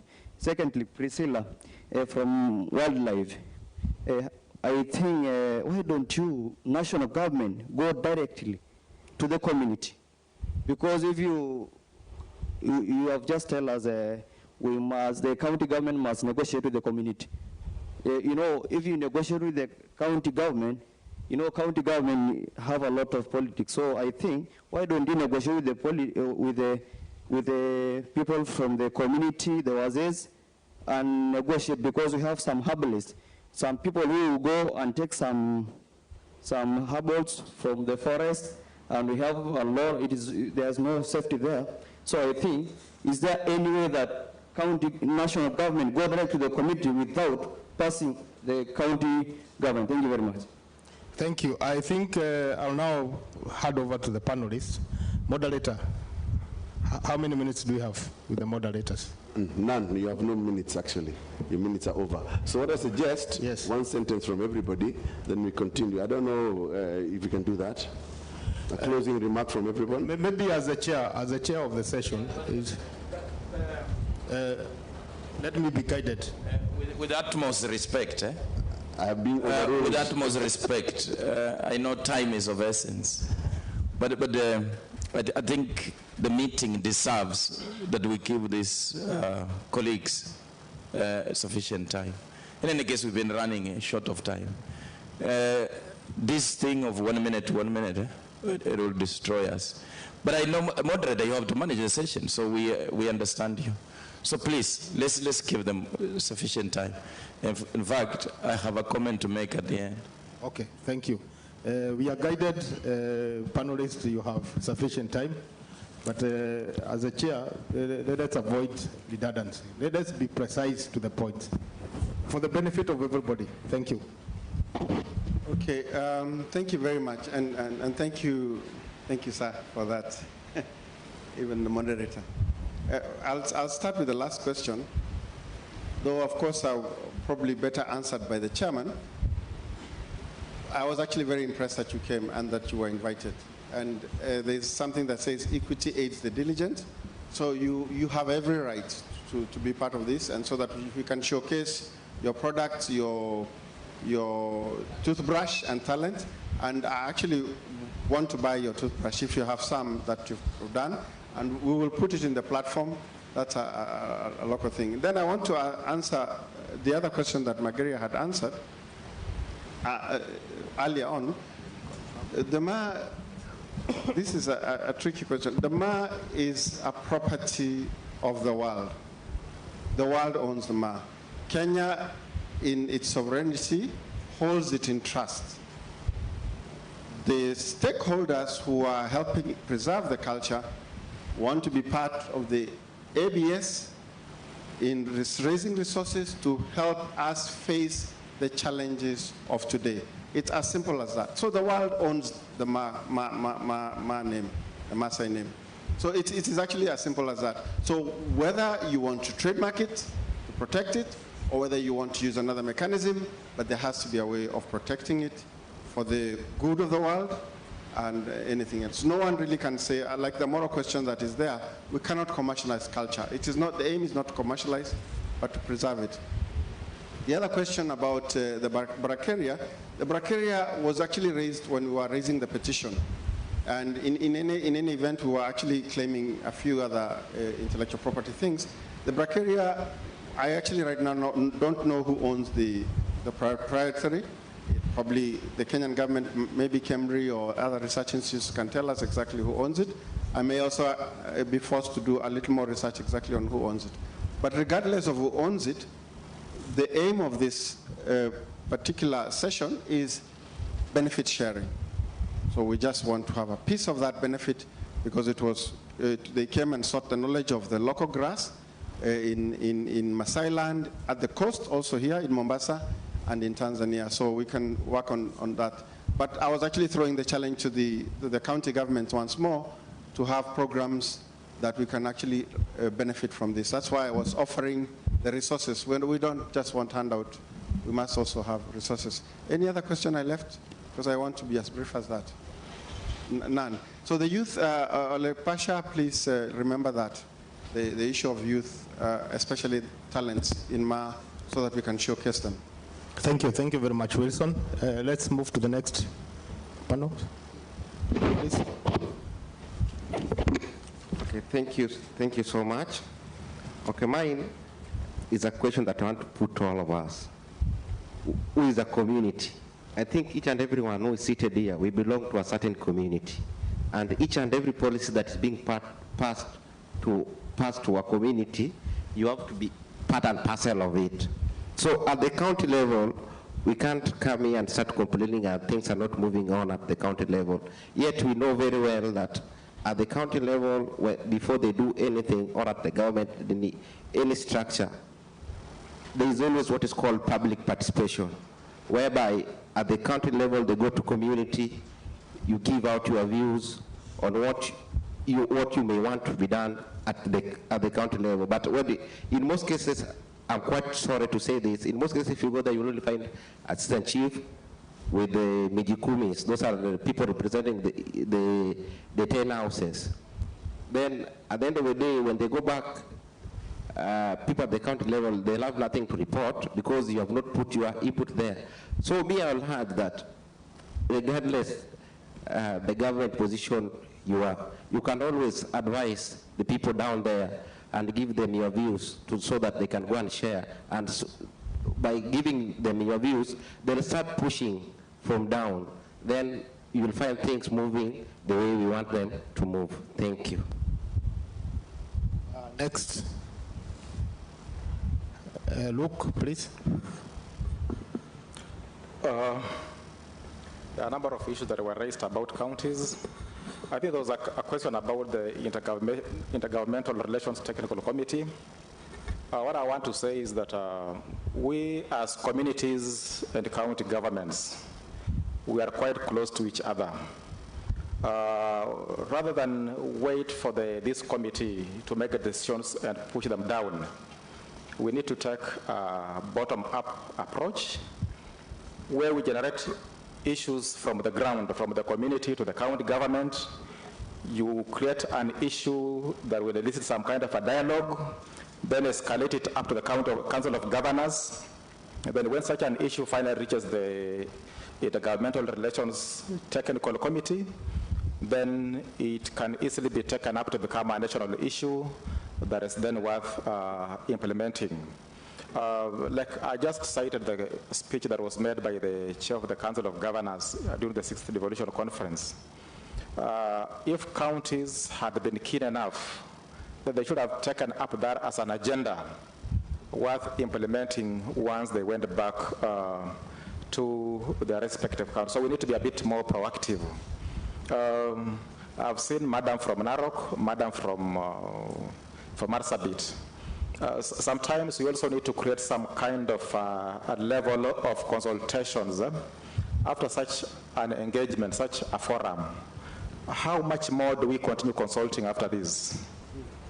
I think that's the challenge I want to throw to us. In fact, even here, I've not had time to talk to Madam from Marsabit, not Madam from Narok, but we come from counties posed with the shared experiences.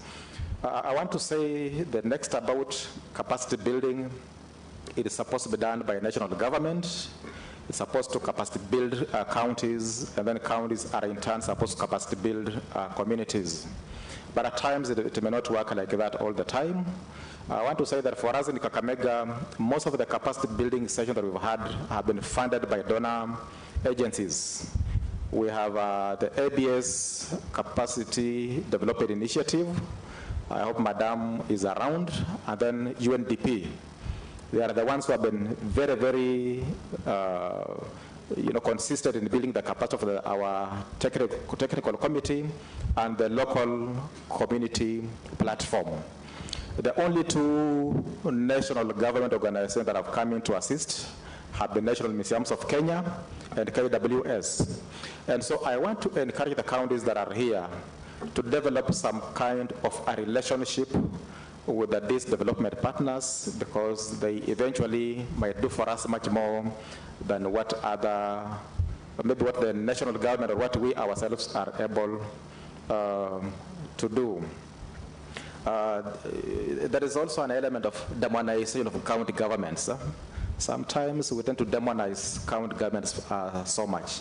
Madam from Marsabit says we are only 9 years in existence. We may not be able to perform and operate as well as our counterparts at the national government because they have been around for long. Please don't demonize counties, our county governments. In fact, they should be your immediate point of call when you have an issue. As I said earlier, for us in Kakamega, we work very closely with our communities, and that's why some 3 members of the community platform sit on the county technical committee on access and benefit sharing. And they feel like they are part and parcel of us, of the operations. And so I want to encourage the local communities seated with us here. Kindly develop a harmonious working relationship with the counties. Don't look at them as demons. Look at them as an institution that has been used to bring services closer to you. And let's just learn to operate and consult, and we'll find that there's a lot that brings us together than that which separates us. Thank you. Thank you, Luke. Priscilla, you have the floor.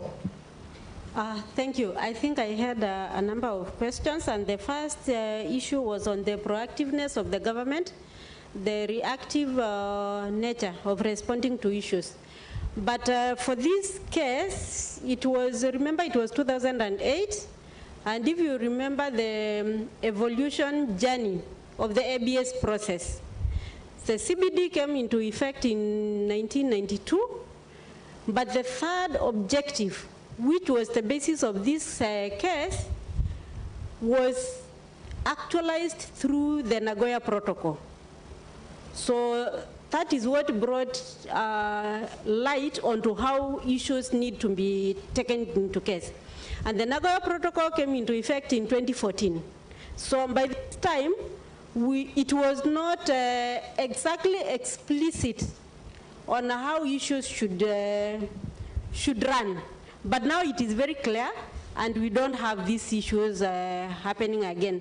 But on the same note, we need to appreciate the efforts the government is putting into place to make sure that the communities and the county governments are aware. For example, a meeting like this has been called on by the government to bring everybody together. And why is this meeting here? The meeting is supposed to ensure everybody understands what they are supposed to do, their roles, and we move together. So the government is not always doing its part. It is actually doing so much and spending a lot to make sure everybody understands their role and they do their role to the best they can. So I think it is not an issue of reactiveness, but the government puts in a lot of efforts to ensure all what they are doing and their planning goes to the grassroots level. The other issue was from Dr. Tunga on examples of commercialization processes. I think based on the SODALEX project, we are not yet there, we are almost there. It was to model how the process would be from the access point to all the way to the commercialization process. We are still implementing the project, and we are moving together with the communities, the counties, the researchers, because part of the component was the research on SODALEX microorganisms, and we are still running that journey. So I think in few years to come, we will hopefully we'll get benefits to share and trickle them down to the communities from a real Kenyan case.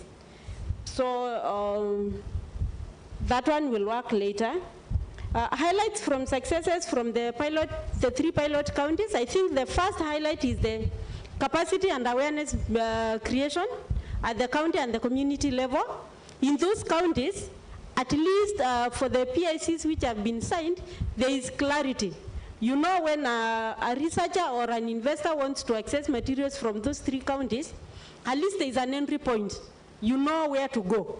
So, and it is on the basis of this that the chair of the Council of Governors in the 6th Devolution Conference recommended that system to be rolled down to all the 47 counties.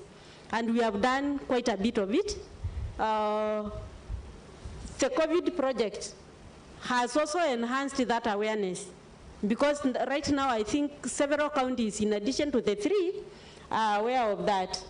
The young champion from Kajiado, your question, if the national government can work directly with the communities, we have the constitution which put in these structures, and the county governments are governments. That's why they are called county governments. It is a government next to you. So before the national government reaches you, there is that government which is outside your door, as Mr. Otipo has said. So it is good to establish a relationship, a working relationship with them. They are your next door neighbor. You cannot wait for someone who is in Turkana to come and sort your problems as fast as the person who is next door to you. We need to embrace that, embrace our county governments. They are here to support you. Thank you. Thank you. Thank you very much, Priscilla. Dr. Talasha, you have the floor. Chair, I'm not asking the distinguished speakers this question, but I'm asking all of us. I think since Monday afternoon through yesterday to today, there is a sentiment that's being expressed amongst many other issues that we need to address or find a way of how we dialogue about it. It's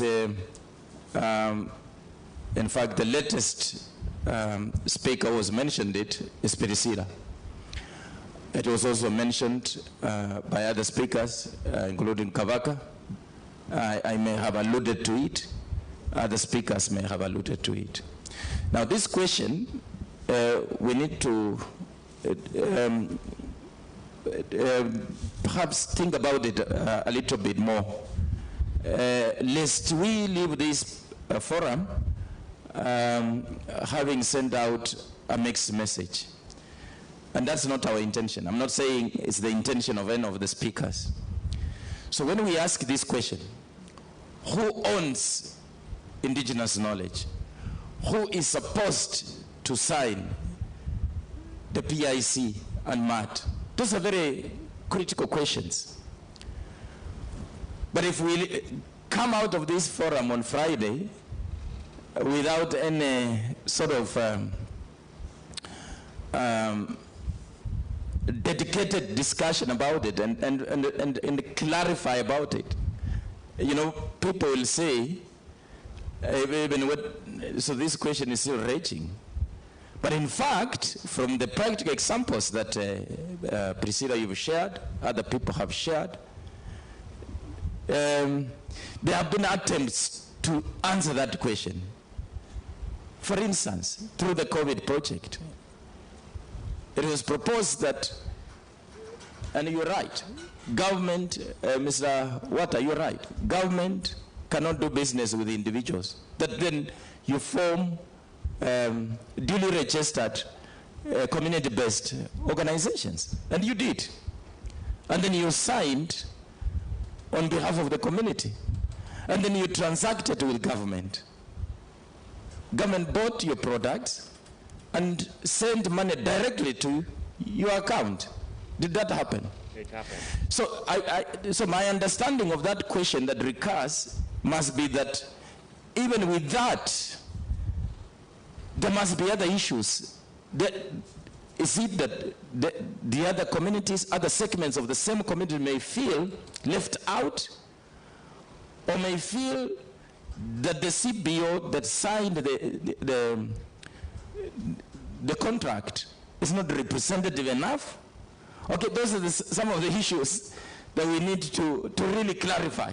Okay, I just, Chair, I thought we needed to say that. Priscilla, if you have any immediate intervention, the session will welcome that. But I think you understand the point I'm trying to bring out, okay? Back in my mind, I know why that question is being asked. But let's be on the same page with the rest of everyone in this month, why we are asking that question. Wata, as CBO chair of SIAYA, may leave this meeting feeling, wow, I thought government had helped us put structures in place, and I thought we had made progress. Same to Otibo, who has clearly articulated what Kakamega has done and other counties. So perhaps we need to clarify that, Priscilla. Maybe before Priscilla does, let me just draw briefly from the Kakamega's example. We have a common community platform that I talked about called CANFOC. That is the umbrella organization Now, the community platform has reviewed its constitution to allow for both individual and corporate membership. Because before we began using it as a community platform, it had its own members. But then we had now other members or other organizations that were practicing other activities, like the herbalists. They were not members of CANFOC. Now, to make them feel part and parcel of CANFOC, because we don't want to have so many platforms, we had to create room for corporate membership so that then other CBOs could join CANFOC as corporate members. And so that when CANFOC is transacting as CANFOC, the other CBOs, like the herbal practitioners who have their own CBO, would affiliate with CANFOC as corporate members, and then during the signing of the PIC, the chairman of CANFOC would sign, and then the chairman of the traditional herbal practitioners would also countersign. So that way, then they would not feel that they have been left out. Because when they see their chairman also signing on the document, they will then know that this is a legitimate activity. And so that is how we have done it as Kakamega to avoid the issue of suspicion among the various CBOs. We want to deal with only one community platform in Kakamega County, and all other CBOs are, or they should be able to affiliate with CANFOC as corporate members so that we can then be able to move together. Maybe Priscilla can pick up from there if she has something else to say.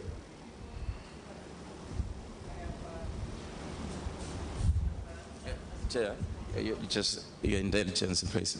That's why we came all the way to Mombasa. We have to listen to these people. Yeah, my response is based on the definition of community. I learned that the definition of community in the TK and CE Act is the same definition of community in the Community Land Act.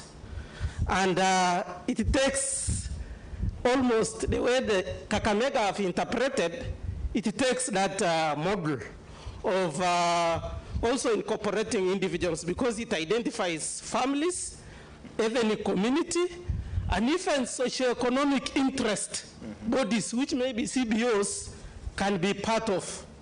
And for that, I think we need to agree that that definition that has already been legally been brought out in our laws can work. And maybe what we need to do is together we interpret how can it involve. Then the other part is the whole question around the political nature of our governance. And that's where issues emerge. Maybe a governor might be seen doing well in Kakamega, but a governor maybe in Turkana or in West Pokot, communities might not see them. They might be seeing they are bringing their cronies into that particular umbrella organizations that we have decided. The question is, how can we harmonize this? So that, in other words, we need to stick to the law and that we don't send mixed reactions, my thinking.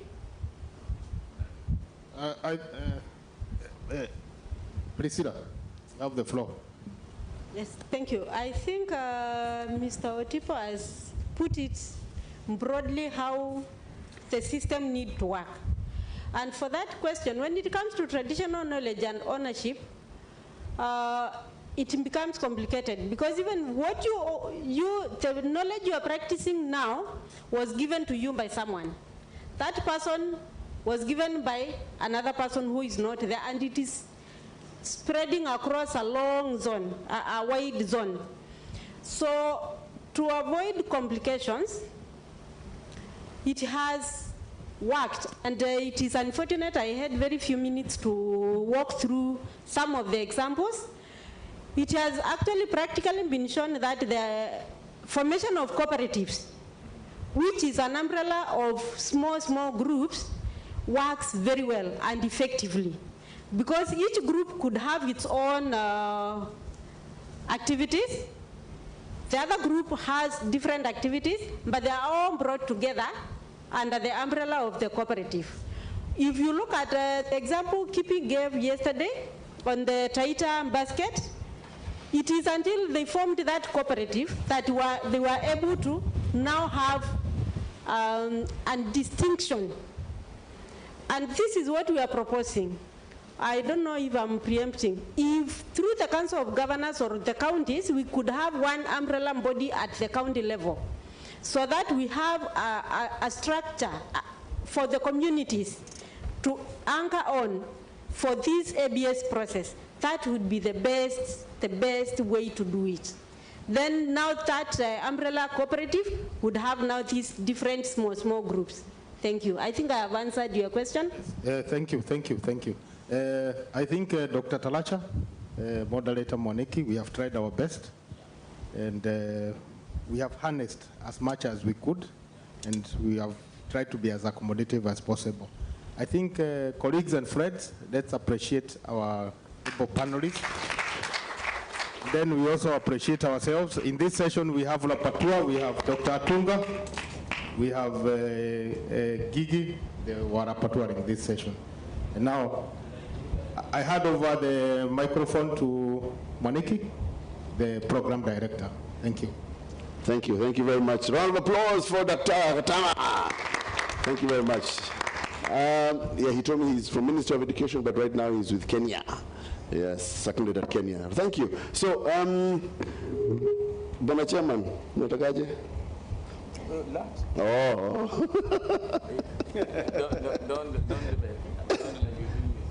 No, I'm not being cynical. No, we did well. Actually, you did very well. Sandeni sana. I think you're really enjoying that position. We want now to go this way for lunch. So we're coming back for a fishbowl discussion after lunch, which is the only session we have in the afternoon. So I promised you 4 o'clock. I'm doing well, eh? We're doing well? Okay. So bon appetit, go for lunch. Let's be back here at, let's see what time would you like. Oh my dear. 2:45? Or 3 o'clock sharp? 3? We say 3 o'clock? Okay. That's okay, 50 minutes. Let's be back here at 3 o'clock sharp. We start at 3 o'clock. It's going to be interesting fishbowl, and then we should be done by 4:30. I've changed my timing kidogo. Okay, good, thank you. Enjoy lunch.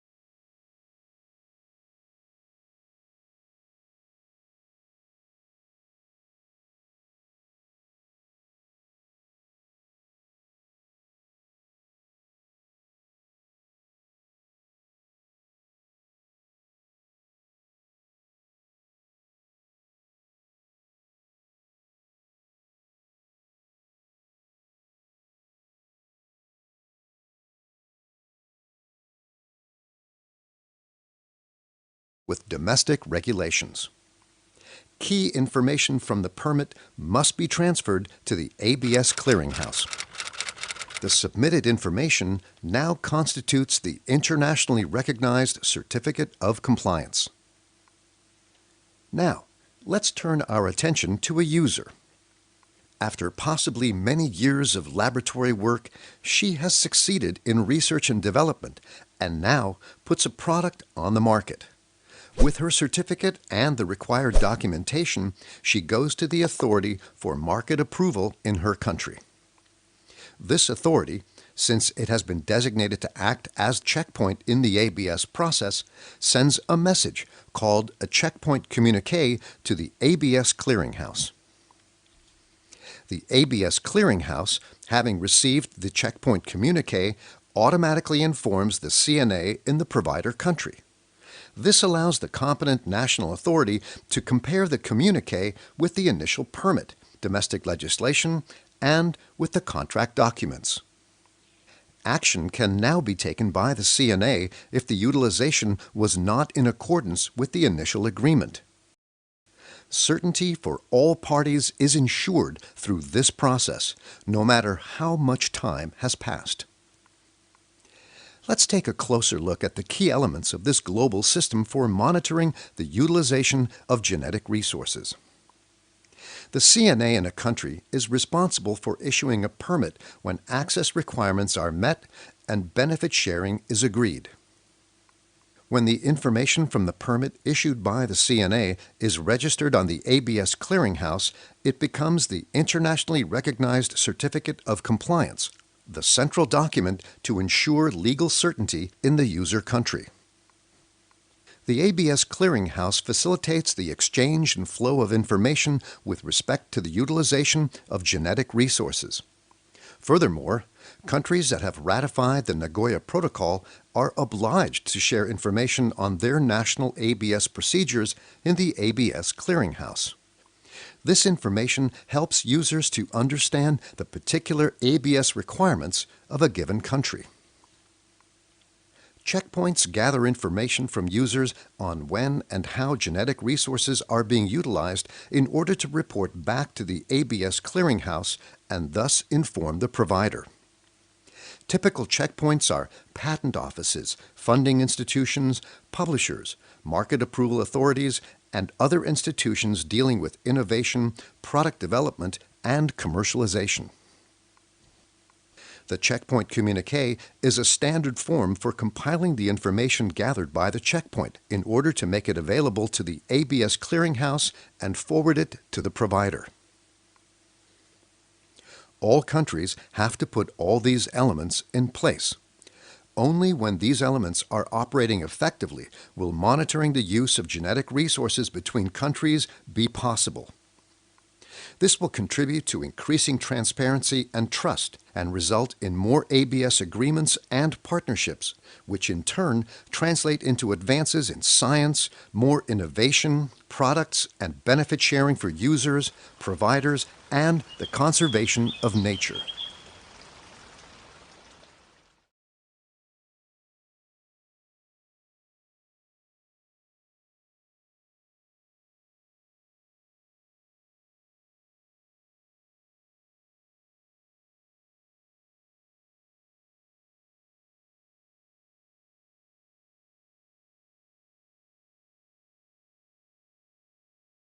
Many products in food, cosmetics, biotech, and medicines, as well as advances in science, are based on genetic resources.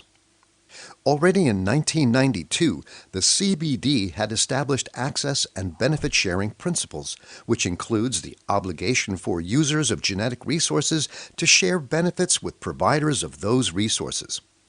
However, one challenge remained: to ensure benefit sharing once the user has left the provider country with the genetic resource. There was no international system that allowed the provider to keep track of what was happening with their resource abroad. With the Nagoya Protocol, which entered into force in 2014, this changed. The ABS clearinghouse was established as the central hub to facilitate the necessary communication and information exchange between users, providers, and governments. The ABS clearinghouse facilitates the monitoring of the utilization of a genetic resource once it leaves the provider country. The Nagoya Protocol sets up a system to inform the provider country on milestones related to the utilization of genetic resources abroad. However, to make this system work, every country needs to take action at the national level. Therefore, a country must establish at least one competent national authority, or CNA for short. The CNA issues a permit to grant access to genetic resources in accordance with domestic regulations. Key information from the permit must be transferred to the ABS clearinghouse. The submitted information now constitutes the internationally recognized Certificate of Compliance. Now, let's turn our attention to a user. After possibly many years of laboratory work, she has succeeded in research and development and now puts a product on the market. With her certificate and the required documentation, she goes to the authority for market approval in her country. This authority, since it has been designated to act as checkpoint in the ABS process, sends a message called a checkpoint communique to the ABS clearinghouse. The ABS clearinghouse, having received the checkpoint communique, automatically informs the CNA in the provider country. This allows the competent national authority to compare the communique with the initial permit, domestic legislation, and with the contract documents. Action can now be taken by the CNA if the utilization was not in accordance with the initial agreement. Certainty for all parties is ensured through this process, no matter how much time has passed. Let's take a closer look at the key elements of this global system for monitoring the utilization of genetic resources. The CNA in a country is responsible for issuing a permit when access requirements are met and benefit sharing is agreed. When the information from the permit issued by the CNA is registered on the ABS clearinghouse, it becomes the internationally recognized Certificate of Compliance, the central document to ensure legal certainty in the user country. The ABS clearinghouse facilitates the exchange and flow of information with respect to the utilization of genetic resources. Furthermore, countries that have ratified the Nagoya Protocol are obliged to share information on their national ABS procedures in the ABS clearinghouse.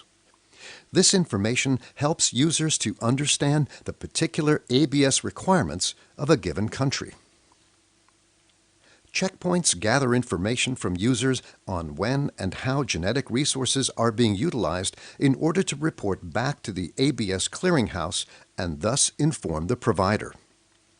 Typical checkpoints are patent offices, funding institutions, publishers, market approval authorities, and other institutions dealing with innovation, product development, and commercialization. The checkpoint communique is a standard form for compiling the information gathered by the checkpoint in order to make it available to the ABS clearinghouse and forward it to the provider. All countries have to put all these elements in place. Only when these elements are operating effectively will monitoring the use of genetic resources between countries be possible. This will contribute to increasing transparency and trust and result in more ABS agreements and partnerships, which in turn translate into advances in science, more innovation, products, and benefit sharing for users, providers, and the conservation of nature.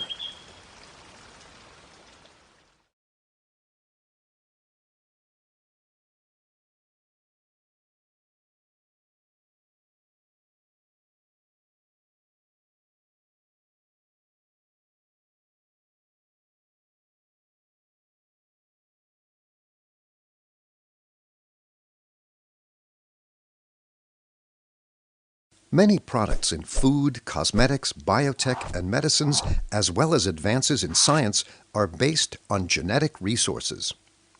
Already in 1992, the CBD had established access and benefit sharing principles, which includes the obligation for users of genetic resources to share benefits with providers of those resources. However, one challenge remained: to ensure benefit sharing once the user has left the provider country with the genetic resource. There was no international system that allowed the provider to keep track of what was happening with their resource abroad. With the Nagoya Protocol, which entered into force in 2014, this changed. The ABS Clearinghouse was established as the central hub to facilitate the necessary communication and information exchange between users, providers, and governments. The ABS Clearinghouse facilitates the monitoring of the utilization of a genetic resource once it leaves the provider country. The Nagoya Protocol sets up a system to inform the provider country on milestones related to the utilization of genetic resources abroad. However, to make this system work, every country needs to take action at the national level. Therefore, a country must establish at least one competent national authority, or CNA for short. The CNA issues a permit to grant access to genetic resources in accordance with domestic regulations. Key information from the permit must be transferred to the ABS Clearinghouse. The submitted information now constitutes the internationally recognized Certificate of Compliance. Now, let's turn our attention to a user. After possibly many years of laboratory work, she has succeeded in research and development and now puts a product on the market. With her certificate and the required documentation, she goes to the authority for market approval in her country. This authority, since it has been designated to act as checkpoint in the ABS process, sends a message called a checkpoint communique to the ABS Clearinghouse. The ABS Clearinghouse, having received the checkpoint communique, automatically informs the CNA in the provider country. This allows the competent national authority to compare the communique with the initial permit, domestic legislation, and with the contract documents.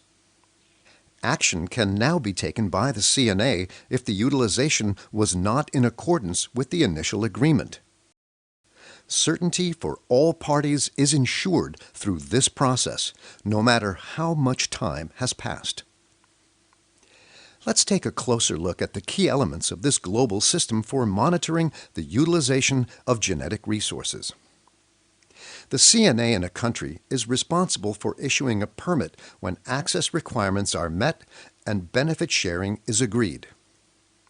When the information from the permit issued by the CNA is registered on the ABS Clearinghouse, it becomes the internationally recognized Certificate of Compliance, the central document to ensure legal certainty in the user country. The ABS Clearinghouse facilitates the exchange and flow of information with respect to the utilization of genetic resources. Furthermore, countries that have ratified the Nagoya Protocol are obliged to share information on their national ABS procedures in the ABS Clearinghouse. This information helps users to understand the particular ABS requirements of a given country. Checkpoints gather information from users on when and how genetic resources are being utilized in order to report back to the ABS Clearinghouse and thus inform the provider. Typical checkpoints are patent offices, funding institutions, publishers, market approval authorities, and other institutions dealing with innovation, product development, and commercialization. The checkpoint communique is a standard form for compiling the information gathered by the checkpoint in order to make it available to the ABS Clearinghouse and forward it to the provider. All countries have to put all these elements in place. Only when these elements are operating effectively will monitoring the use of genetic resources between countries be possible. This will contribute to increasing transparency and trust and result in more ABS agreements and partnerships, which in turn translate into advances in science, more innovation, products, and benefit sharing for users, providers, and the conservation of nature.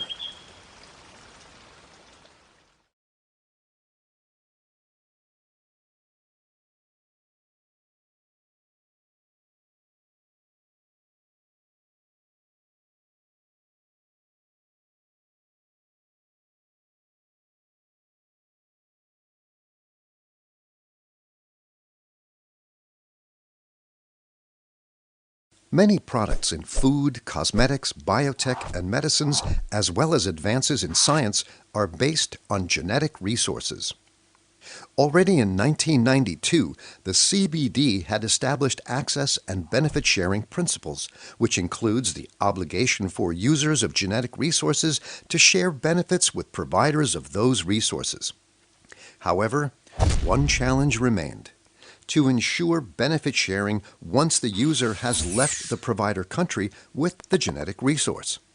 There was no international system that allowed the provider to keep track of what was happening with their resource abroad. With the Nagoya Protocol, which entered into force in 2014, this changed. The ABS Clearinghouse was established as the central hub to facilitate the necessary communication and information exchange between users, providers, and governments. The ABS Clearinghouse facilitates the monitoring of the utilization of a genetic resource once it leaves the provider country. The Nagoya Protocol sets up a system to inform the provider country on milestones related to the utilization of genetic resources abroad. However, to make this system work, every country needs to take action at the national level. Therefore, a country must establish at least one competent national authority, or CNA for short. The CNA issues a permit to grant access to genetic resources in accordance with domestic regulations. Key information from the permit must be transferred to the ABS Clearinghouse.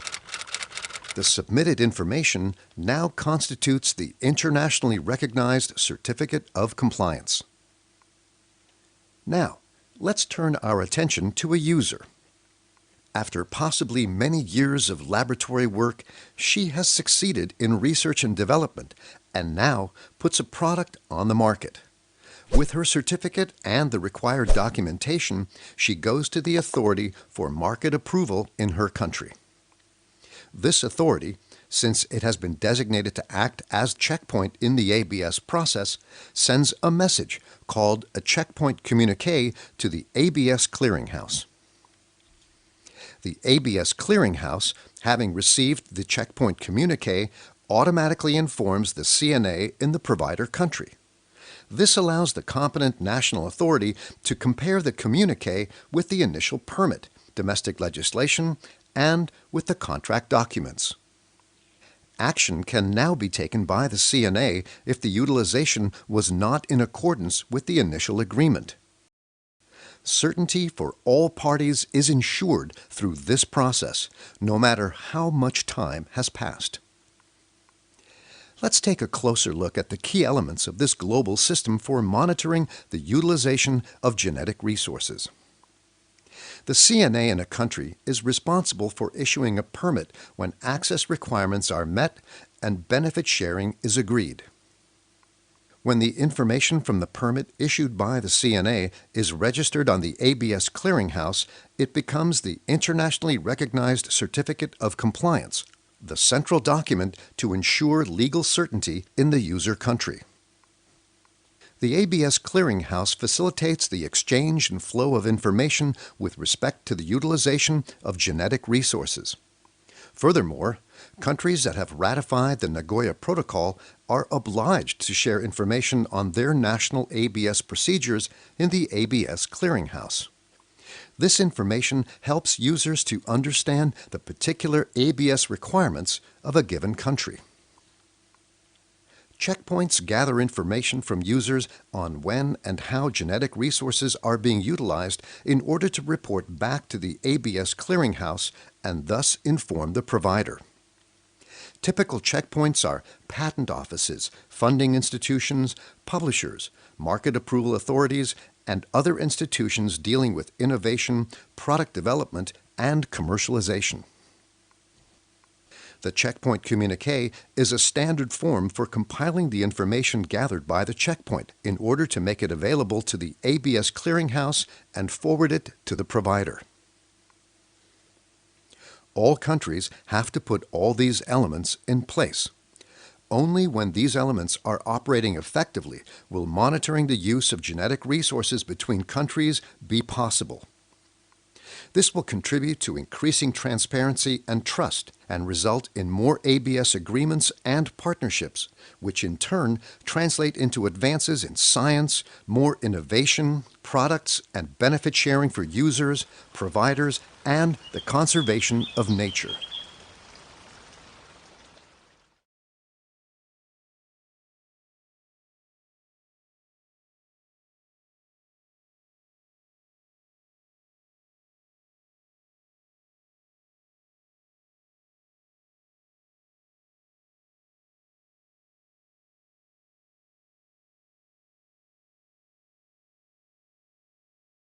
Many products in food, cosmetics, biotech, and medicines, as well as advances in science, are based on genetic resources. Already in 1992, the CBD had established access and benefit sharing principles, which includes the obligation for users of genetic resources to share benefits with providers of those resources. However, one challenge remained: to ensure benefit sharing once the user has left the provider country with the genetic resource. There was no international system that allowed the provider to keep track of what was happening with their resource abroad. With the Nagoya Protocol, which entered into force in 2014, this changed. The ABS Clearinghouse was established as the central hub to facilitate the necessary communication and information exchange between users, providers, and governments. The ABS Clearinghouse facilitates the monitoring of the utilization of a genetic resource once it leaves the provider country. The Nagoya Protocol sets up a system to inform the provider country on milestones related to the utilization of genetic resources abroad. However, to make this system work, every country needs to take action at the national level. Therefore, a country must establish at least one competent national authority, or CNA for short. The CNA issues a permit to grant access to genetic resources in accordance with domestic regulations. Key information from the permit must be transferred to the ABS Clearinghouse. The submitted information now constitutes the internationally recognized Certificate of Compliance. Now, let's turn our attention to a user. After possibly many years of laboratory work, she has succeeded in research and development and now puts a product on the market. With her certificate and the required documentation, she goes to the authority for market approval in her country. This authority, since it has been designated to act as checkpoint in the ABS process, sends a message called a checkpoint communiqué to the ABS Clearinghouse. The ABS Clearinghouse, having received the checkpoint communiqué, automatically informs the CNA in the provider country. This allows the competent national authority to compare the communiqué with the initial permit, domestic legislation, and with the contract documents. Action can now be taken by the CNA if the utilization was not in accordance with the initial agreement. Certainty for all parties is ensured through this process, no matter how much time has passed. Let's take a closer look at the key elements of this global system for monitoring the utilization of genetic resources. The CNA in a country is responsible for issuing a permit when access requirements are met and benefit sharing is agreed. When the information from the permit issued by the CNA is registered on the ABS Clearinghouse, it becomes the internationally recognized Certificate of Compliance, the central document to ensure legal certainty in the user country. The ABS Clearinghouse facilitates the exchange and flow of information with respect to the utilization of genetic resources. Furthermore, countries that have ratified the Nagoya Protocol are obliged to share information on their national ABS procedures in the ABS Clearinghouse. This information helps users to understand the particular ABS requirements of a given country. Checkpoints gather information from users on when and how genetic resources are being utilized in order to report back to the ABS clearinghouse and thus inform the provider. Typical checkpoints are patent offices, funding institutions, publishers, market approval authorities, and other institutions dealing with innovation, product development, and commercialization. The checkpoint communique is a standard form for compiling the information gathered by the checkpoint in order to make it available to the ABS clearinghouse and forward it to the provider. All countries have to put all these elements in place. Only when these elements are operating effectively will monitoring the use of genetic resources between countries be possible. This will contribute to increasing transparency and trust and result in more ABS agreements and partnerships, which in turn translate into advances in science, more innovation, products, and benefit sharing for users, providers, and the conservation of nature.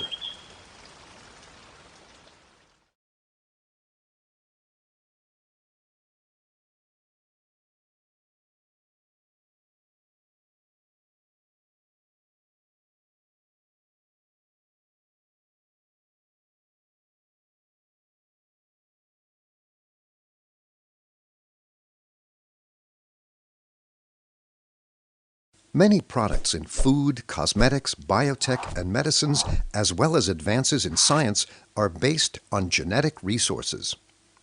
Already in 1992, the CBD had established access and benefit sharing principles, which includes the obligation for users of genetic resources to share benefits with providers of those resources. However, one challenge remained: to ensure benefit sharing once the user has left the provider country with the genetic resource. There was no international system that allowed the provider to keep track of what was happening with their resource abroad. With the Nagoya Protocol, which entered into force in 2014, this changed. The ABS Clearinghouse was established as the central hub to facilitate the necessary communication and information exchange between users, providers, and governments. The ABS Clearinghouse facilitates the monitoring of the utilization of a genetic resource once it leaves the provider country. The Nagoya Protocol sets up a system to inform the provider country on milestones related to the utilization of genetic resources abroad. However, to make this system work, every country needs to take action at the national level. Therefore, a country must establish at least one competent national authority, or CNA for short. The CNA issues a permit to grant access to genetic resources in accordance with domestic regulations. Key information from the permit must be transferred to the ABS Clearinghouse. The submitted information now constitutes the internationally recognized Certificate of Compliance. Now, let's turn our attention to a user. After possibly many years of laboratory work, she has succeeded in research and development and now puts a product on the market. With her certificate and the required documentation, she goes to the authority for market approval in her country. This authority, since it has been designated to act as checkpoint in the ABS process, sends a message called a checkpoint communique to the ABS Clearinghouse. The ABS Clearinghouse, having received the checkpoint communique, automatically informs the CNA in the provider country. This allows the competent national authority to compare the communique with the initial permit, domestic legislation, and with the contract documents. Action can now be taken by the CNA if the utilization was not in accordance with the initial agreement. Certainty for all parties is ensured through this process, no matter how much time has passed. Let's take a closer look at the key elements of this global system for monitoring the utilization of genetic resources. The CNA in a country is responsible for issuing a permit when access requirements are met and benefit sharing is agreed. When the information from the permit issued by the CNA is registered on the ABS Clearinghouse, it becomes the internationally recognized Certificate of Compliance, the central document to ensure legal certainty in the user country. The ABS Clearinghouse facilitates the exchange and flow of information with respect to the utilization of genetic resources. Furthermore, countries that have ratified the Nagoya Protocol are obliged to share information on their national ABS procedures in the ABS Clearinghouse. This information helps users to understand the particular ABS requirements of a given country. Checkpoints gather information from users on when and how genetic resources are being utilized in order to report back to the ABS Clearinghouse and thus inform the provider. Typical checkpoints are patent offices, funding institutions, publishers, market approval authorities, and other institutions dealing with innovation, product development, and commercialization. The checkpoint communique is a standard form for compiling the information gathered by the checkpoint in order to make it available to the ABS Clearinghouse and forward it to the provider. All countries have to put all these elements in place. Only when these elements are operating effectively will monitoring the use of genetic resources between countries be possible. This will contribute to increasing transparency and trust and result in more ABS agreements and partnerships, which in turn translate into advances in science, more innovation, products, and benefit sharing for users, providers, and the conservation of nature.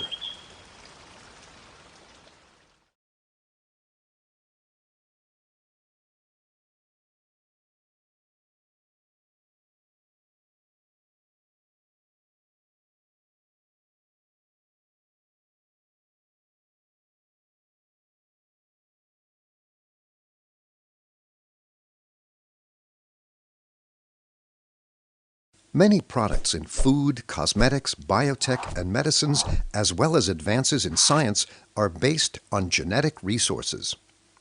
Already in 1992, the CBD had established access and benefit sharing principles, which includes the obligation for users of genetic resources to share benefits with providers of those resources. However, one challenge remained: to ensure benefit sharing once the user has left the provider country with the genetic resource. There was no international system that allowed the provider to keep track of what was happening with their resource abroad. With the Nagoya Protocol, which entered into force in 2014, this changed. The ABS Clearinghouse was established as the central hub to facilitate the necessary communication and information exchange between users, providers, and governments. The ABS Clearinghouse facilitates the monitoring of the utilization of a genetic resource once it leaves the provider country. The Nagoya Protocol sets up a system to inform the provider country on milestones related to the utilization of genetic resources abroad. However, to make this system work, every country needs to take action at the national level. Therefore, a country must establish at least one competent national authority, or CNA for short. The CNA issues a permit to grant access to genetic resources in accordance with domestic regulations. Key information from the permit must be transferred to the ABS Clearinghouse. The submitted information now constitutes the internationally recognized Certificate of Compliance. Now, let's turn our attention to a user. After possibly many years of laboratory work, she has succeeded in research and development and now puts a product on the market. With her certificate and the required documentation, she goes to the authority for market approval in her country. This authority, since it has been designated to act as checkpoint in the ABS process, sends a message called a checkpoint communique to the ABS clearinghouse. The ABS clearinghouse, having received the checkpoint communique, automatically informs the CNA in the provider country.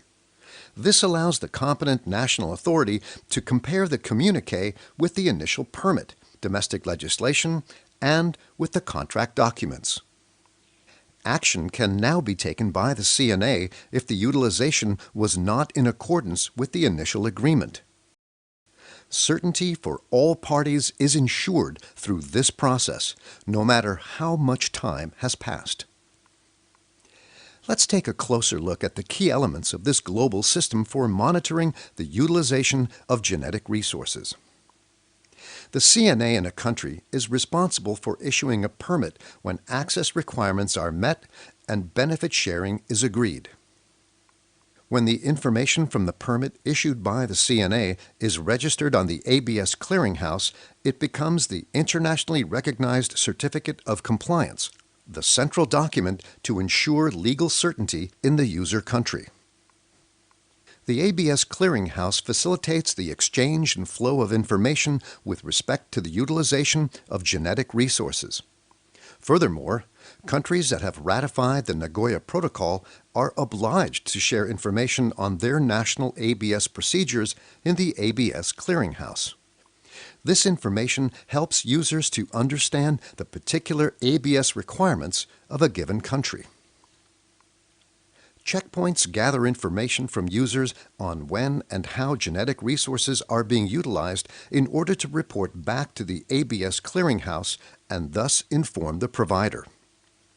Typical checkpoints are patent offices, funding institutions, publishers, market approval authorities, and other institutions dealing with innovation, product development, and commercialization. The checkpoint communique is a standard form for compiling the information gathered by the checkpoint in order to make it available to the ABS clearinghouse and forward it to the provider.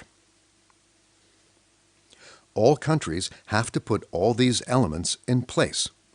Only when these elements are operating effectively will monitoring the use of genetic resources between countries be possible.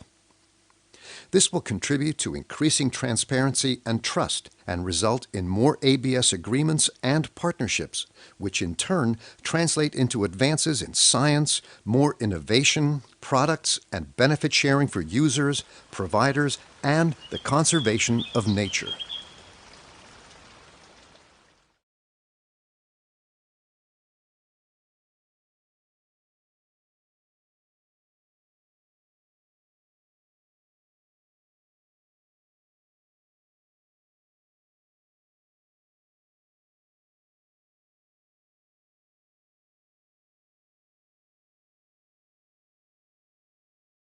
Many products in food, cosmetics, biotech, and medicines, as well as advances in science, are based on genetic resources.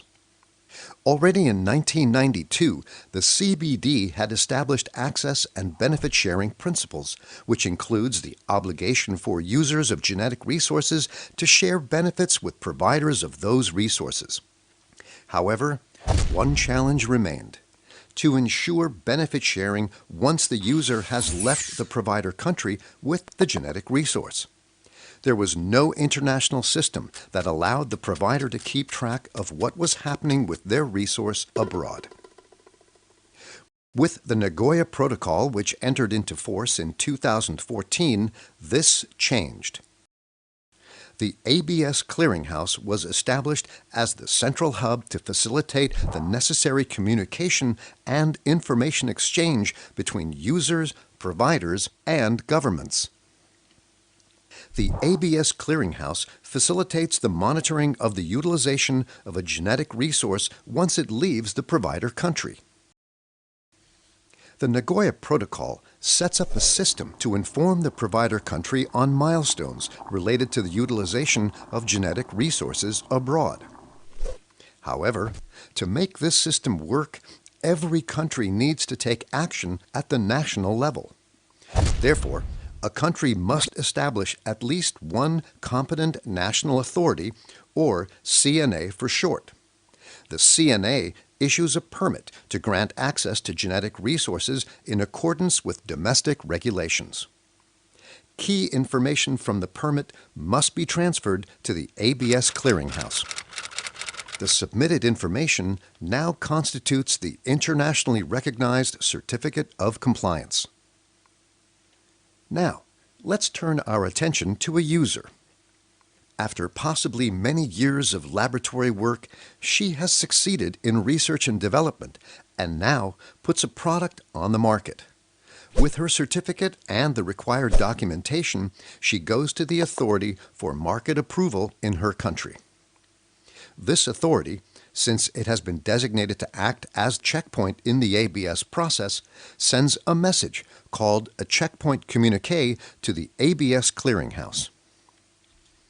The ABS clearinghouse, having received the checkpoint communique, automatically informs the CNA in the provider country. This allows the competent national authority to compare the communique with the initial permit, domestic legislation, and with the contract documents. Action can now be taken by the CNA if the utilization was not in accordance with the initial agreement. Certainty for all parties is ensured through this process, no matter how much time has passed. Let's take a closer look at the key elements of this global system for monitoring the utilization of genetic resources. The CNA in a country is responsible for issuing a permit when access requirements are met and benefit sharing is agreed. When the information from the permit issued by the CNA is registered on the ABS clearinghouse, it becomes the internationally recognized Certificate of Compliance, the central document to ensure legal certainty in the user country. The ABS clearinghouse facilitates the exchange and flow of information with respect to the utilization of genetic resources. Furthermore, countries that have ratified the Nagoya Protocol are obliged to share information on their national ABS procedures in the ABS clearinghouse. This information helps users to understand the particular ABS requirements of a given country. Checkpoints gather information from users on when and how genetic resources are being utilized in order to report back to the ABS clearinghouse and thus inform the provider. Typical checkpoints are patent offices, funding institutions, publishers, market approval authorities, and other institutions dealing with innovation, product development, and commercialization. The checkpoint communique is a standard form for compiling the information gathered by the checkpoint in order to make it available to the ABS clearinghouse and forward it to the provider. All countries have to put all these elements in place. Only when these elements are operating effectively will monitoring the use of genetic resources between countries be possible. This will contribute to increasing transparency and trust and result in more ABS agreements and partnerships, which in turn translate into advances in science, more innovation, products, and benefit sharing for users, providers, and the conservation of nature.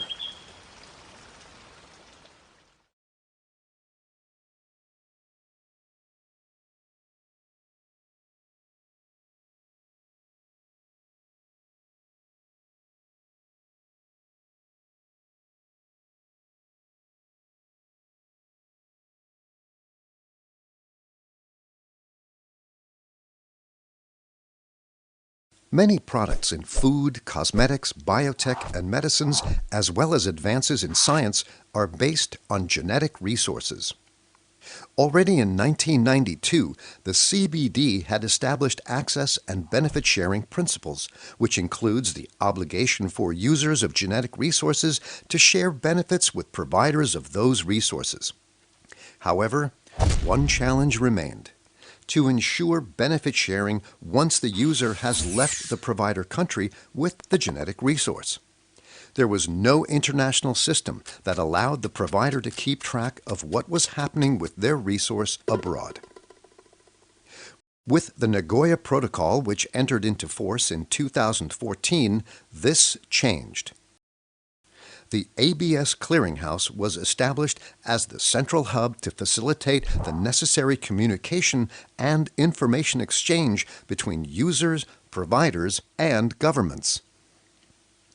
The ABS Clearinghouse facilitates the monitoring of the utilization of a genetic resource once it leaves the provider country. The Nagoya Protocol sets up a system to inform the provider country on milestones related to the utilization of genetic resources abroad. However, to make this system work, every country needs to take action at the national level. Therefore, a country must establish at least one competent national authority, or CNA for short. The CNA issues a permit to grant access to genetic resources in accordance with domestic regulations. Key information from the permit must be transferred to the ABS Clearinghouse. The submitted information now constitutes the internationally recognized Certificate of Compliance. Now, let's turn our attention to a user. After possibly many years of laboratory work, she has succeeded in research and development and now puts a product on the market.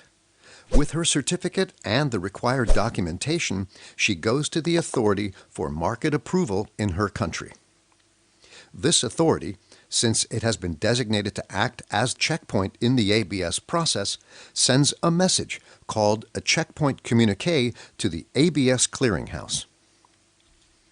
The ABS Clearinghouse, having received the checkpoint communique, automatically informs the CNA in the provider country.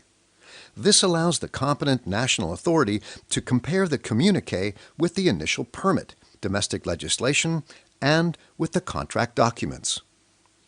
Action can now be taken by the CNA if the utilization was not in accordance with the initial agreement.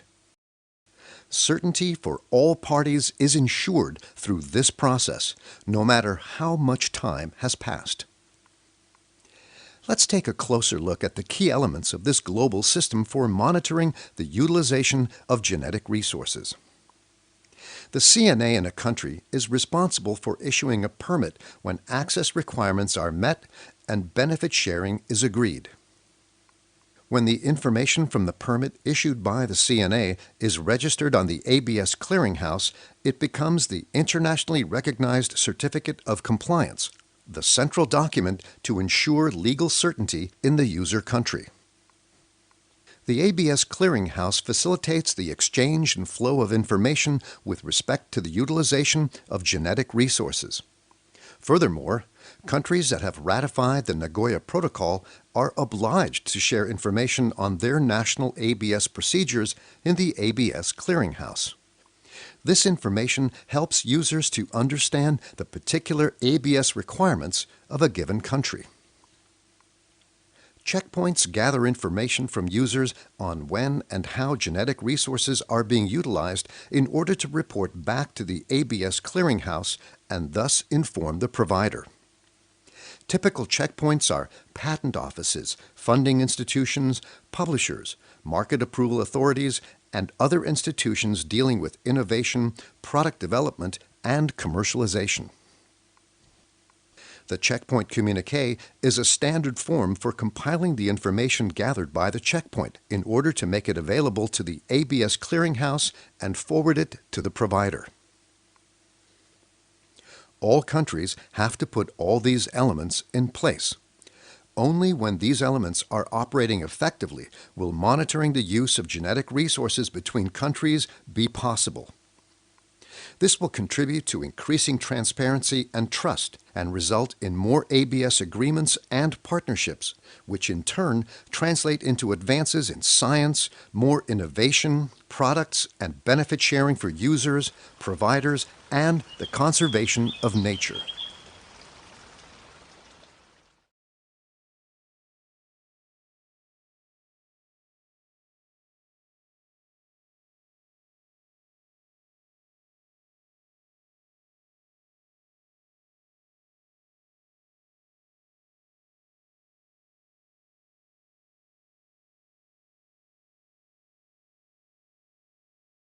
Many products in food, cosmetics, biotech, and medicines, as well as advances in science, are based on genetic resources.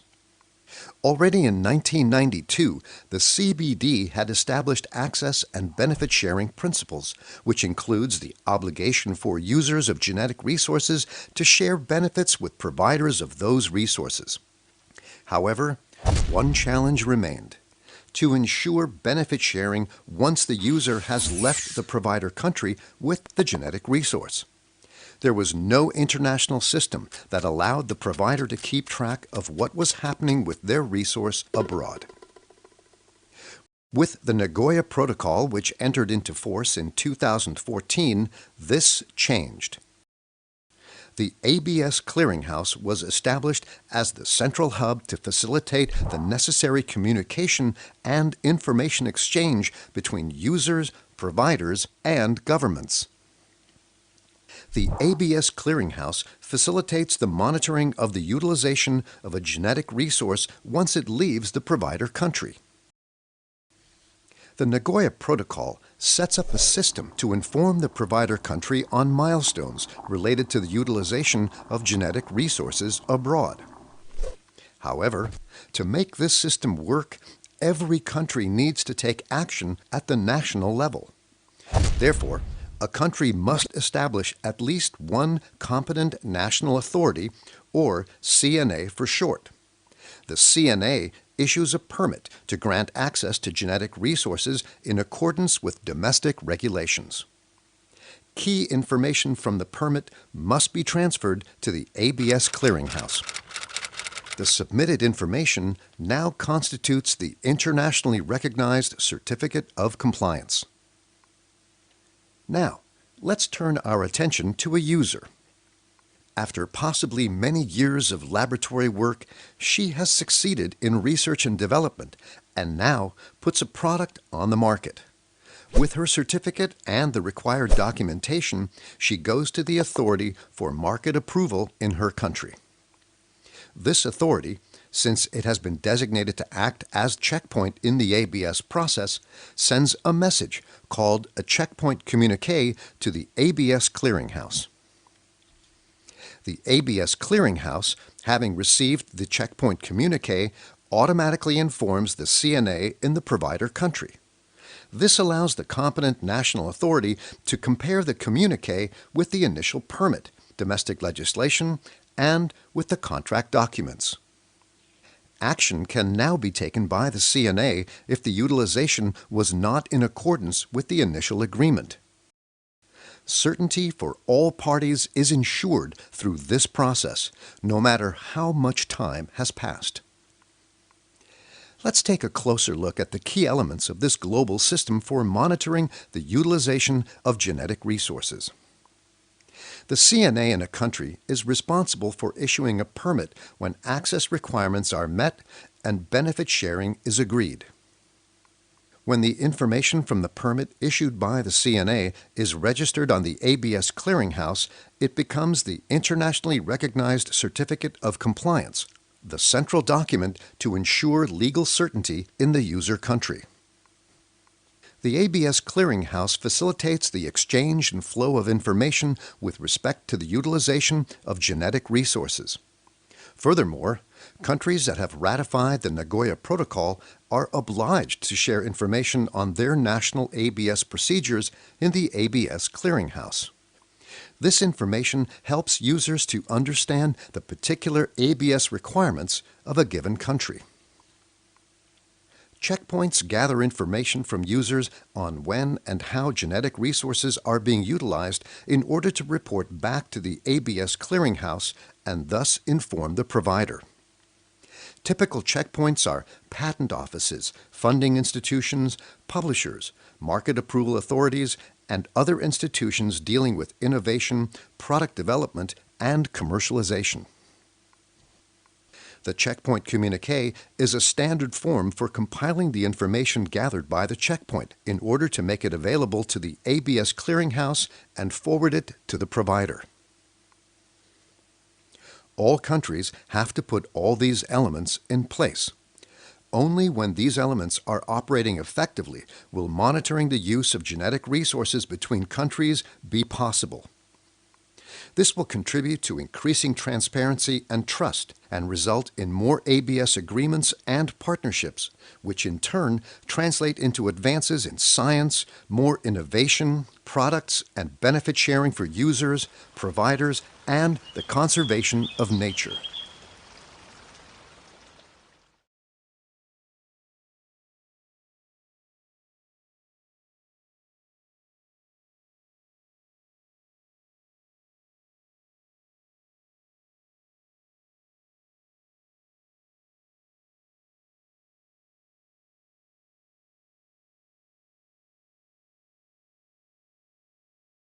Many products in food, cosmetics, biotech, and medicines, as well as advances in science, are based on genetic resources.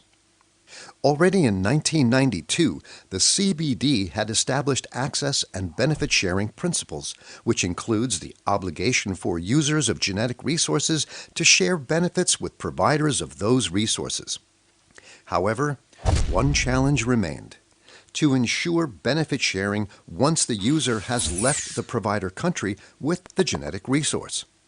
There was no international system that allowed the provider to keep track of what was happening with their resource abroad. With the Nagoya Protocol, which entered into force in 2014, this changed. The ABS Clearinghouse was established as the central hub to facilitate the necessary communication and information exchange between users, providers, and governments. The ABS Clearinghouse facilitates the monitoring of the utilization of a genetic resource once it leaves the provider country. The Nagoya Protocol sets up a system to inform the provider country on milestones related to the utilization of genetic resources abroad. However, to make this system work, every country needs to take action at the national level. Therefore, a country must establish at least one competent national authority, or CNA for short. The CNA issues a permit to grant access to genetic resources in accordance with domestic regulations. Key information from the permit must be transferred to the ABS Clearinghouse. The submitted information now constitutes the internationally recognized Certificate of Compliance. Now, let's turn our attention to a user. After possibly many years of laboratory work, she has succeeded in research and development and now puts a product on the market. With her certificate and the required documentation, she goes to the authority for market approval in her country.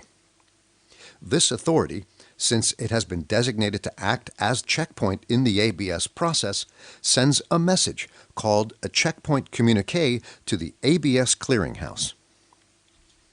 The ABS Clearinghouse, having received the checkpoint communique, automatically informs the CNA in the provider country.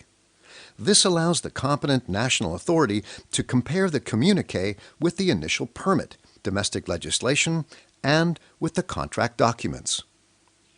Action can now be taken by the CNA if the utilization was not in accordance with the initial agreement. Certainty for all parties is ensured through this process, no matter how much time has passed. Let's take a closer look at the key elements of this global system for monitoring the utilization of genetic resources. The CNA in a country is responsible for issuing a permit when access requirements are met and benefit sharing is agreed. When the information from the permit issued by the CNA is registered on the ABS Clearinghouse, it becomes the internationally recognized Certificate of Compliance, the central document to ensure legal certainty in the user country. The ABS Clearinghouse facilitates the exchange and flow of information with respect to the utilization of genetic resources. Furthermore, countries that have ratified the Nagoya Protocol are obliged to share information on their national ABS procedures in the ABS Clearinghouse. This information helps users to understand the particular ABS requirements of a given country. Checkpoints gather information from users on when and how genetic resources are being utilized in order to report back to the ABS clearinghouse and thus inform the provider.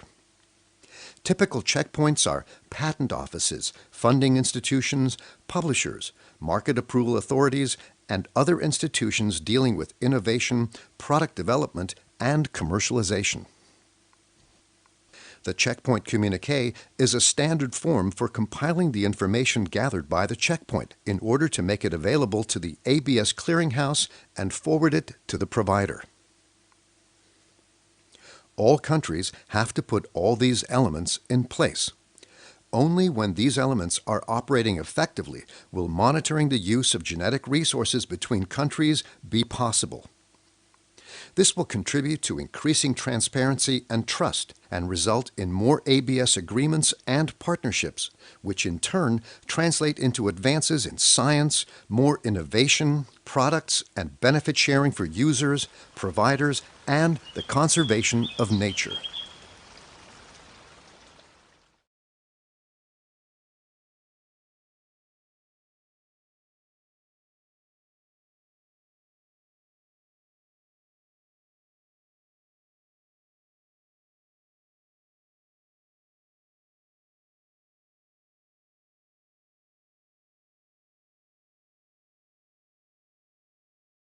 Many products in food, cosmetics, biotech, and medicines, as well as advances in science, are based on genetic resources.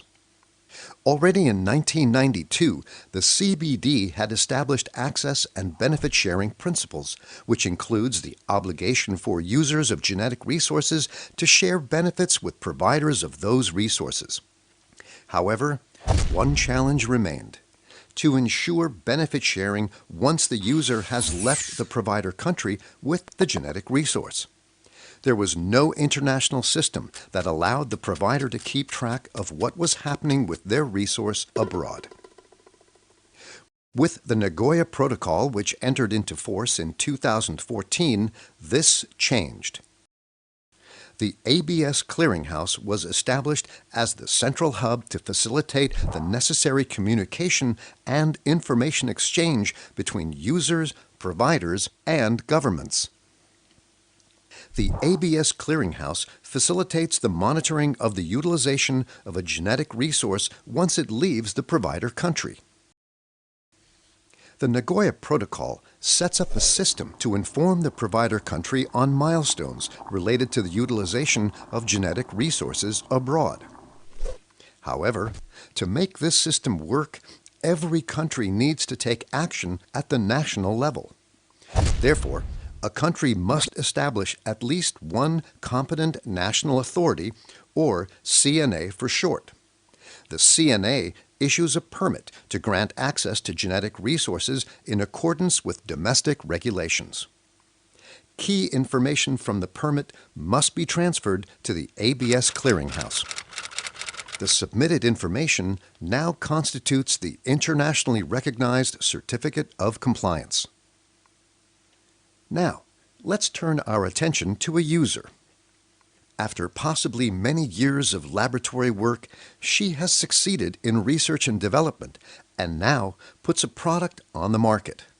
With her certificate and the required documentation, she goes to the authority for market approval in her country.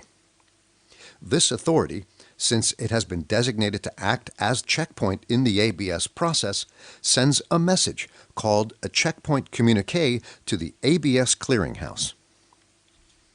The ABS Clearinghouse, having received the checkpoint communique, automatically informs the CNA in the provider country.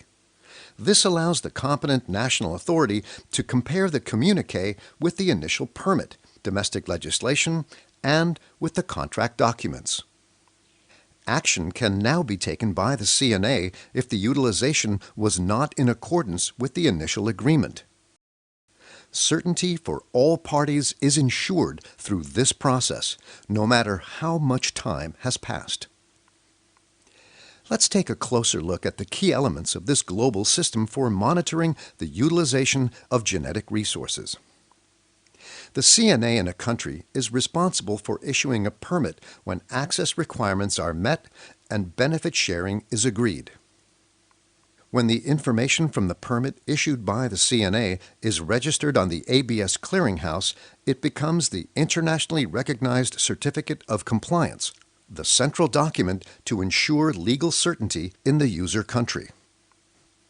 The ABS Clearinghouse facilitates the exchange and flow of information with respect to the utilization of genetic resources. Furthermore, countries that have ratified the Nagoya Protocol are obliged to share information on their national ABS procedures in the ABS Clearinghouse. This information helps users to understand the particular ABS requirements of a given country. Checkpoints gather information from users on when and how genetic resources are being utilized in order to report back to the ABS Clearinghouse and thus inform the provider. Typical checkpoints are patent offices, funding institutions, publishers, market approval authorities, and other institutions dealing with innovation, product development, and commercialization. The checkpoint communique is a standard form for compiling the information gathered by the checkpoint in order to make it available to the ABS Clearinghouse and forward it to the provider. All countries have to put all these elements in place. Only when these elements are operating effectively will monitoring the use of genetic resources between countries be possible. This will contribute to increasing transparency and trust and result in more ABS agreements and partnerships, which in turn translate into advances in science, more innovation, products, and benefit sharing for users, providers, and the conservation of nature.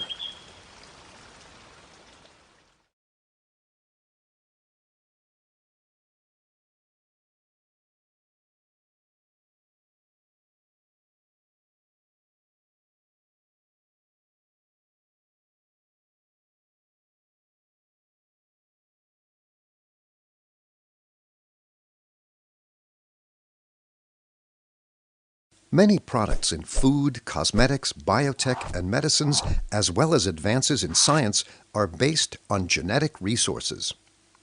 Already in 1992, the CBD had established access and benefit sharing principles, which includes the obligation for users of genetic resources to share benefits with providers of those resources. However, one challenge remained: to ensure benefit sharing once the user has left the provider country with the genetic resource. There was no international system that allowed the provider to keep track of what was happening with their resource abroad. With the Nagoya Protocol, which entered into force in 2014, this changed. The ABS Clearinghouse was established as the central hub to facilitate the necessary communication and information exchange between users, providers, and governments. The ABS Clearinghouse facilitates the monitoring of the utilization of a genetic resource once it leaves the provider country. The Nagoya Protocol sets up a system to inform the provider country on milestones related to the utilization of genetic resources abroad. However, to make this system work, every country needs to take action at the national level. Therefore, a country must establish at least one competent national authority, or CNA for short. The CNA issues a permit to grant access to genetic resources in accordance with domestic regulations. Key information from the permit must be transferred to the ABS Clearinghouse. The submitted information now constitutes the internationally recognized Certificate of Compliance. Now, let's turn our attention to a user. After possibly many years of laboratory work, she has succeeded in research and development and now puts a product on the market. With her certificate and the required documentation, she goes to the authority for market approval in her country. This authority, since it has been designated to act as checkpoint in the ABS process, sends a message called a checkpoint communique to the ABS clearinghouse. The ABS clearinghouse, having received the checkpoint communique, automatically informs the CNA in the provider country. This allows the competent national authority to compare the communique with the initial permit, domestic legislation, and with the contract documents. Action can now be taken by the CNA if the utilization was not in accordance with the initial agreement. Certainty for all parties is ensured through this process, no matter how much time has passed. Let's take a closer look at the key elements of this global system for monitoring the utilization of genetic resources. The CNA in a country is responsible for issuing a permit when access requirements are met and benefit sharing is agreed. When the information from the permit issued by the Nagoya Protocol are obliged to share information on their national ABS procedures in the ABS clearinghouse. This information helps users to understand the What I find so amazing is how few Africans know how to swim. Yeah? I don't know, I don't understand. What's that? Wako landlocked, lakini wako na rivers inaitwaje? Si yako ogelea? Kwa nini? Unateremsha maji. I like that. Sasa.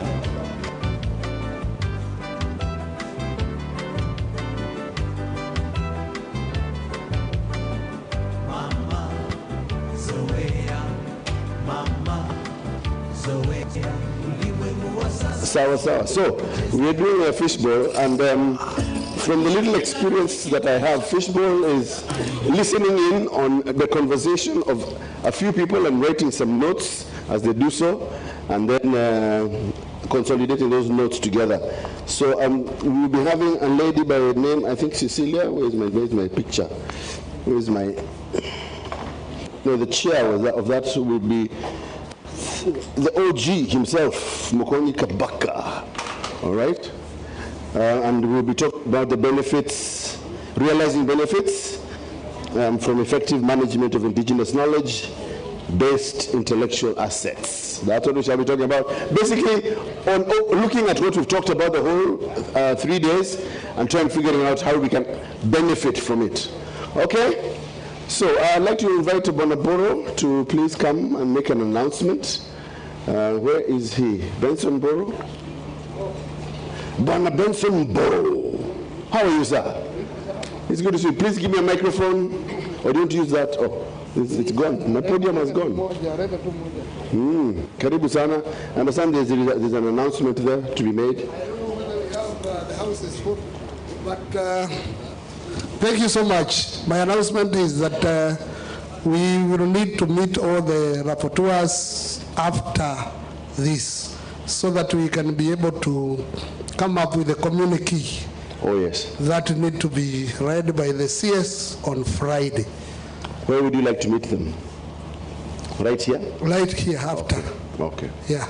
So if you are a rapporteur, usitoke uachwe. Okay, good. Wanajijua? Yes. No zooming. You don't want them to zoom. Community, unaharibu bana. It's just a sort of consultation on the way forward. IPLCs, unaharibu bana. You're discouraging the rapporteurs. All right, good. Ladies and gentlemen, I'm sure you're full, both in your body and in your mind. Vitu nyingi, hata roho imejaa. Na shukrani mingi, nashukuru. Yes, so I thought, yes, I've seen my OGH, he's here. OGW, OGW. I remember ingine. No, but it's a British one, All of the Golden Heart. British, British. Our warrior, our golden warrior. Would you like to come and front here and guide us through this. And by the way, I have been requested by people that they want to feel the sand of the, you know, you can't say you at Serena Beach Hotel and you did not see the beach.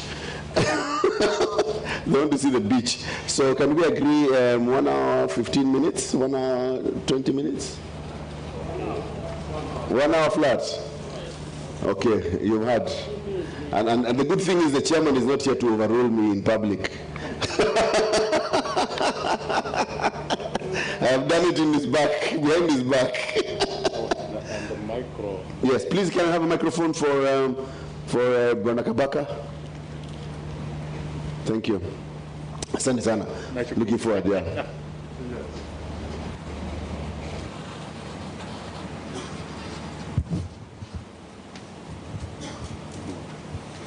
Yes, it becomes very difficult after lunch. I know, as usual, people want to have a siesta for 20 minutes. Then you come. It's natural, yes. As you have said, I will facilitate this session briefly, and we want to take about 1 hour. Ikipita itakuwa kidogo so that people can go for sunbathing. Huh? So what is required here, when you go to the program, some people are supposed to be boiled in a pile, fish pile, and maybe we shall request them to proceed. I don't know if they are here, all of them, or some people are still eating, because we require Riamiti, if you are around, maybe join the then Elizabeth is here around.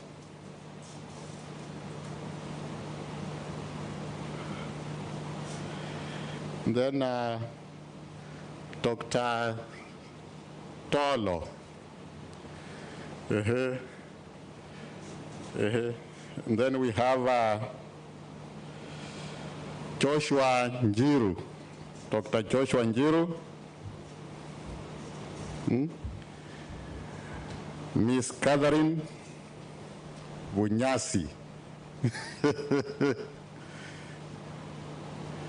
Yes, and then Dr. Benson Mburu, Miss Joyce Mende. We have Dr. Ann Mberia, Stanley Athari, and Dr. Ahmed Hassan.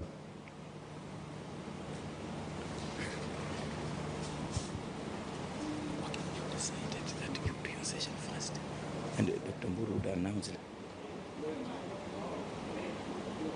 A meeting, yes. Yeah.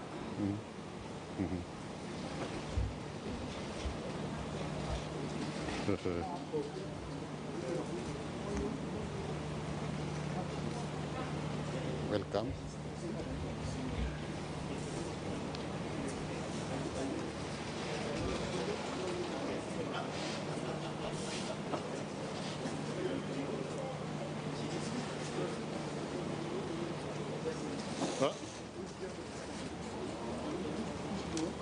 You are saying? Yeah. Yeah. You can use that set. Oh.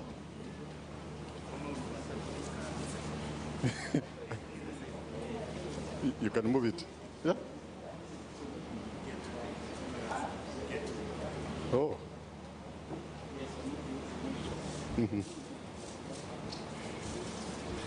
We were waiting for the county secretary. I think she will join us. I don't know where she is or she forgot. For oh, hey.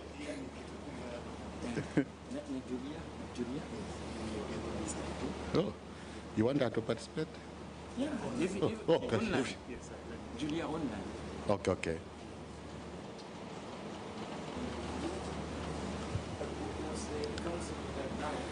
Yeah, she was aware, but I don't know where she is now.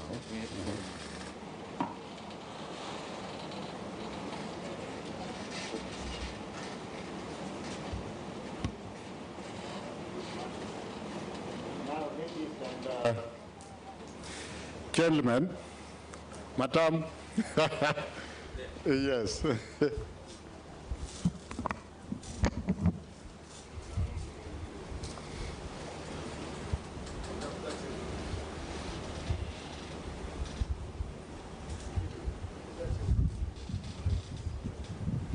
So, ladies and gentlemen, we are coming to the final stage, near final, of our workshop. This is a very important session always in workshops or whatever. We have been here discussing many things, but with a focus on unlocking actually a new subsector of the economy. This unlocking the new subsector of the economy. And before you, these are the internationally recognized experts in their subject area. All of them have keys. They have answers on how we are going to unlock this new subsector of the economy. What is going to happen? Each one with his own expertise will give us in 5 minutes or less, based on where he or she is and the key he or she has.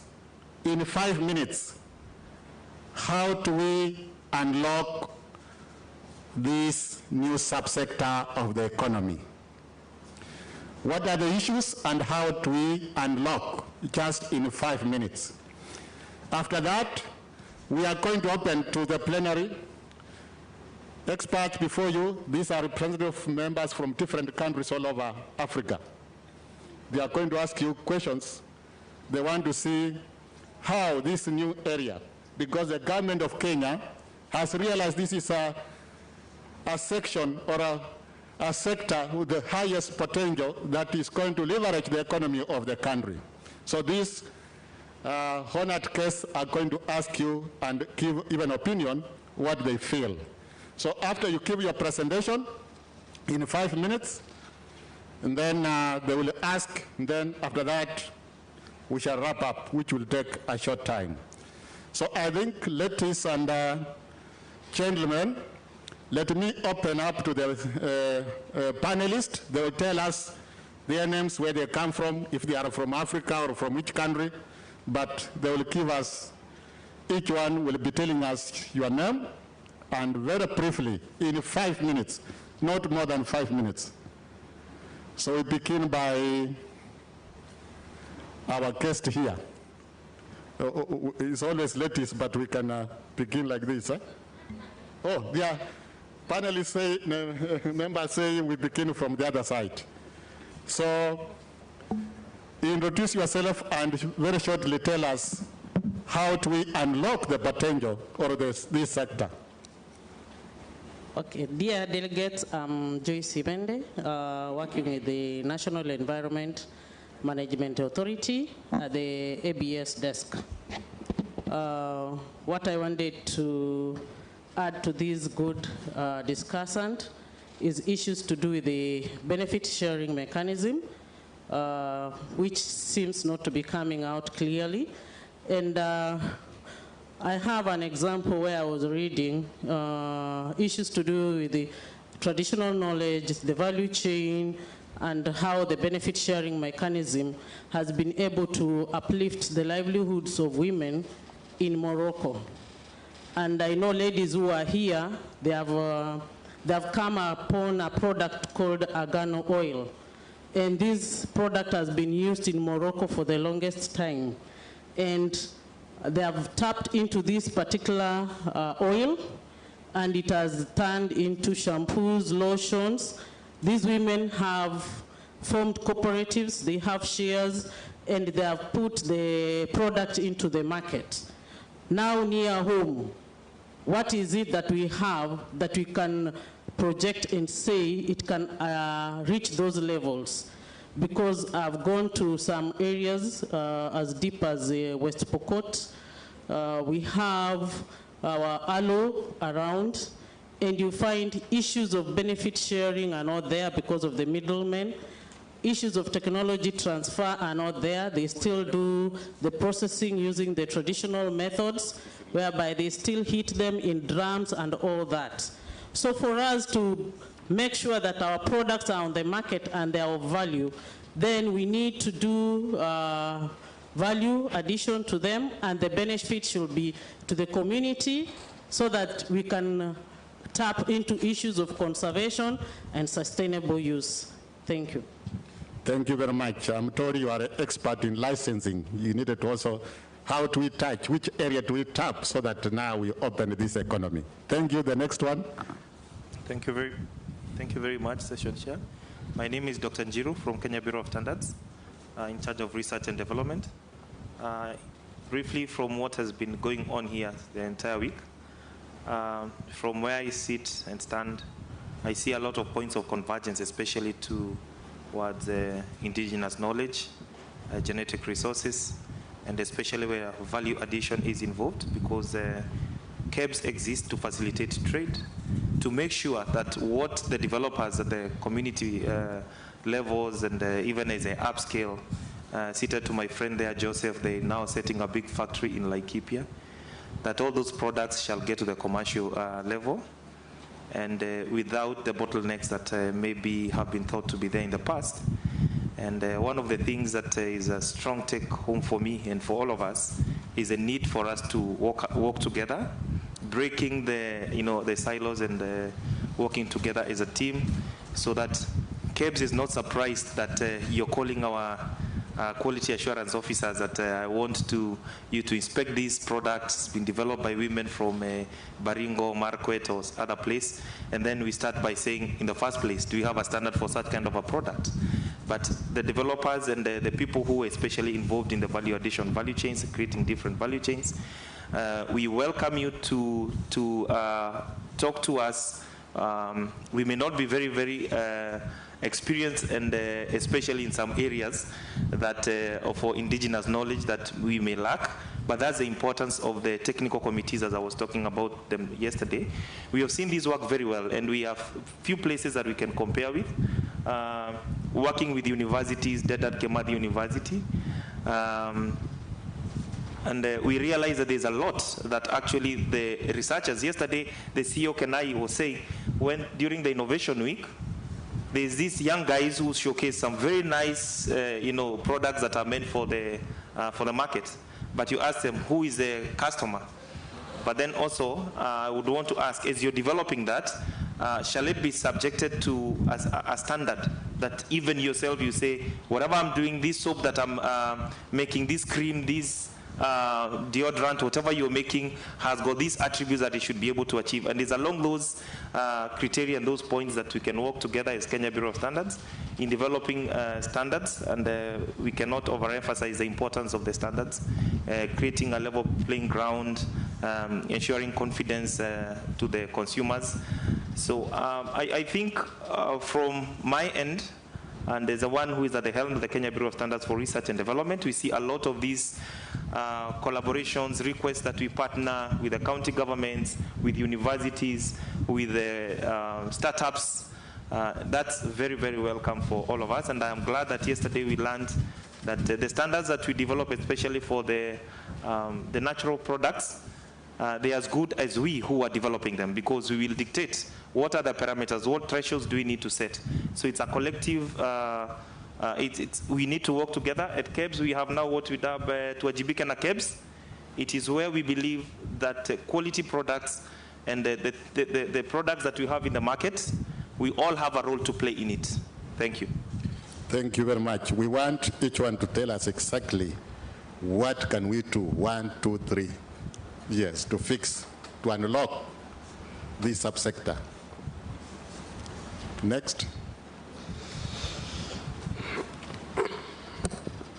Thank you so much, Mr. Kafaga.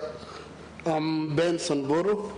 I work for the National Commission for Science, Technology and Innovation, and I would like to say that I developed interest in the natural products while I was doing my PhD in China between 2005 and 2009, when I walked into one of my professor's room, and there are some drugs he was helping the country to develop in China.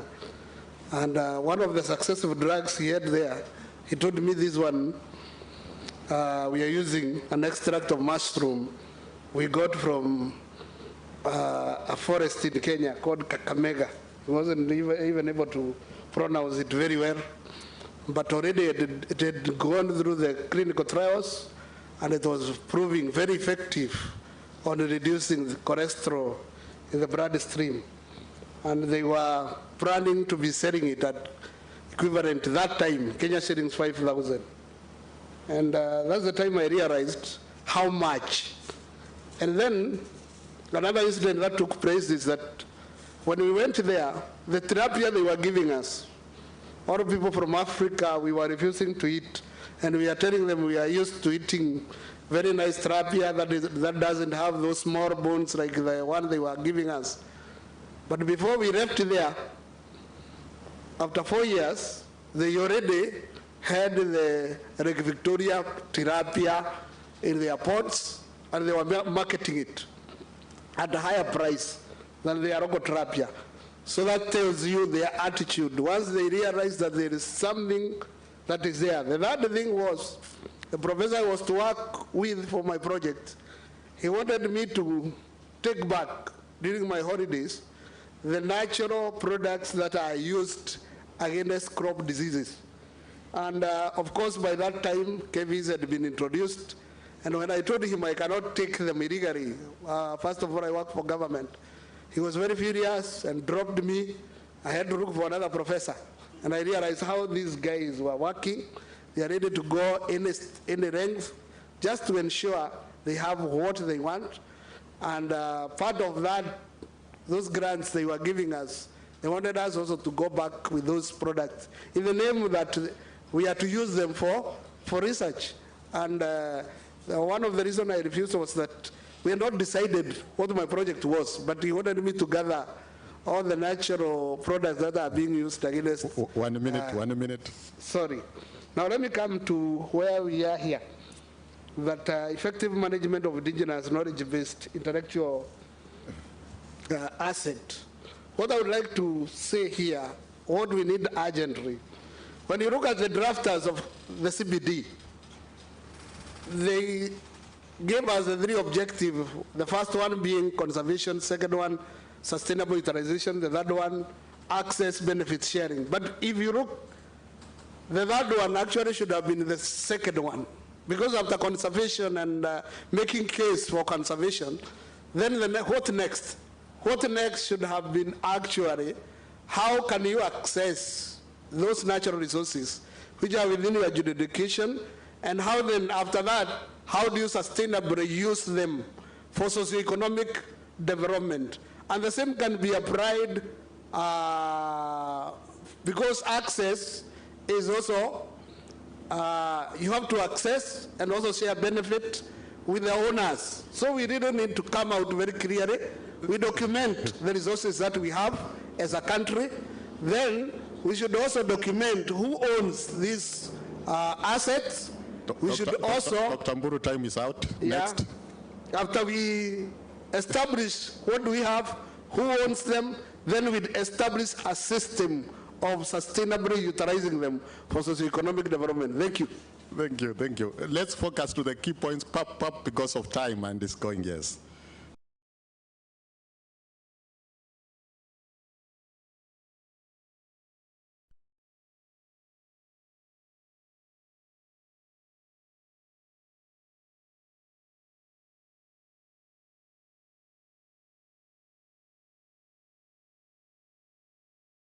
And questionable potential of the indigenous knowledge sector.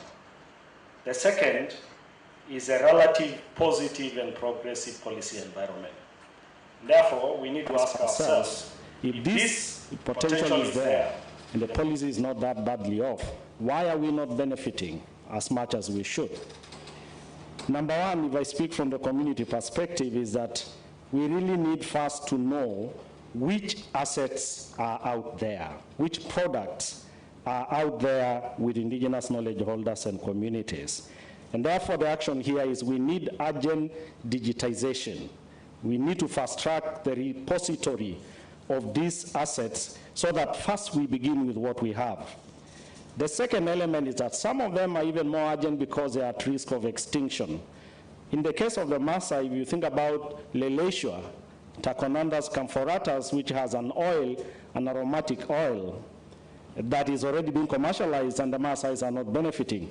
You have a Sonkoyo, which is a fragrance, the same thing. Olosesiai is near extinct, the saddlewood. And so we need to map out these that are at risk and secure them for conservation and sustainable production. Third is we need to address issues of internal community ownership dynamics.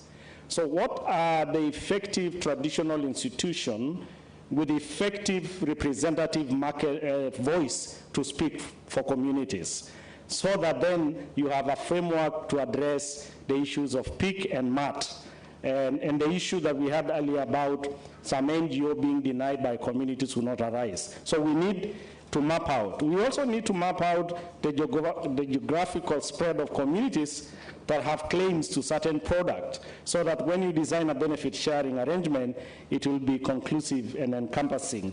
4 is the issue of regulatory institutions. We have learned. 1 minute. Okay, we've learned that these are many and overlapping mandates, and we need to map out so that we build a capacity of communities to be able to target the relevant institution for protecting these goods. We need to have a proactive discoverability arrangement. How do we know these things exist? We need to have county focal points on traditional knowledge and genetic resources to whom communities can connect to. We need to establish a fact sheet on frequently asked questions so that with one leaf you can direct communities on where to get this help. And 2 last points. One is on transparency and accountability. We need to train communities on contracting and negotiation capacities. We need to give effect to instruments of engagement, like free, prior, and informed consent, the biocultural protocols. Time out. All right, and of course, resource support and access to benefit. Thank you very much. Next. Good afternoon. My name is Npi from the State Department of Culture and Heritage, and specifically the Department of Culture. I am the focal point for Traditional Knowledge and Cultural Expressions Act to see that it is operationalized in Kenya. Now, what I see as the challenge we have is that people are still not informed. People still do not appreciate what we have. We tend to appreciate what other people have. What we need to do is keep on capacity building, like the way the NPI program is doing. Keep on reminding Kenyans that what you're doing and what you have is very, very important. I remember a time that we went to, I was taking visitors around, state guests around, for them to see ushanga. To us ni kawaida kuweka uzi kwa hizo beads. Do you know people even as close as Uganda, hawajui kuweka hiyo, hawajui, they have no idea. They wanted to be shown, how do we do it? And because they have heard about the fame that has brought about Kenya, they also want to start doing it. Why can't we appreciate what we have? Let us appreciate ourselves and our strengths. What we need to do also, we need to document what we have so that we can know where does it come from, where does it originate from, what value is it. We need to valorize these things. Add more value so that it can bring more money into our pockets. What we are talking about here is uplifting Kenyans. 1 minute. Yeah. Uplifting the livelihood of Kenyans, and what we need to educate people on is that what you have is very, very important, so that they are able to appreciate all that they have. We are talking about creative industries here. We are talking about beauty products. You have seen, sorry to kuwaita hivi, Wasomali town wanauza beauty products, and we buy them. and they do not sell to us cheaply. Why can't we put them in a way that they are well packaged and then they become our own, our products? Si Wasomali wa Bali ni Wasomali wa Kenya. That I'm talking about. So what we are talking about is a subsector that will need structures, strong structures, so that we can be able to assist our people. We are talking about upscaling conservation and preservation efforts, and also valorization. Thank you. Thank you very much. Next. Good afternoon, everybody. I'm Elizabeth Lolchoki from Narok County Government. I'm the County Secretary.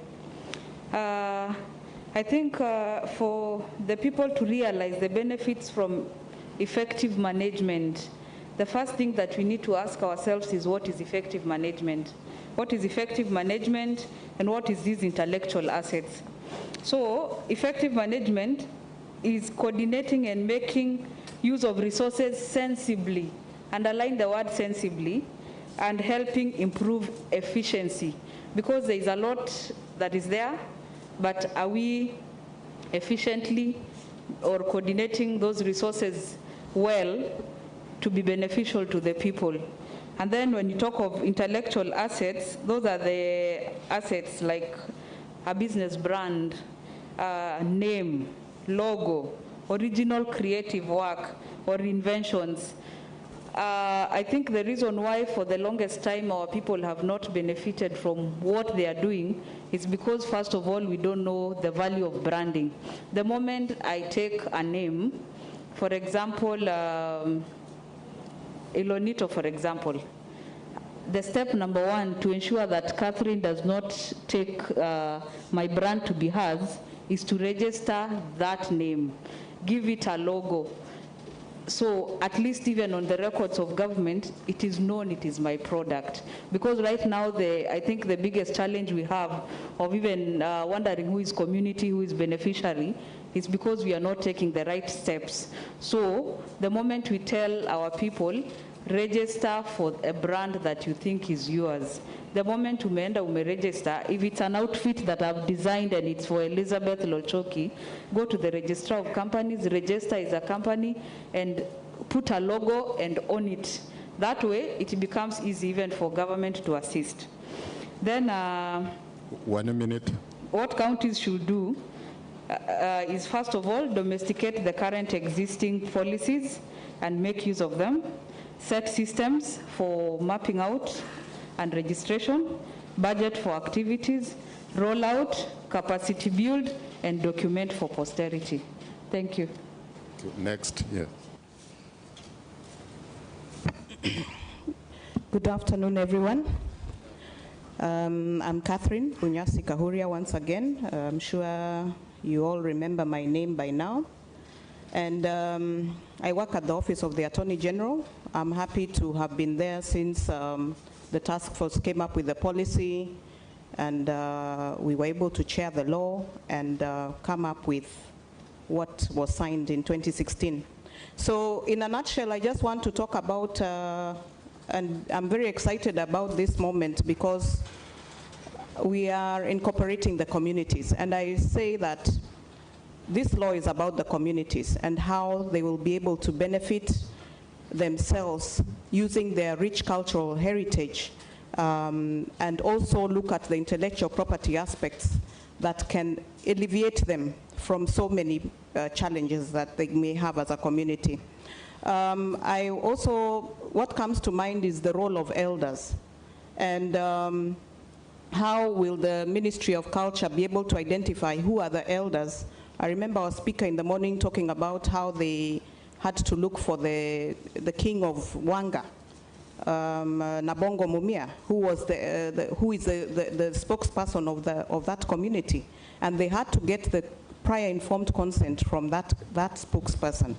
So how are the communities going to arrange themselves in such a way that they themselves are able to come up with their own community registers, and then also come up with the county registers? So they themselves have to have put their house in order before even that county government is coming to the community and saying, look, here we are, this process is willing, it's a willing process, and the issue of databases is very, very important.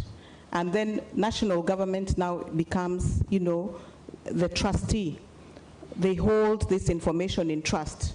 Now, all those administrative details, the nitty-gritty details, are things that will be done. And I look at this workshop and this gathering that is so rich and has all the representation. As the CS said, we have all the people we need here. Come up with a traditional knowledge strategy document that will be used for implementation.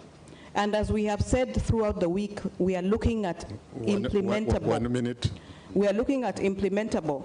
And one of the things that I always look at is on the issue of continuous raising awareness and sensitization of all stakeholders and underlying communities. There is a lot of work to be done, but when we look at it as a multi-agency approach and partnership and collaboration between government and the communities, government at whatever levels, this is something that can be done. On the international sphere, Kenya is a country to watch, not just because we have a rich cultural heritage, but because we have what it takes. We already have the law in place. We are signatories to all the treaties and agreements that we need for now. We are still looking at our internal procedures so that we ratify what else we need. And out there, we are an example, not only in Africa, but in the TK world at large. Thank you. Thank you. Next one. So, good afternoon, delegates. My name is Stanley Asali. I'm a patent examiner at the Kenya Industrial Property Institute. I come from the Nabongo Mumia territory, and now I'm concerned about IP, and I love intellectual property rights because there are several reasons for that. Now, what do I want in this process? We need clear documentation to ensure that we have got 47 county repositories and an appropriately located national repository so that we are able to develop a searchable database. As an examiner, I cannot reject your application unless I quote a document.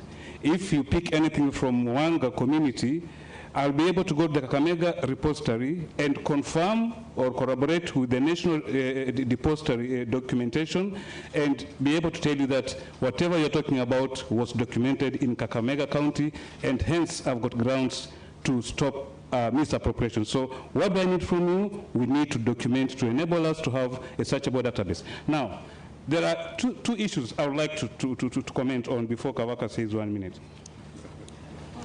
If your pipe is leaking, the only thing to fix it is to go and fix that leaking part of it.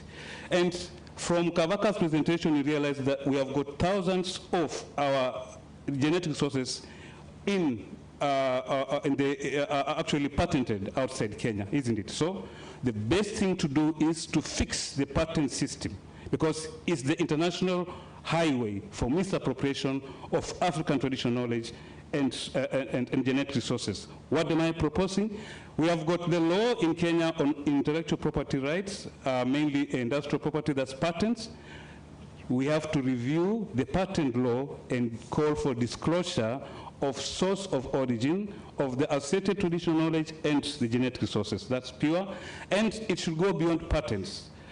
We should also call on our breeder system to also call for disclosure of the source of the seed, because biotechnology is with us. They have the technologies to add other things, but we have the seed that can be used.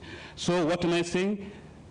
Disclosure requirement in patents and breeding applications. Now, another issue that I came across, not by choice, the authorship of the disclosure is the survey I did in Kajiado. 1 minute. Yes. I'm calling for a new regime on animal breeders' rights. Genomics has it that we can sequence all our genetic resources. ILRI is with us here. ILRI is doing a lot of work on red Maasai sheep due to the known characteristics of that. And without having an IP regime, we shall not be able to apportion benefits to that. Why am I saying that? Because I believe that IP system is going to help us to apportion benefits to the communities depending on the disclosure. I end my case. Thank you. Thank you very much. Next, thank you very much. Good afternoon, all of us. My name is Festus Tolo. I come from Kemri. I'm a Chief Research Officer responsible for research in area of natural products.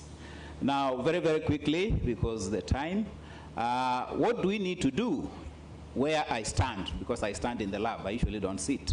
For us to be able to actualize herbal medicine as an integrated part of the mainstream healthcare system.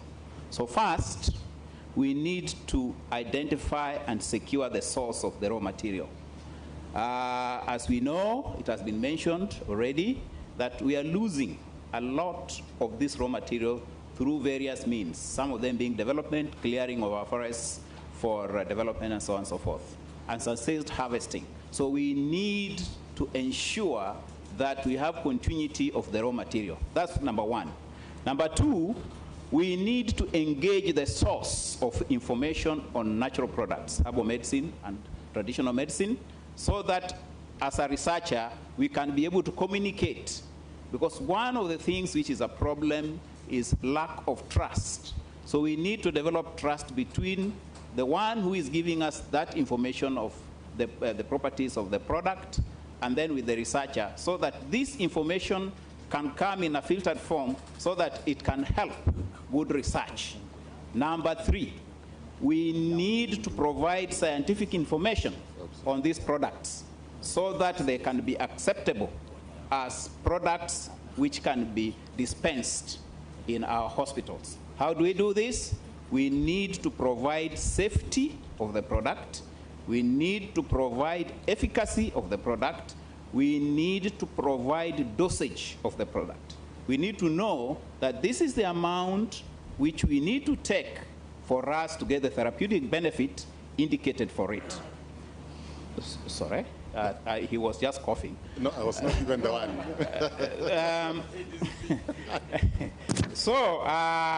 We need to provide this information. How do we do this? By formulating the herbal preparation or the traditional medicine in a way that we can be able to determine the shelf life, because we know when we prepare it, how long is it going to remain therapeutic before it goes bad? This information is important. How are we going to be able to know that if you're giving it to an elderly person or you're giving it to a child, that this is the right concentration you need to provide? That is very important. Alongside of it, of course, we need to know what we call the phytochemistry so that we can be able to do what we call reproducible formulation of the product. If you go and collect from the forest and you are making a particular product, you must be making a similar product all the time. So how do you do that? You identify what we call biological markers of activity, which you can identify on your new raw material so that you ensure that the end product will be similar to the one you made the other day. So that is very important. Fourthly, we need to partner with pharmaceutical companies, industrialists who can be able to provide resource for the production of the material. Because if we are going to do our science, we have all that information, and we are not able to produce and avail, then we will have not gone the whole hog. So we need serious partnerships. I hope amongst us we have pharmaceutical companies who can be able to engage so that we can be able to move this thing to the production level and produce it for production so that people can be able to benefit. Finally, we need resource. Yeah, 1 minute, yes. Yeah, we need resource, financial resource, to be able to provide all those informations I've already laid out. As we know, NRF are here, they are assisting, and we are grateful. Our government is also actually assisting research directly. Even members of parliament assist research directly. And we need all these assistances so that research can be done which is meaningful. Because if you give me 1 million shillings to do research, you are telling me I go to a field activity, collect and come back and sit in my lab with material without doing anything. So small money is wasted money, I can tell you. So we need good financing to do research. Thank you, Chair. Thank you very much. Dr. Hassan, you are the last one. Tell us the keys to unlock. Okay, my name is Hassan Mohammed. I work for the Natural Product Industry Initiative, which is actually located at the National Museums of Kenya. And we are responsible for this meeting here. So the question is, how do we realize benefits from effective management of indigenous knowledge-based intellectual assets? So at the NPI, we believe that we need to develop a structured process to enable us, maximize benefit from these assets. And as Madam Kulamo said, are we speaking to each other, or are we speaking at each other? So we believe that we have to interact with the counties and members of the public who actually own these assets. And therefore, we, at the Natural Product Industry Initiative, what we do is we start a process of creating awareness at the county level on the critical importance of documenting and preserving the indigenous knowledge in a form. Actually, we would like to develop county registers where each county would document the important indigenous knowledge-based assets that they have.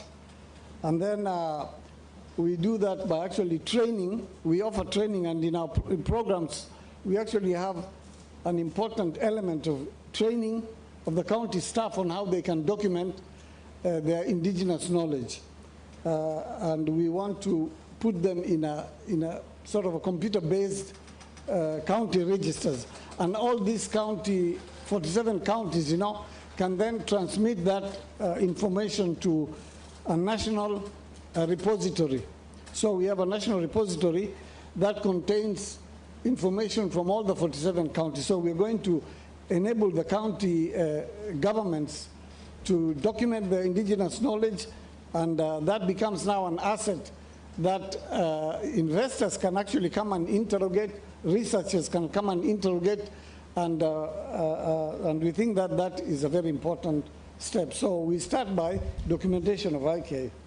And then this becomes a resource that can now be subject to interrogation by potential investors or scientists. And so those who are interested in those resources can then now start the application process for, PIC. We have also helped in establishing a roadmap on how those resources can be accessed. We have created at the county level and at the community level organizations that represent the interest of the, you have 1 minute. The users, okay? And then, so there can be now, contact between the people who want to use those resources and the owners of those resources at the county. So that is, I think, a very important roadmap that we have developed for easy access of genetic material at the county level. Thank you.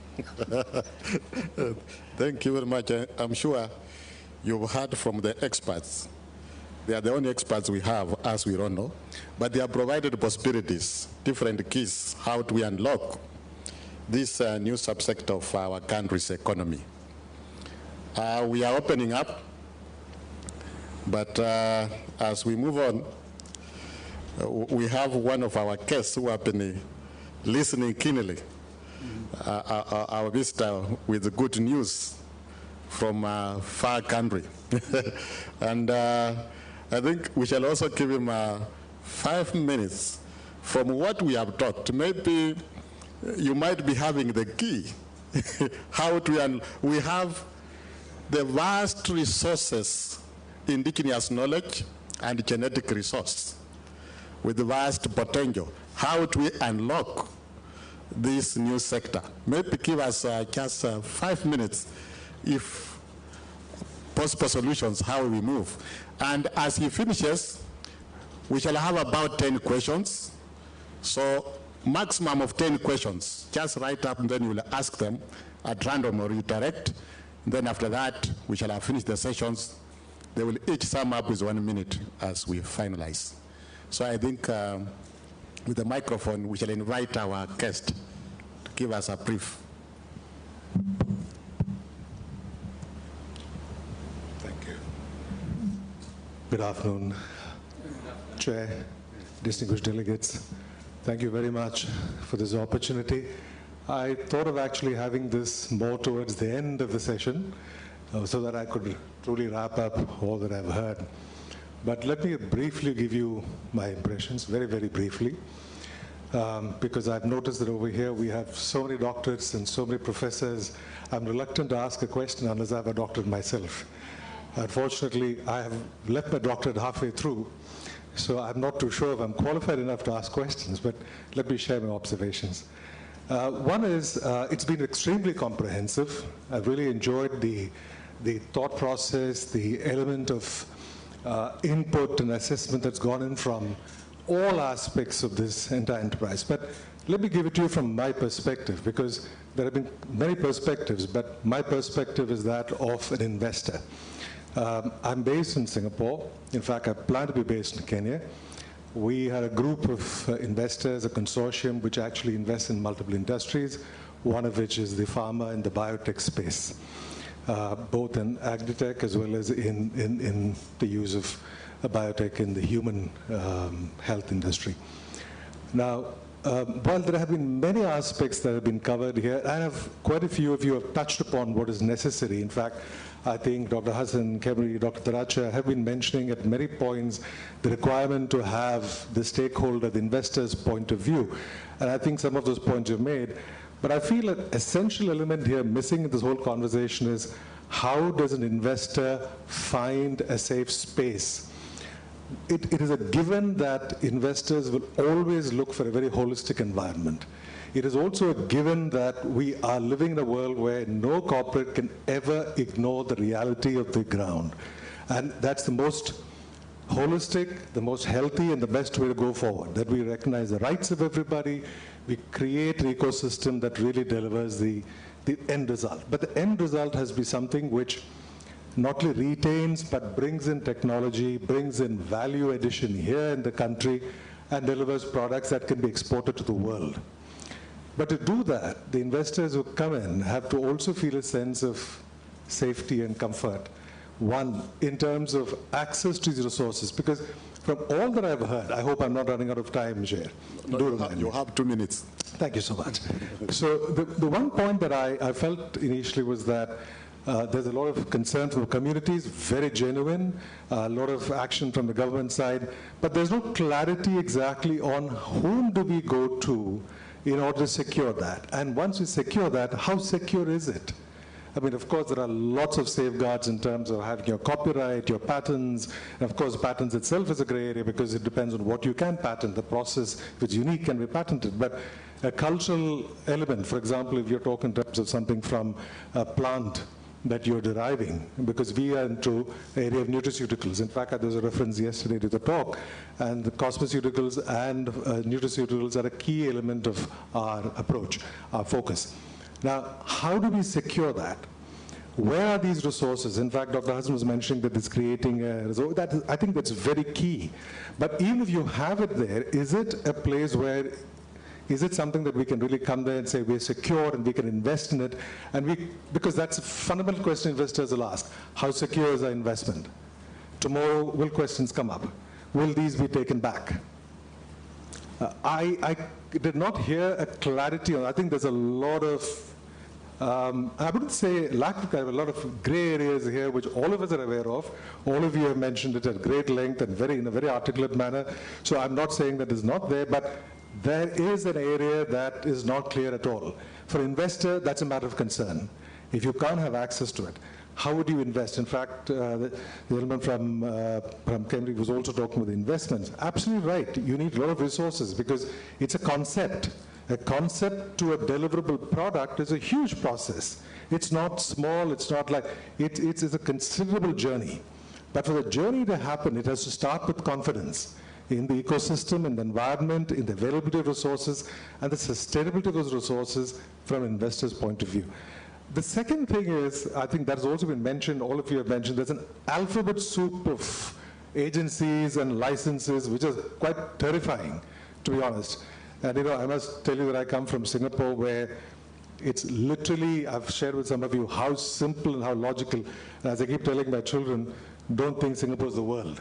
And I tell myself that as well. Singapore is not the world, but it's something to aspire to. But I think a single window, which I've heard mentioned, is an essential element. It's not something to actually say a target, but I think it should be a fact from the beginning, because you'll have a lot of investors coming in once you clarify or really clear up that particular aspect. Because when you look at fines like 5 million and it's not 4 years imprisonment for something that could come out of ignorance, I know a lot of investors sitting in Singapore who would say, let's look at some other country. I've gone through this. I've actually pitched Africa to my board even 15 years ago. Let me share with you. And they came back and said, there's too much of obscurity and gray areas. We know the opportunity exists, but until there's clarity, let's not go forward. I'm hoping the dialogue changes 15 years later. I'm here desperately hoping, pushing, and hoping that with all the talent and wonderful expertise we have, because the human resources of Kenya is something that's mind-blowing. I mean, I'm just astonished with the level of dialogue and the level of information, the level of understanding that all of you have. Truly, from my heart, I've worked in more than 18 countries, and I can tell you, Kenya is just right at the top of the... But to translate that into reality, it needs functional programs that invest from, I'm purely from an investor's point of view, that we would feel comfortable in engaging with. Thank you so much. Thank you very much, and I hope all of us, we have heard his views about investor confidence, safety, security.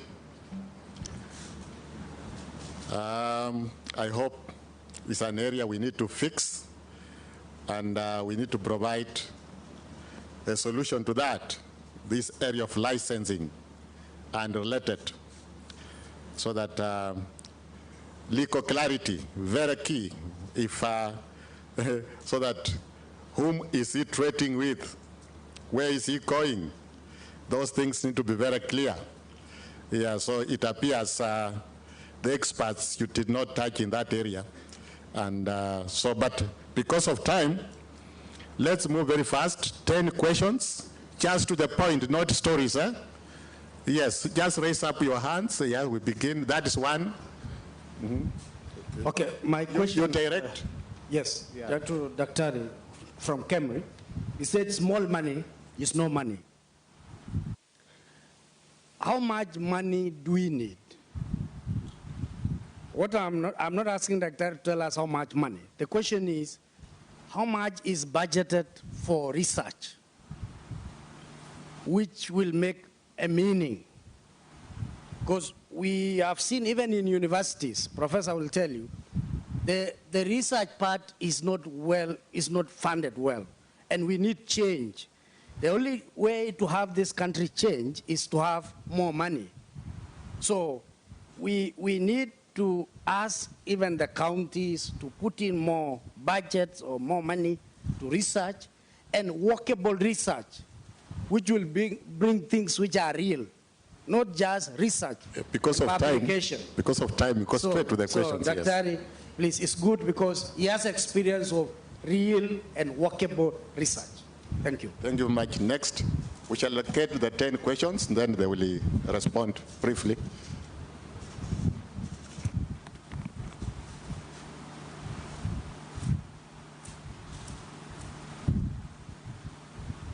Thank you. I'm Professor Tanua from Pwani University, and mine is actually a comment or a contribution in terms of the research perspective. And my colleague here has just talked about the issue of heavy financing in terms of research project.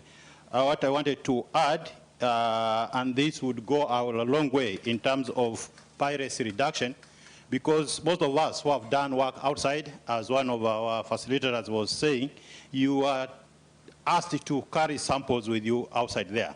But what we need to do is enhance our infrastructure development, enhance our capacity to do the research within this country so that we don't have to be sending out some of these items and eventually the piracy takes place, so that we do protect our genetic resources. Thank you. Thank you very much. Next. Oh. Yes. Thank you. Be good. I wish to make general remarks.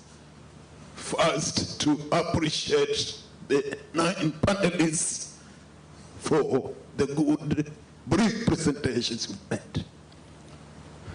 This seems to be directed to the conveners of this forum.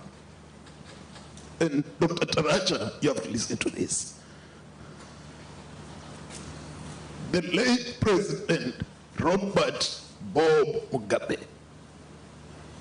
while addressing what was his second last address to the General Assembly in New York, said this, and I quote, or probably paraphrase, that the Assembly seemed to be risking to have turned into a talk shop.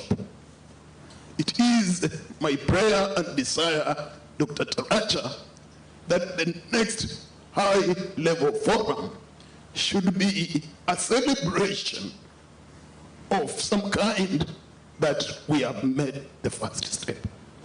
And this brings me to the second comment, because 2013 to 2017, I worked for the bigger county government. It is my prayer to the Council of Governors that their allocation to the concerned department, which should be able to link us, which should be able to practicalize what we are discussing here.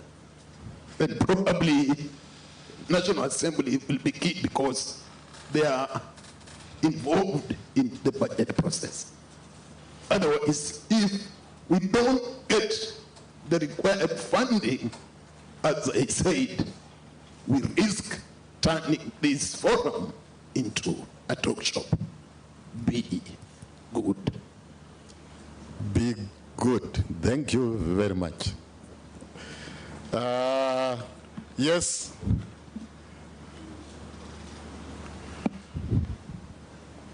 My name is Dr. Amos Lewa Mavita.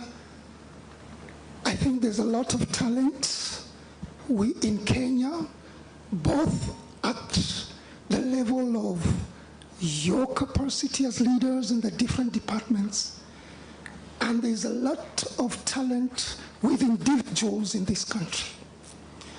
What is actually working against Kenya and its development, especially in the science area?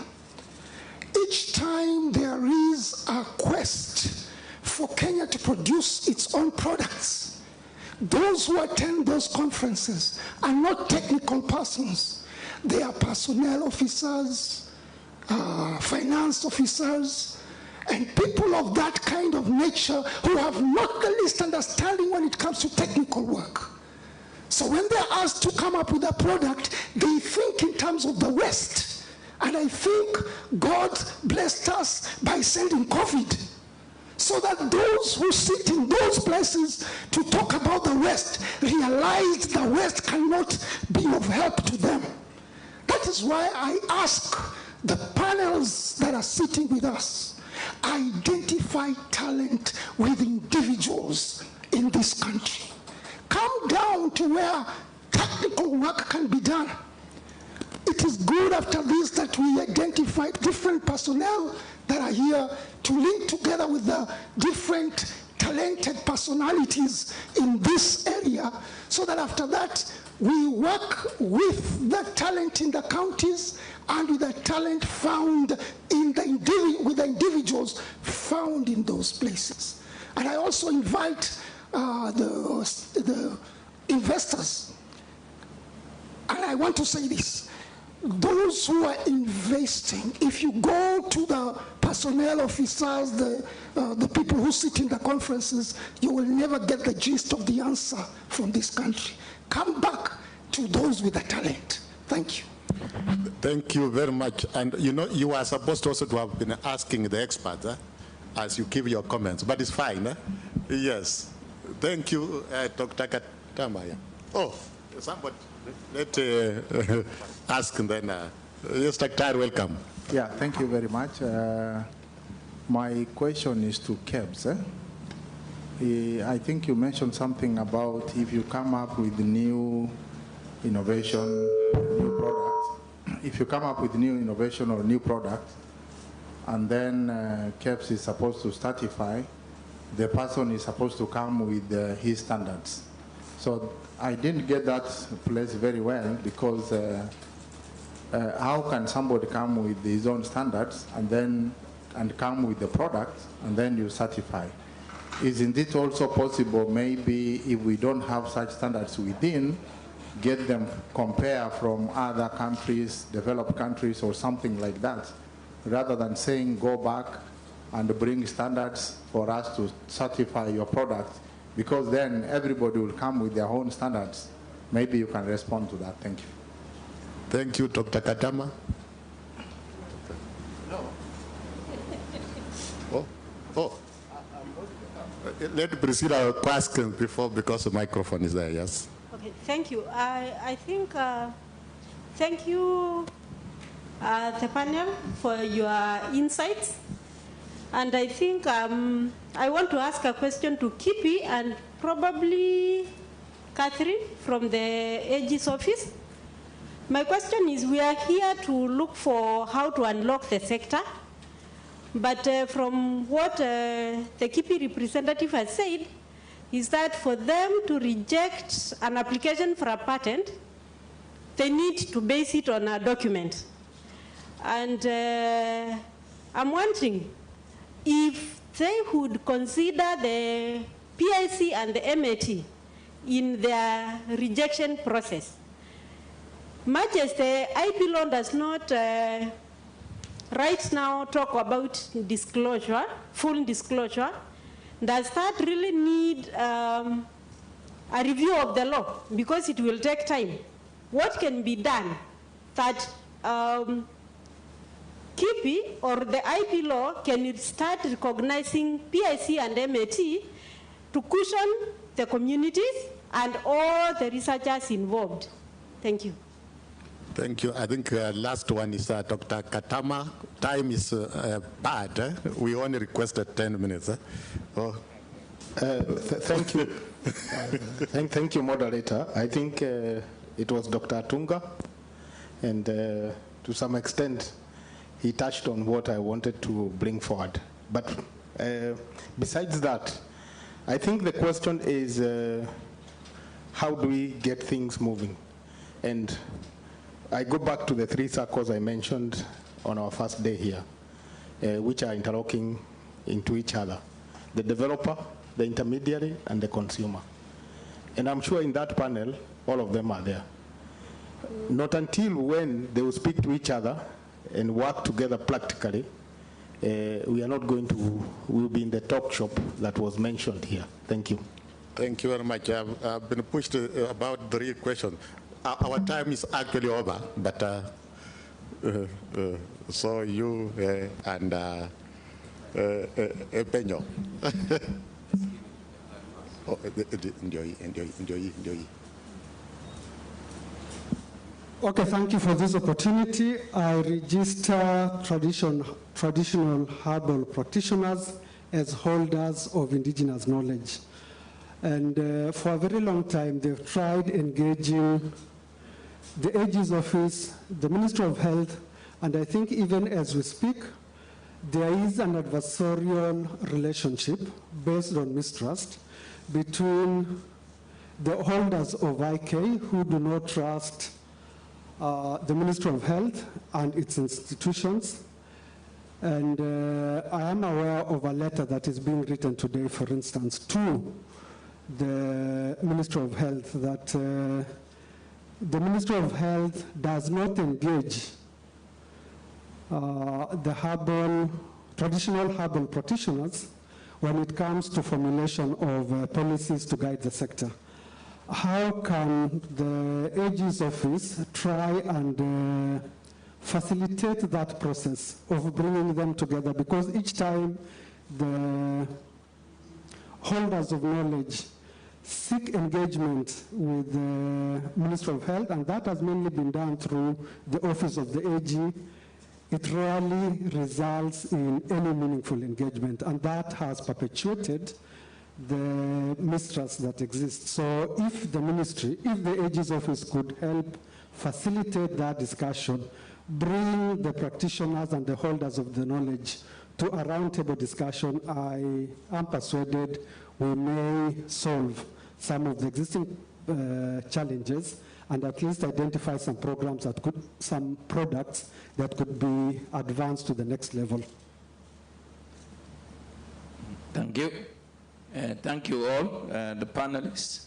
You know, we need to give credit, some additional credit to the session chair.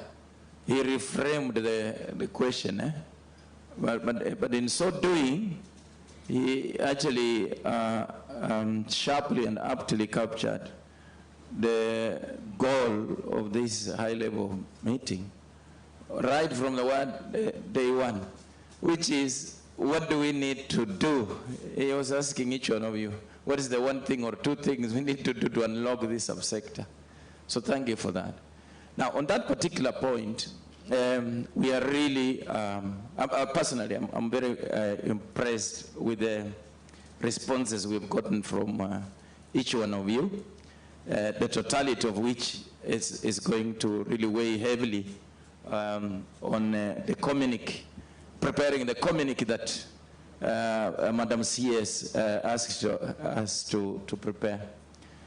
But beyond that, I wish to remind ourselves of something. I think it was yesterday's presentation from UNDP rep, who, among other things, talked of a national valorization strategy. And I also want to call your attention to the concept note that the Secretariat prepared when they were organizing this meeting, and look at the section on expected outputs. You will actually find that amongst the outputs that are expected of this workshop is a consideration to be put to establishing a national valorization team. I think it's there. So the two are speaking to each other. But that's where really I would like to pitch in, and as I build on what you have said, and very, very ably articulated and very usefully. You see, for quite some time, and for very good reasons, as a country we've expended a lot of energy and effort thinking through policy, legal framework, administrative structures, for very good cause. And it all begins there. And it needed to be done. So some of us are now saying that debate needs to be brought to some quiet rest. It deserves some rest now. I caught a lot of consolation and comfort in some of the presentations from the floor here, a number of them from the lead institutions. You heard what the Director Cyrus Mageria from the Ministry of Environment articulated here, along with the presentations from other colleagues, when he actually talked of a one-stop shop, you know, an electronic permitting licensing one-stop shop. Of course, Dr. Hartmut Meyer, from the GIZ perspective, weighed in. So that we now have it. We almost have it. Let me not say we have it. We almost have it. But so what? So what is what brings me to what Mr. Geoffrey Omedo from UNDP was talking about. He provoked us here. He's a Kenyan, but not working for the Kenya government. He's working for an international agency. Provoked us here. He said, in shaping a vision, you can come up with it, or wait for other people to come and define it for you, and you buy into it. But then he zeroed in on national valorization strategy. So the entire value chain. You can't valorize that. You can't make the law or a policy stop there and say you valorized. You can do research and find very key good findings and provide proof of concept that what traditional knowledge holders claim is true, and you stop there and say you have done it, you have valorized. You can't come and commercialize in the manner Dr. Tolo was defining and all that. Okay, formulate and all that, and stop there and say, yes, I've arrived. You can't do laboratory phase production and show that it still works and say you've arrived. You will step up and do commercial scale production and hit it into the market and let it stay there and start making money, and then you say you have arrived. So that really is the journey. And I'm very, very happy, personally, colleagues and the floor, I'm happy that we're now pointing, we're now channeling, we're now focusing our dialogue, the national dialogue that we contemplated on Monday towards that. So I like that documentation. You won't develop anything that you haven't documented. You've said it. And so that's that thing. I don't know, the framers, the people who will frame the communique, the people who are recording, they need to take. So the licensing, permitting, one-stop shop, a key thing. The documentation and digitization, as spoken by our CS and PS in 13 counties as a rollout, is a key thing. It's going to trigger interest from business. The thought, the thinking about how we mobilize resources to do scientific validation for those products that will need to be validated. That's going to be a key thing. And now we have CAM rep. We have a friend of Kenya, all the way from Singapore seated here. We have, you know, they are now weighing in from the real world, the business world, and saying, but Kenya, you're talking about this thing, but do you really have it all together? And it's getting really interesting. A friend from Singapore has said, oh, as an investor, safety of the investment, certainty of the investment, holistic approach to that. Okay, so we're getting there. The standards guy, you're going to talk about, you'll respond to Dr. Tunga's question. And I was just wishing I was in a position to respond to that, to Atunga, when we are having a cup of tea. But I like that you're asking those questions and all. So we have it all together. So thank you very much. I think this was a very, very useful session. We're getting there. Thank you very much. I think we shall not go to other questions because we are time bound. Yes, and we are coming to the final session. Just sometime when you are a chair, you have an opportunity to comment. We have some experience from Brazil. You know, my friend from Daktari, when he was commenting about talents and related, and he talked about the public. this value pipeline involves very many people. We have done negotiations like in America. You find somebody in the administration is the key negotiator in that meeting. I was referring to Brazil. Something unique happened in Brazil. It's like what we are doing here.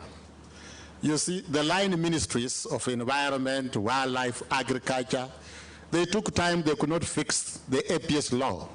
The law was fixed by the ministry in charge of finance.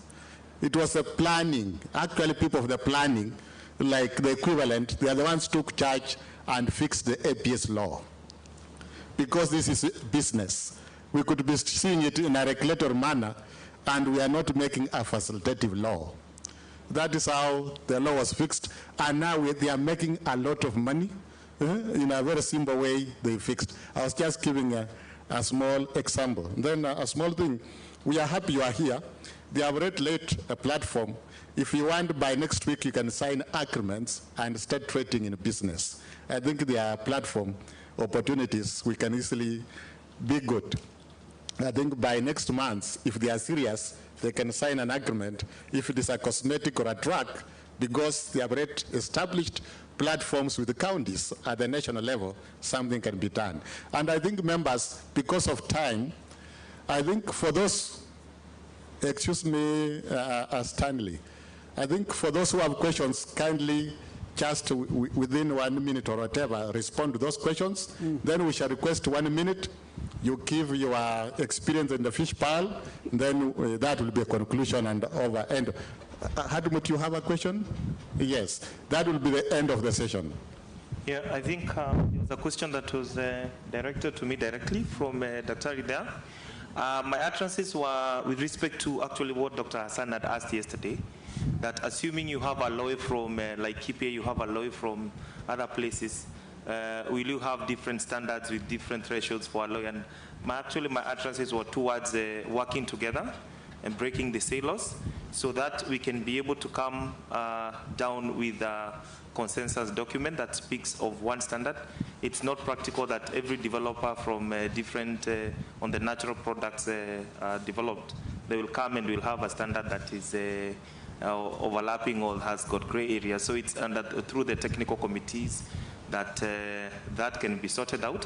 And also to mention that it's good when KEBS is involved, especially for products that will need, or rather for items that will need product certification, because you can advise.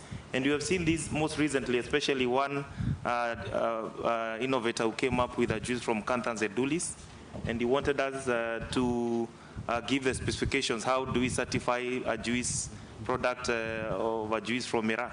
And you know, the things that go around that. So I was speaking from the spirit of working together, and one of the deliverables that actually we can do exactly immediately from this is that we talk to each other, what we do, what we can be able to do together, what is happening. If you talk to the technical committee 171 on the service industry for culture, you realize maybe they are doing something, or there's a process that is ongoing that you never knew and you're here. Thank you. Yeah, I also had a question, very briefly. I was being asked how much money is enough to do good research. What I would say, the money which is able to do what you project to do. So I mentioned one particular figure of 1 million, because in our experience, we know that if you are running a study, there are various aspects of that study which require financing. And I can tell you 1 million is not enough. Maybe to just mention what has been produced and the kind of money which was used to produce it, it's like, for example, we talk of the artemisinin-based drugs. It has been very expensive. They have spent billions of shillings to produce it. It's from a medicinal plant. So that kind of financing is what we need to actualize the medicines we talk about. We talk of 2% GDP for research. I can tell you, I'm not very sure that that is the actual money which is allocated for research. But if it could be located, then it could really support good research. Now, there is a concern which was raised by a colleague here about mistrust of the herbalists and the Ministry of Health. I belong to that Ministry of Health. And I concur to a point, because you find that the herbalists, the traditional health practitioner, provides a medical service. But where is this person registered? It's registered at the Ministry of Culture. So you can see the disconnect.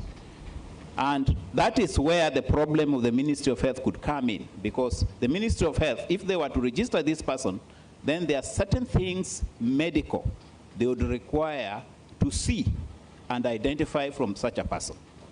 Then the next problem is with the product. Most of these products are not regulated. We have the Pharmacy and Poisons Board, which is registering and listing these products. But they can only do so if the products are presented to them.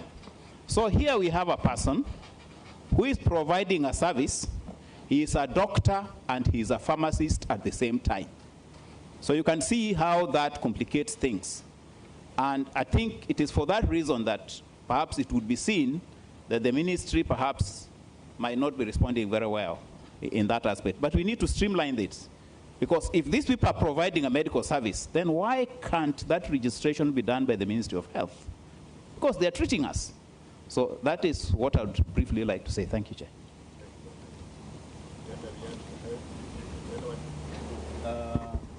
So let me attempt to answer the question from the World of Research Training Institute. Yes, from where I sit, I've been sitting in that place for nearly 20 years. So I can comfortably say that with legal guidance, we can comfortably review Section 29 of the Industrial Property Act on biological inventions and call for disclosure of the source of knowledge or asserted traditional knowledge. That one, I believe, with us sitting here, is not a big deal. It's a section that deals with biological inventions. Right now is the one that's handling biotechnology, where should you have a microorganism for biotechnology, you have to deposit it at KEMRI, if it's medical, or CALRO. Are they functioning, those depositories? That's a discussion for another day. Now, if we disclose traditional knowledge and strategic resources under that section, it will be good. We shall only say that if you are applying for a patent that involves traditional knowledge or strategic resources, then you have to disclose the source.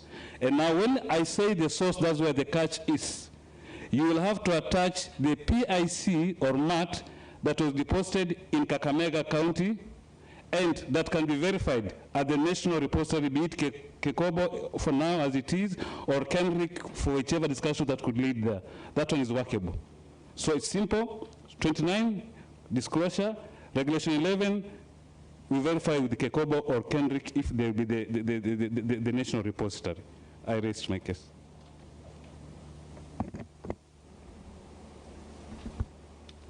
Yeah, thank you very much. I've heard many questions that have legal questions. So I'll just narrow down on one, on the issue of, you know, a lot of obscurity and lack of clarity or uncertainty, and a soup, what was it? I like the alphabet soup of agencies and licenses and permits. So this law has quoted, if you look at the end of it, a national competent authority. So what the authors had put down and what we got was a bit different. But you can imagine this team of experts, and I'm glad to say I think I see like four of us on this panel are the ones who came up with the law. What we put down was not what we got at the end, but we had put down the formation of a statutory, a state corporation or an authority that would be the implementer of this law. So that is something we are still looking at, and that is one of the tasks of the task force, that we will be able to advise our principals that indeed to avoid a whole mirage or concoction of different agencies doing different things. For purposes of implementation of the TK and TCEs Act, it is very, very important that we have a state corporation or an authority or whatever you want to call it, looking at matters TK and TCEs and how we will be able to advance and implement the Act through this agency. Thank you.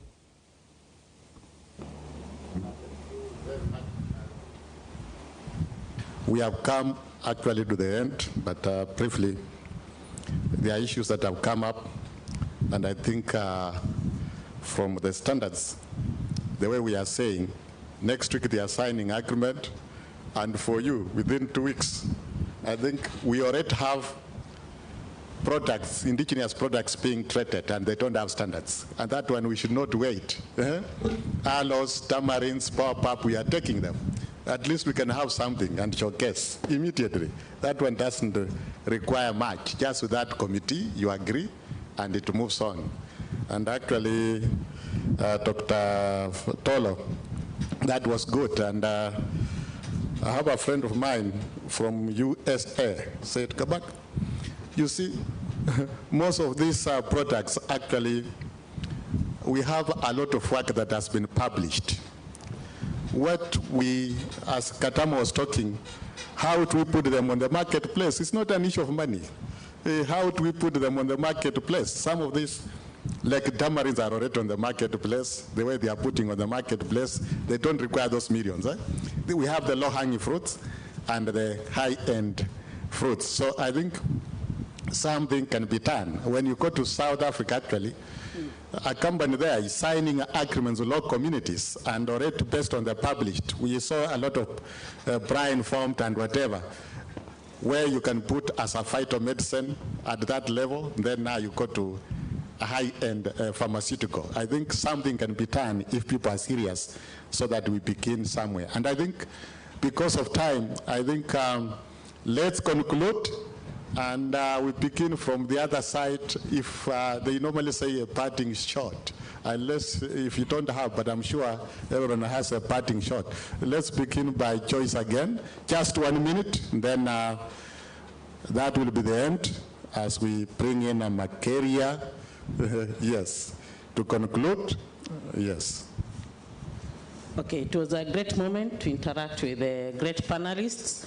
And I'll still echo the words of my senior, Mr. Mageria, that we should look forward to acceptable, implementable, and versatile ABS framework, and also strive to make sure that we are working towards ease of work, doing business in this country in terms of the permitting system.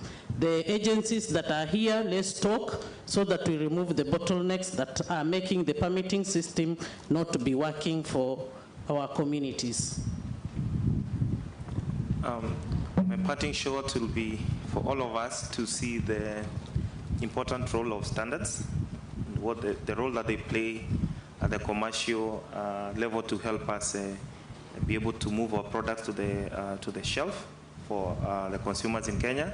And maybe just to mention, Bwana Chair, that there is actually a standard for tamarind, but that shows actually the proactiveness of the developer, because Jetlag in Roiro, they came and they said, we have this product, we have been having sources, but now we want to add tamarind. So we want a standard that will be for tamarind sources. So if you want a tamarind, like the way Ngilu wants it in Kitui, to be blended into wimbi flour for porridge, that's a standard that we're going to create, because that's a need that is coming from the developer.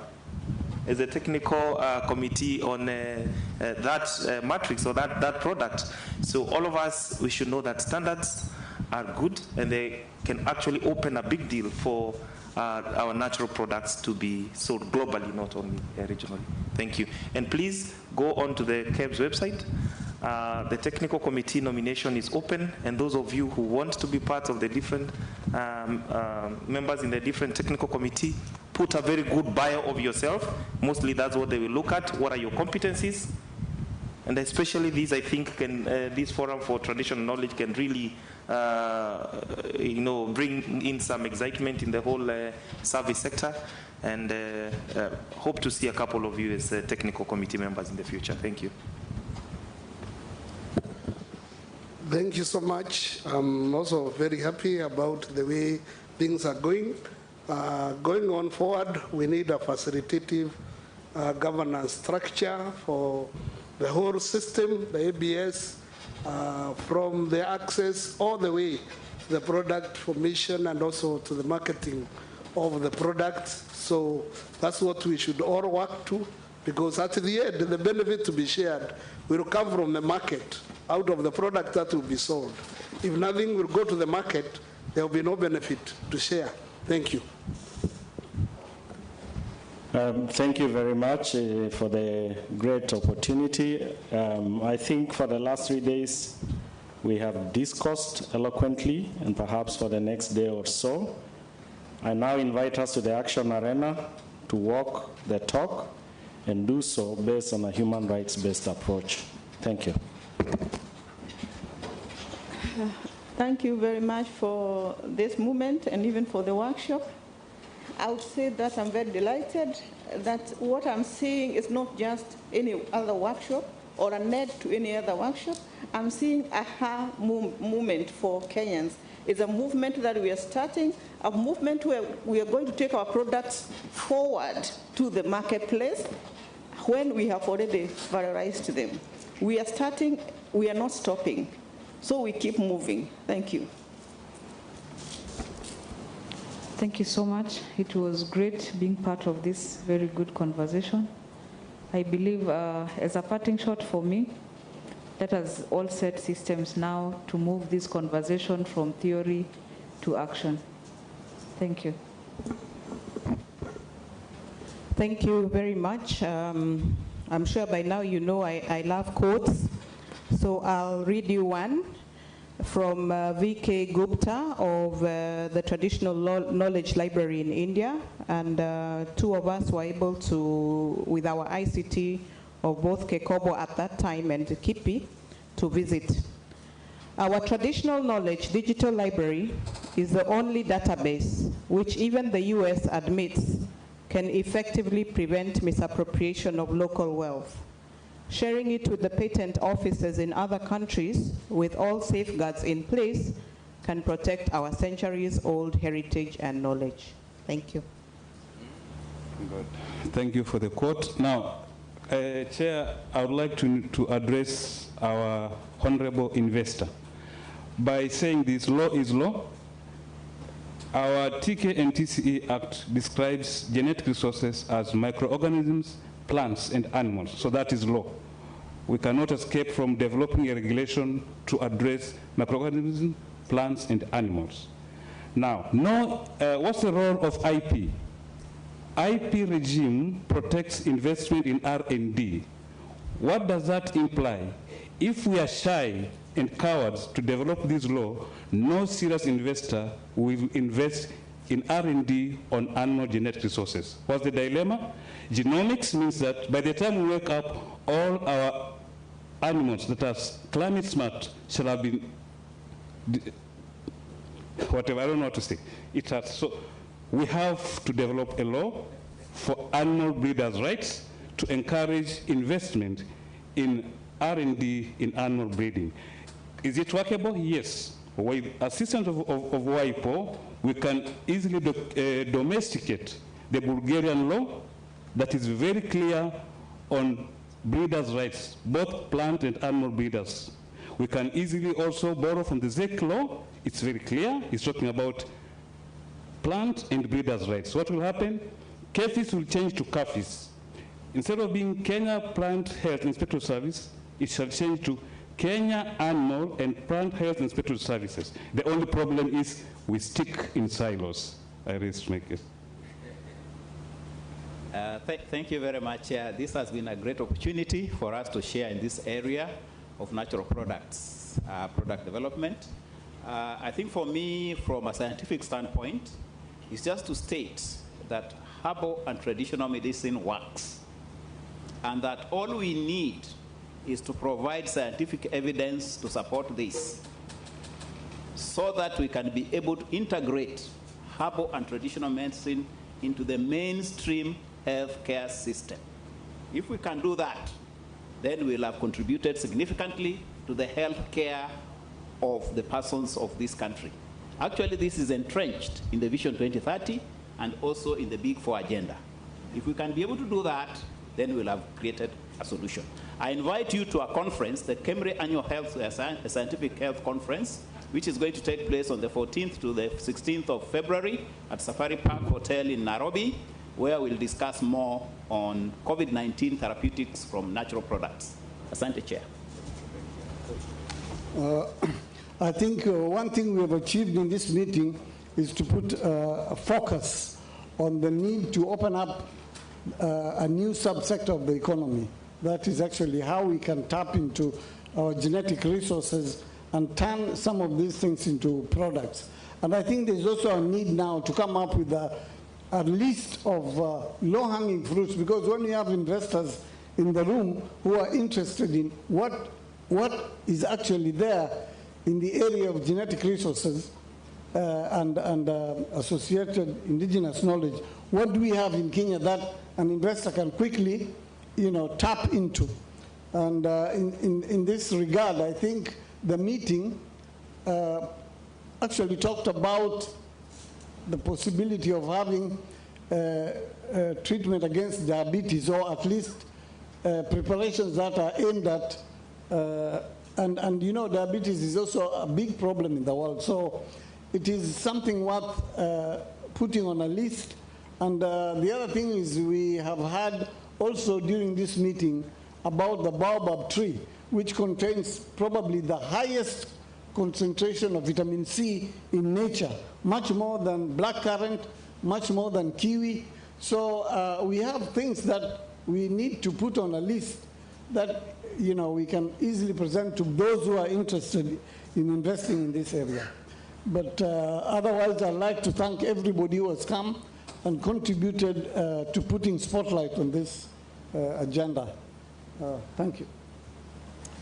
Thank you very much. You can take your seats, and I think Dr. Daracha, the communique is over. For rapporteurs who took the note, the communique is over.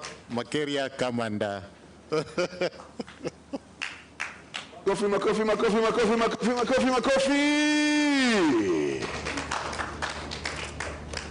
Hey, I see why you're OGW.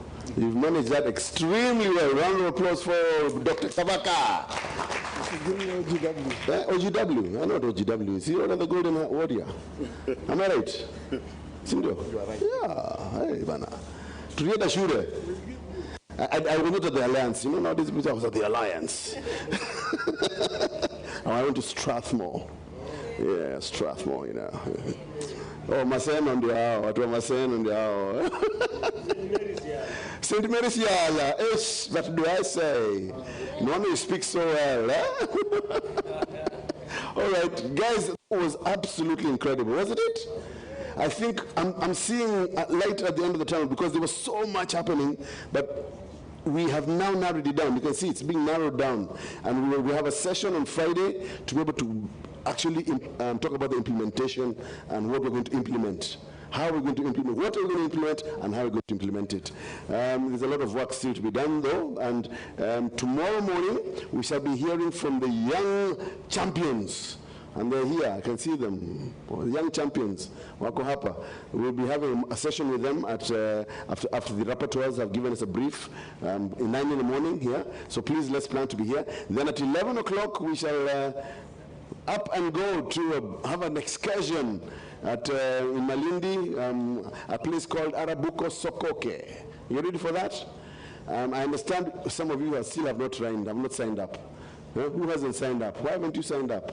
Please sign up. Where's the form? Where's the form? Oh, she has it over there. All right. So thank you, Innocent. Just the Ma community over here have put their hands. And anybody else there?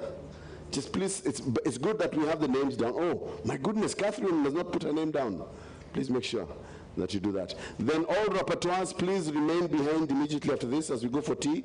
All rapporteurs, please remain behind briefly. Benson Mboro is going to have a session with you. It's going to be brief, don't worry. You'll still be able to see the sea.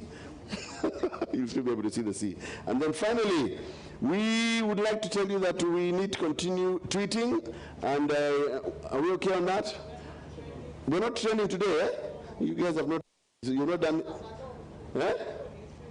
You guys are not retweeting. Eh? Juliana, we're not retweeting, we're not trending. We are. Oh, okay, good. Huh? 8 p.m. program. Oh, NPI. Yeah, NPI, my friend. Yeah, it's, what is he saying? Is he saying NPA? NPI. Oh, yes. It's NPI, I thought so. Oh, I'm sure it is NPI. All right, so I think at some point it is going to come up. Please continue tweeting. I've not seen anybody with pictures of them having fun. Maybe your food, the food that you ate. Oh my goodness, I had lobster yesterday. I need to make sure I put that picture. It was a very good one, wasn't it? Yeah? You have my picture. Oh, good. Yes, all right. Hey, Daktari. Uko sawa? Anything? Uko sawa kamsa? We can release guys for tea, guys. We can release you for tea and one other thing. Swimming. Ah, Dr. Lewa. Have you forgotten? Oh, implementable. Okay, here we go. We're trending at what? 1, 2, 3, 4. 1, 2, 3, 4. Yes, 4. Oh, guys. How many of you like football? How many of you enjoy football? How many have been following AFCON? Am I the only one? Hey, tonight, Senegal versus Burkina Faso. Eh? I'm a Senegal guy. Me to a Senegal. At 7 p.m. 7 p.m. you can watch it on K24 or any of those other channels that show it, that will show it live.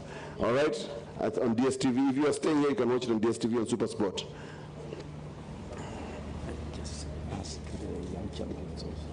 Okay. Young champions also behind Dr. Taracha would like to meet you briefly. He'll be leading that session tomorrow with you. All right. Any other questions? We're good? Are you happy?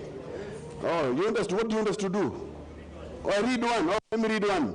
The African Voice says most speakers at the NPI program event are agreeing that African indigenous vegetables have been neglected, yet they are very nutritious with high potential to increase the per capita incomes of smallholder farmers in Kenya. Oh, wow, okay. With NPI program event, Kenyans will improve their livelihoods or their living standards since they will be empowered. And one last one there. Pastoralists as stewards. We did that one earlier. Give me another one. Yeah, that one. That's a good one. Digitization of already existing indigenous knowledge is in the community is key to some information. As some information is soon becoming extinct. Oh, okay. E.g., a known Maasai tree named the Lashwa with natural fragrant scent. Okay, there you go. Nice pictures there. Thank you. Very good pictures. Yes. There you are, Bwana Kimalet. Are you seeing yourself? Nothing about us without us. That was very nice. That was a very good quote. Who did that one? It was me, my friend Wilson. Nothing about us. Was it Wilson? It was Eric, eh? It was Eric. Yes. Nothing about us. Kube. Ka? Yours was a different one. Okay, anyway, that was a very good quote. We don't want to become part of the product, but part of the process. This is the first meeting of indigenous peoples have been appreciated. Oh, wow. It's the first time they've been appreciated. Banakobe, you said very well. All right, so that's basically what people are talking, and I don't know why you're not retweeting. These are such wonderful, powerful statements. Very good content. Let's retweet. Let's get our people out there to retweet. We need to keep this information going on even into the night so that we can continue being on top of mind of everybody. Thank you, guys. God bless each and every one of you. Have a great evening. Let us see you tomorrow at 9 a.m. Go and swim. Oh, you have a question regarding tomorrow? No. I want to find out what are the arrangements for the Arab Kosovoke visit? Okay, the arrangements, I cannot answer that question. Innocent, what are the arrangements? But In terms of what? Oh, okay. Who? Okay, I hear about Dr. Taracha. Innocent and our colleagues from, who is Dr. Lewa? NPI, please let us. Lewa has just walked out. Director Kalume. Dr. Kalume. There are people who will speak better than one. Where are they? Where is Director Kalume? He's out, or he out. Can somebody call him in? This is important before they're the ones hosting us. Well, basically, we're going to get into a bus, we're going to go there, we're going to meet the people, and then we come back. It's pretty much that. What exactly did you need to know? Call them Okuje. Do I need to come in a suit? Oh, that's a very good question. Please come in sneakers or open sandals or things like this. We're going into the village. Yeah, we're going to the village. Come in dress loose. Dress loose. Don't come in high. Please, girls, don't come in heels. Do not come in heels. Unapenda heels. Hey, Madam Waziri, no heels, eh? Yeah. Come. Trousers would be nice. Well, will they allow us with trousers? Are they? Is it a community that will not allow? That's the other question. So all right. I see him. You see him? Let me explain. Okay. Director Kalume, kindly ujuze hawa juu ya kesho. Kuhusu kesho. My names are Ishmael Kalume Benjamin. I'm the County Director for Culture and Heritage in Kilifi County. Tomorrow we are Checkpoints gather information from users on when and how genetic resources are being utilized in order to report back to the ABS clearinghouse and thus inform the provider. Typical checkpoints are patent offices, funding institutions, publishers, market approval authorities, and other institutions dealing with innovation, product development, and commercialization. The checkpoint communique is a standard form for compiling the information gathered by the checkpoint in order to make it available to the ABS clearinghouse and forward it to the provider. All countries have to put all these elements in place. Only when these elements are operating effectively will monitoring the use of genetic resources between countries be possible. This will contribute to increasing transparency and trust and result in more ABS agreements and partnerships, which in turn translate into advances in science, more innovation, products, and benefit sharing for users, providers, and the conservation of nature.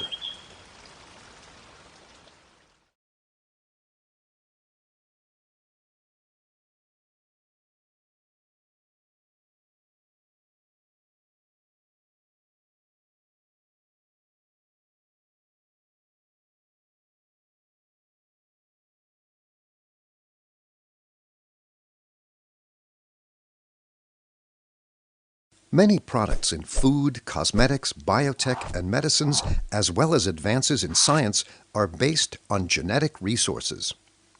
Already in 1992, the CBD had established access and benefit sharing principles, which includes the obligation for users of genetic resources to share benefits with providers of those resources.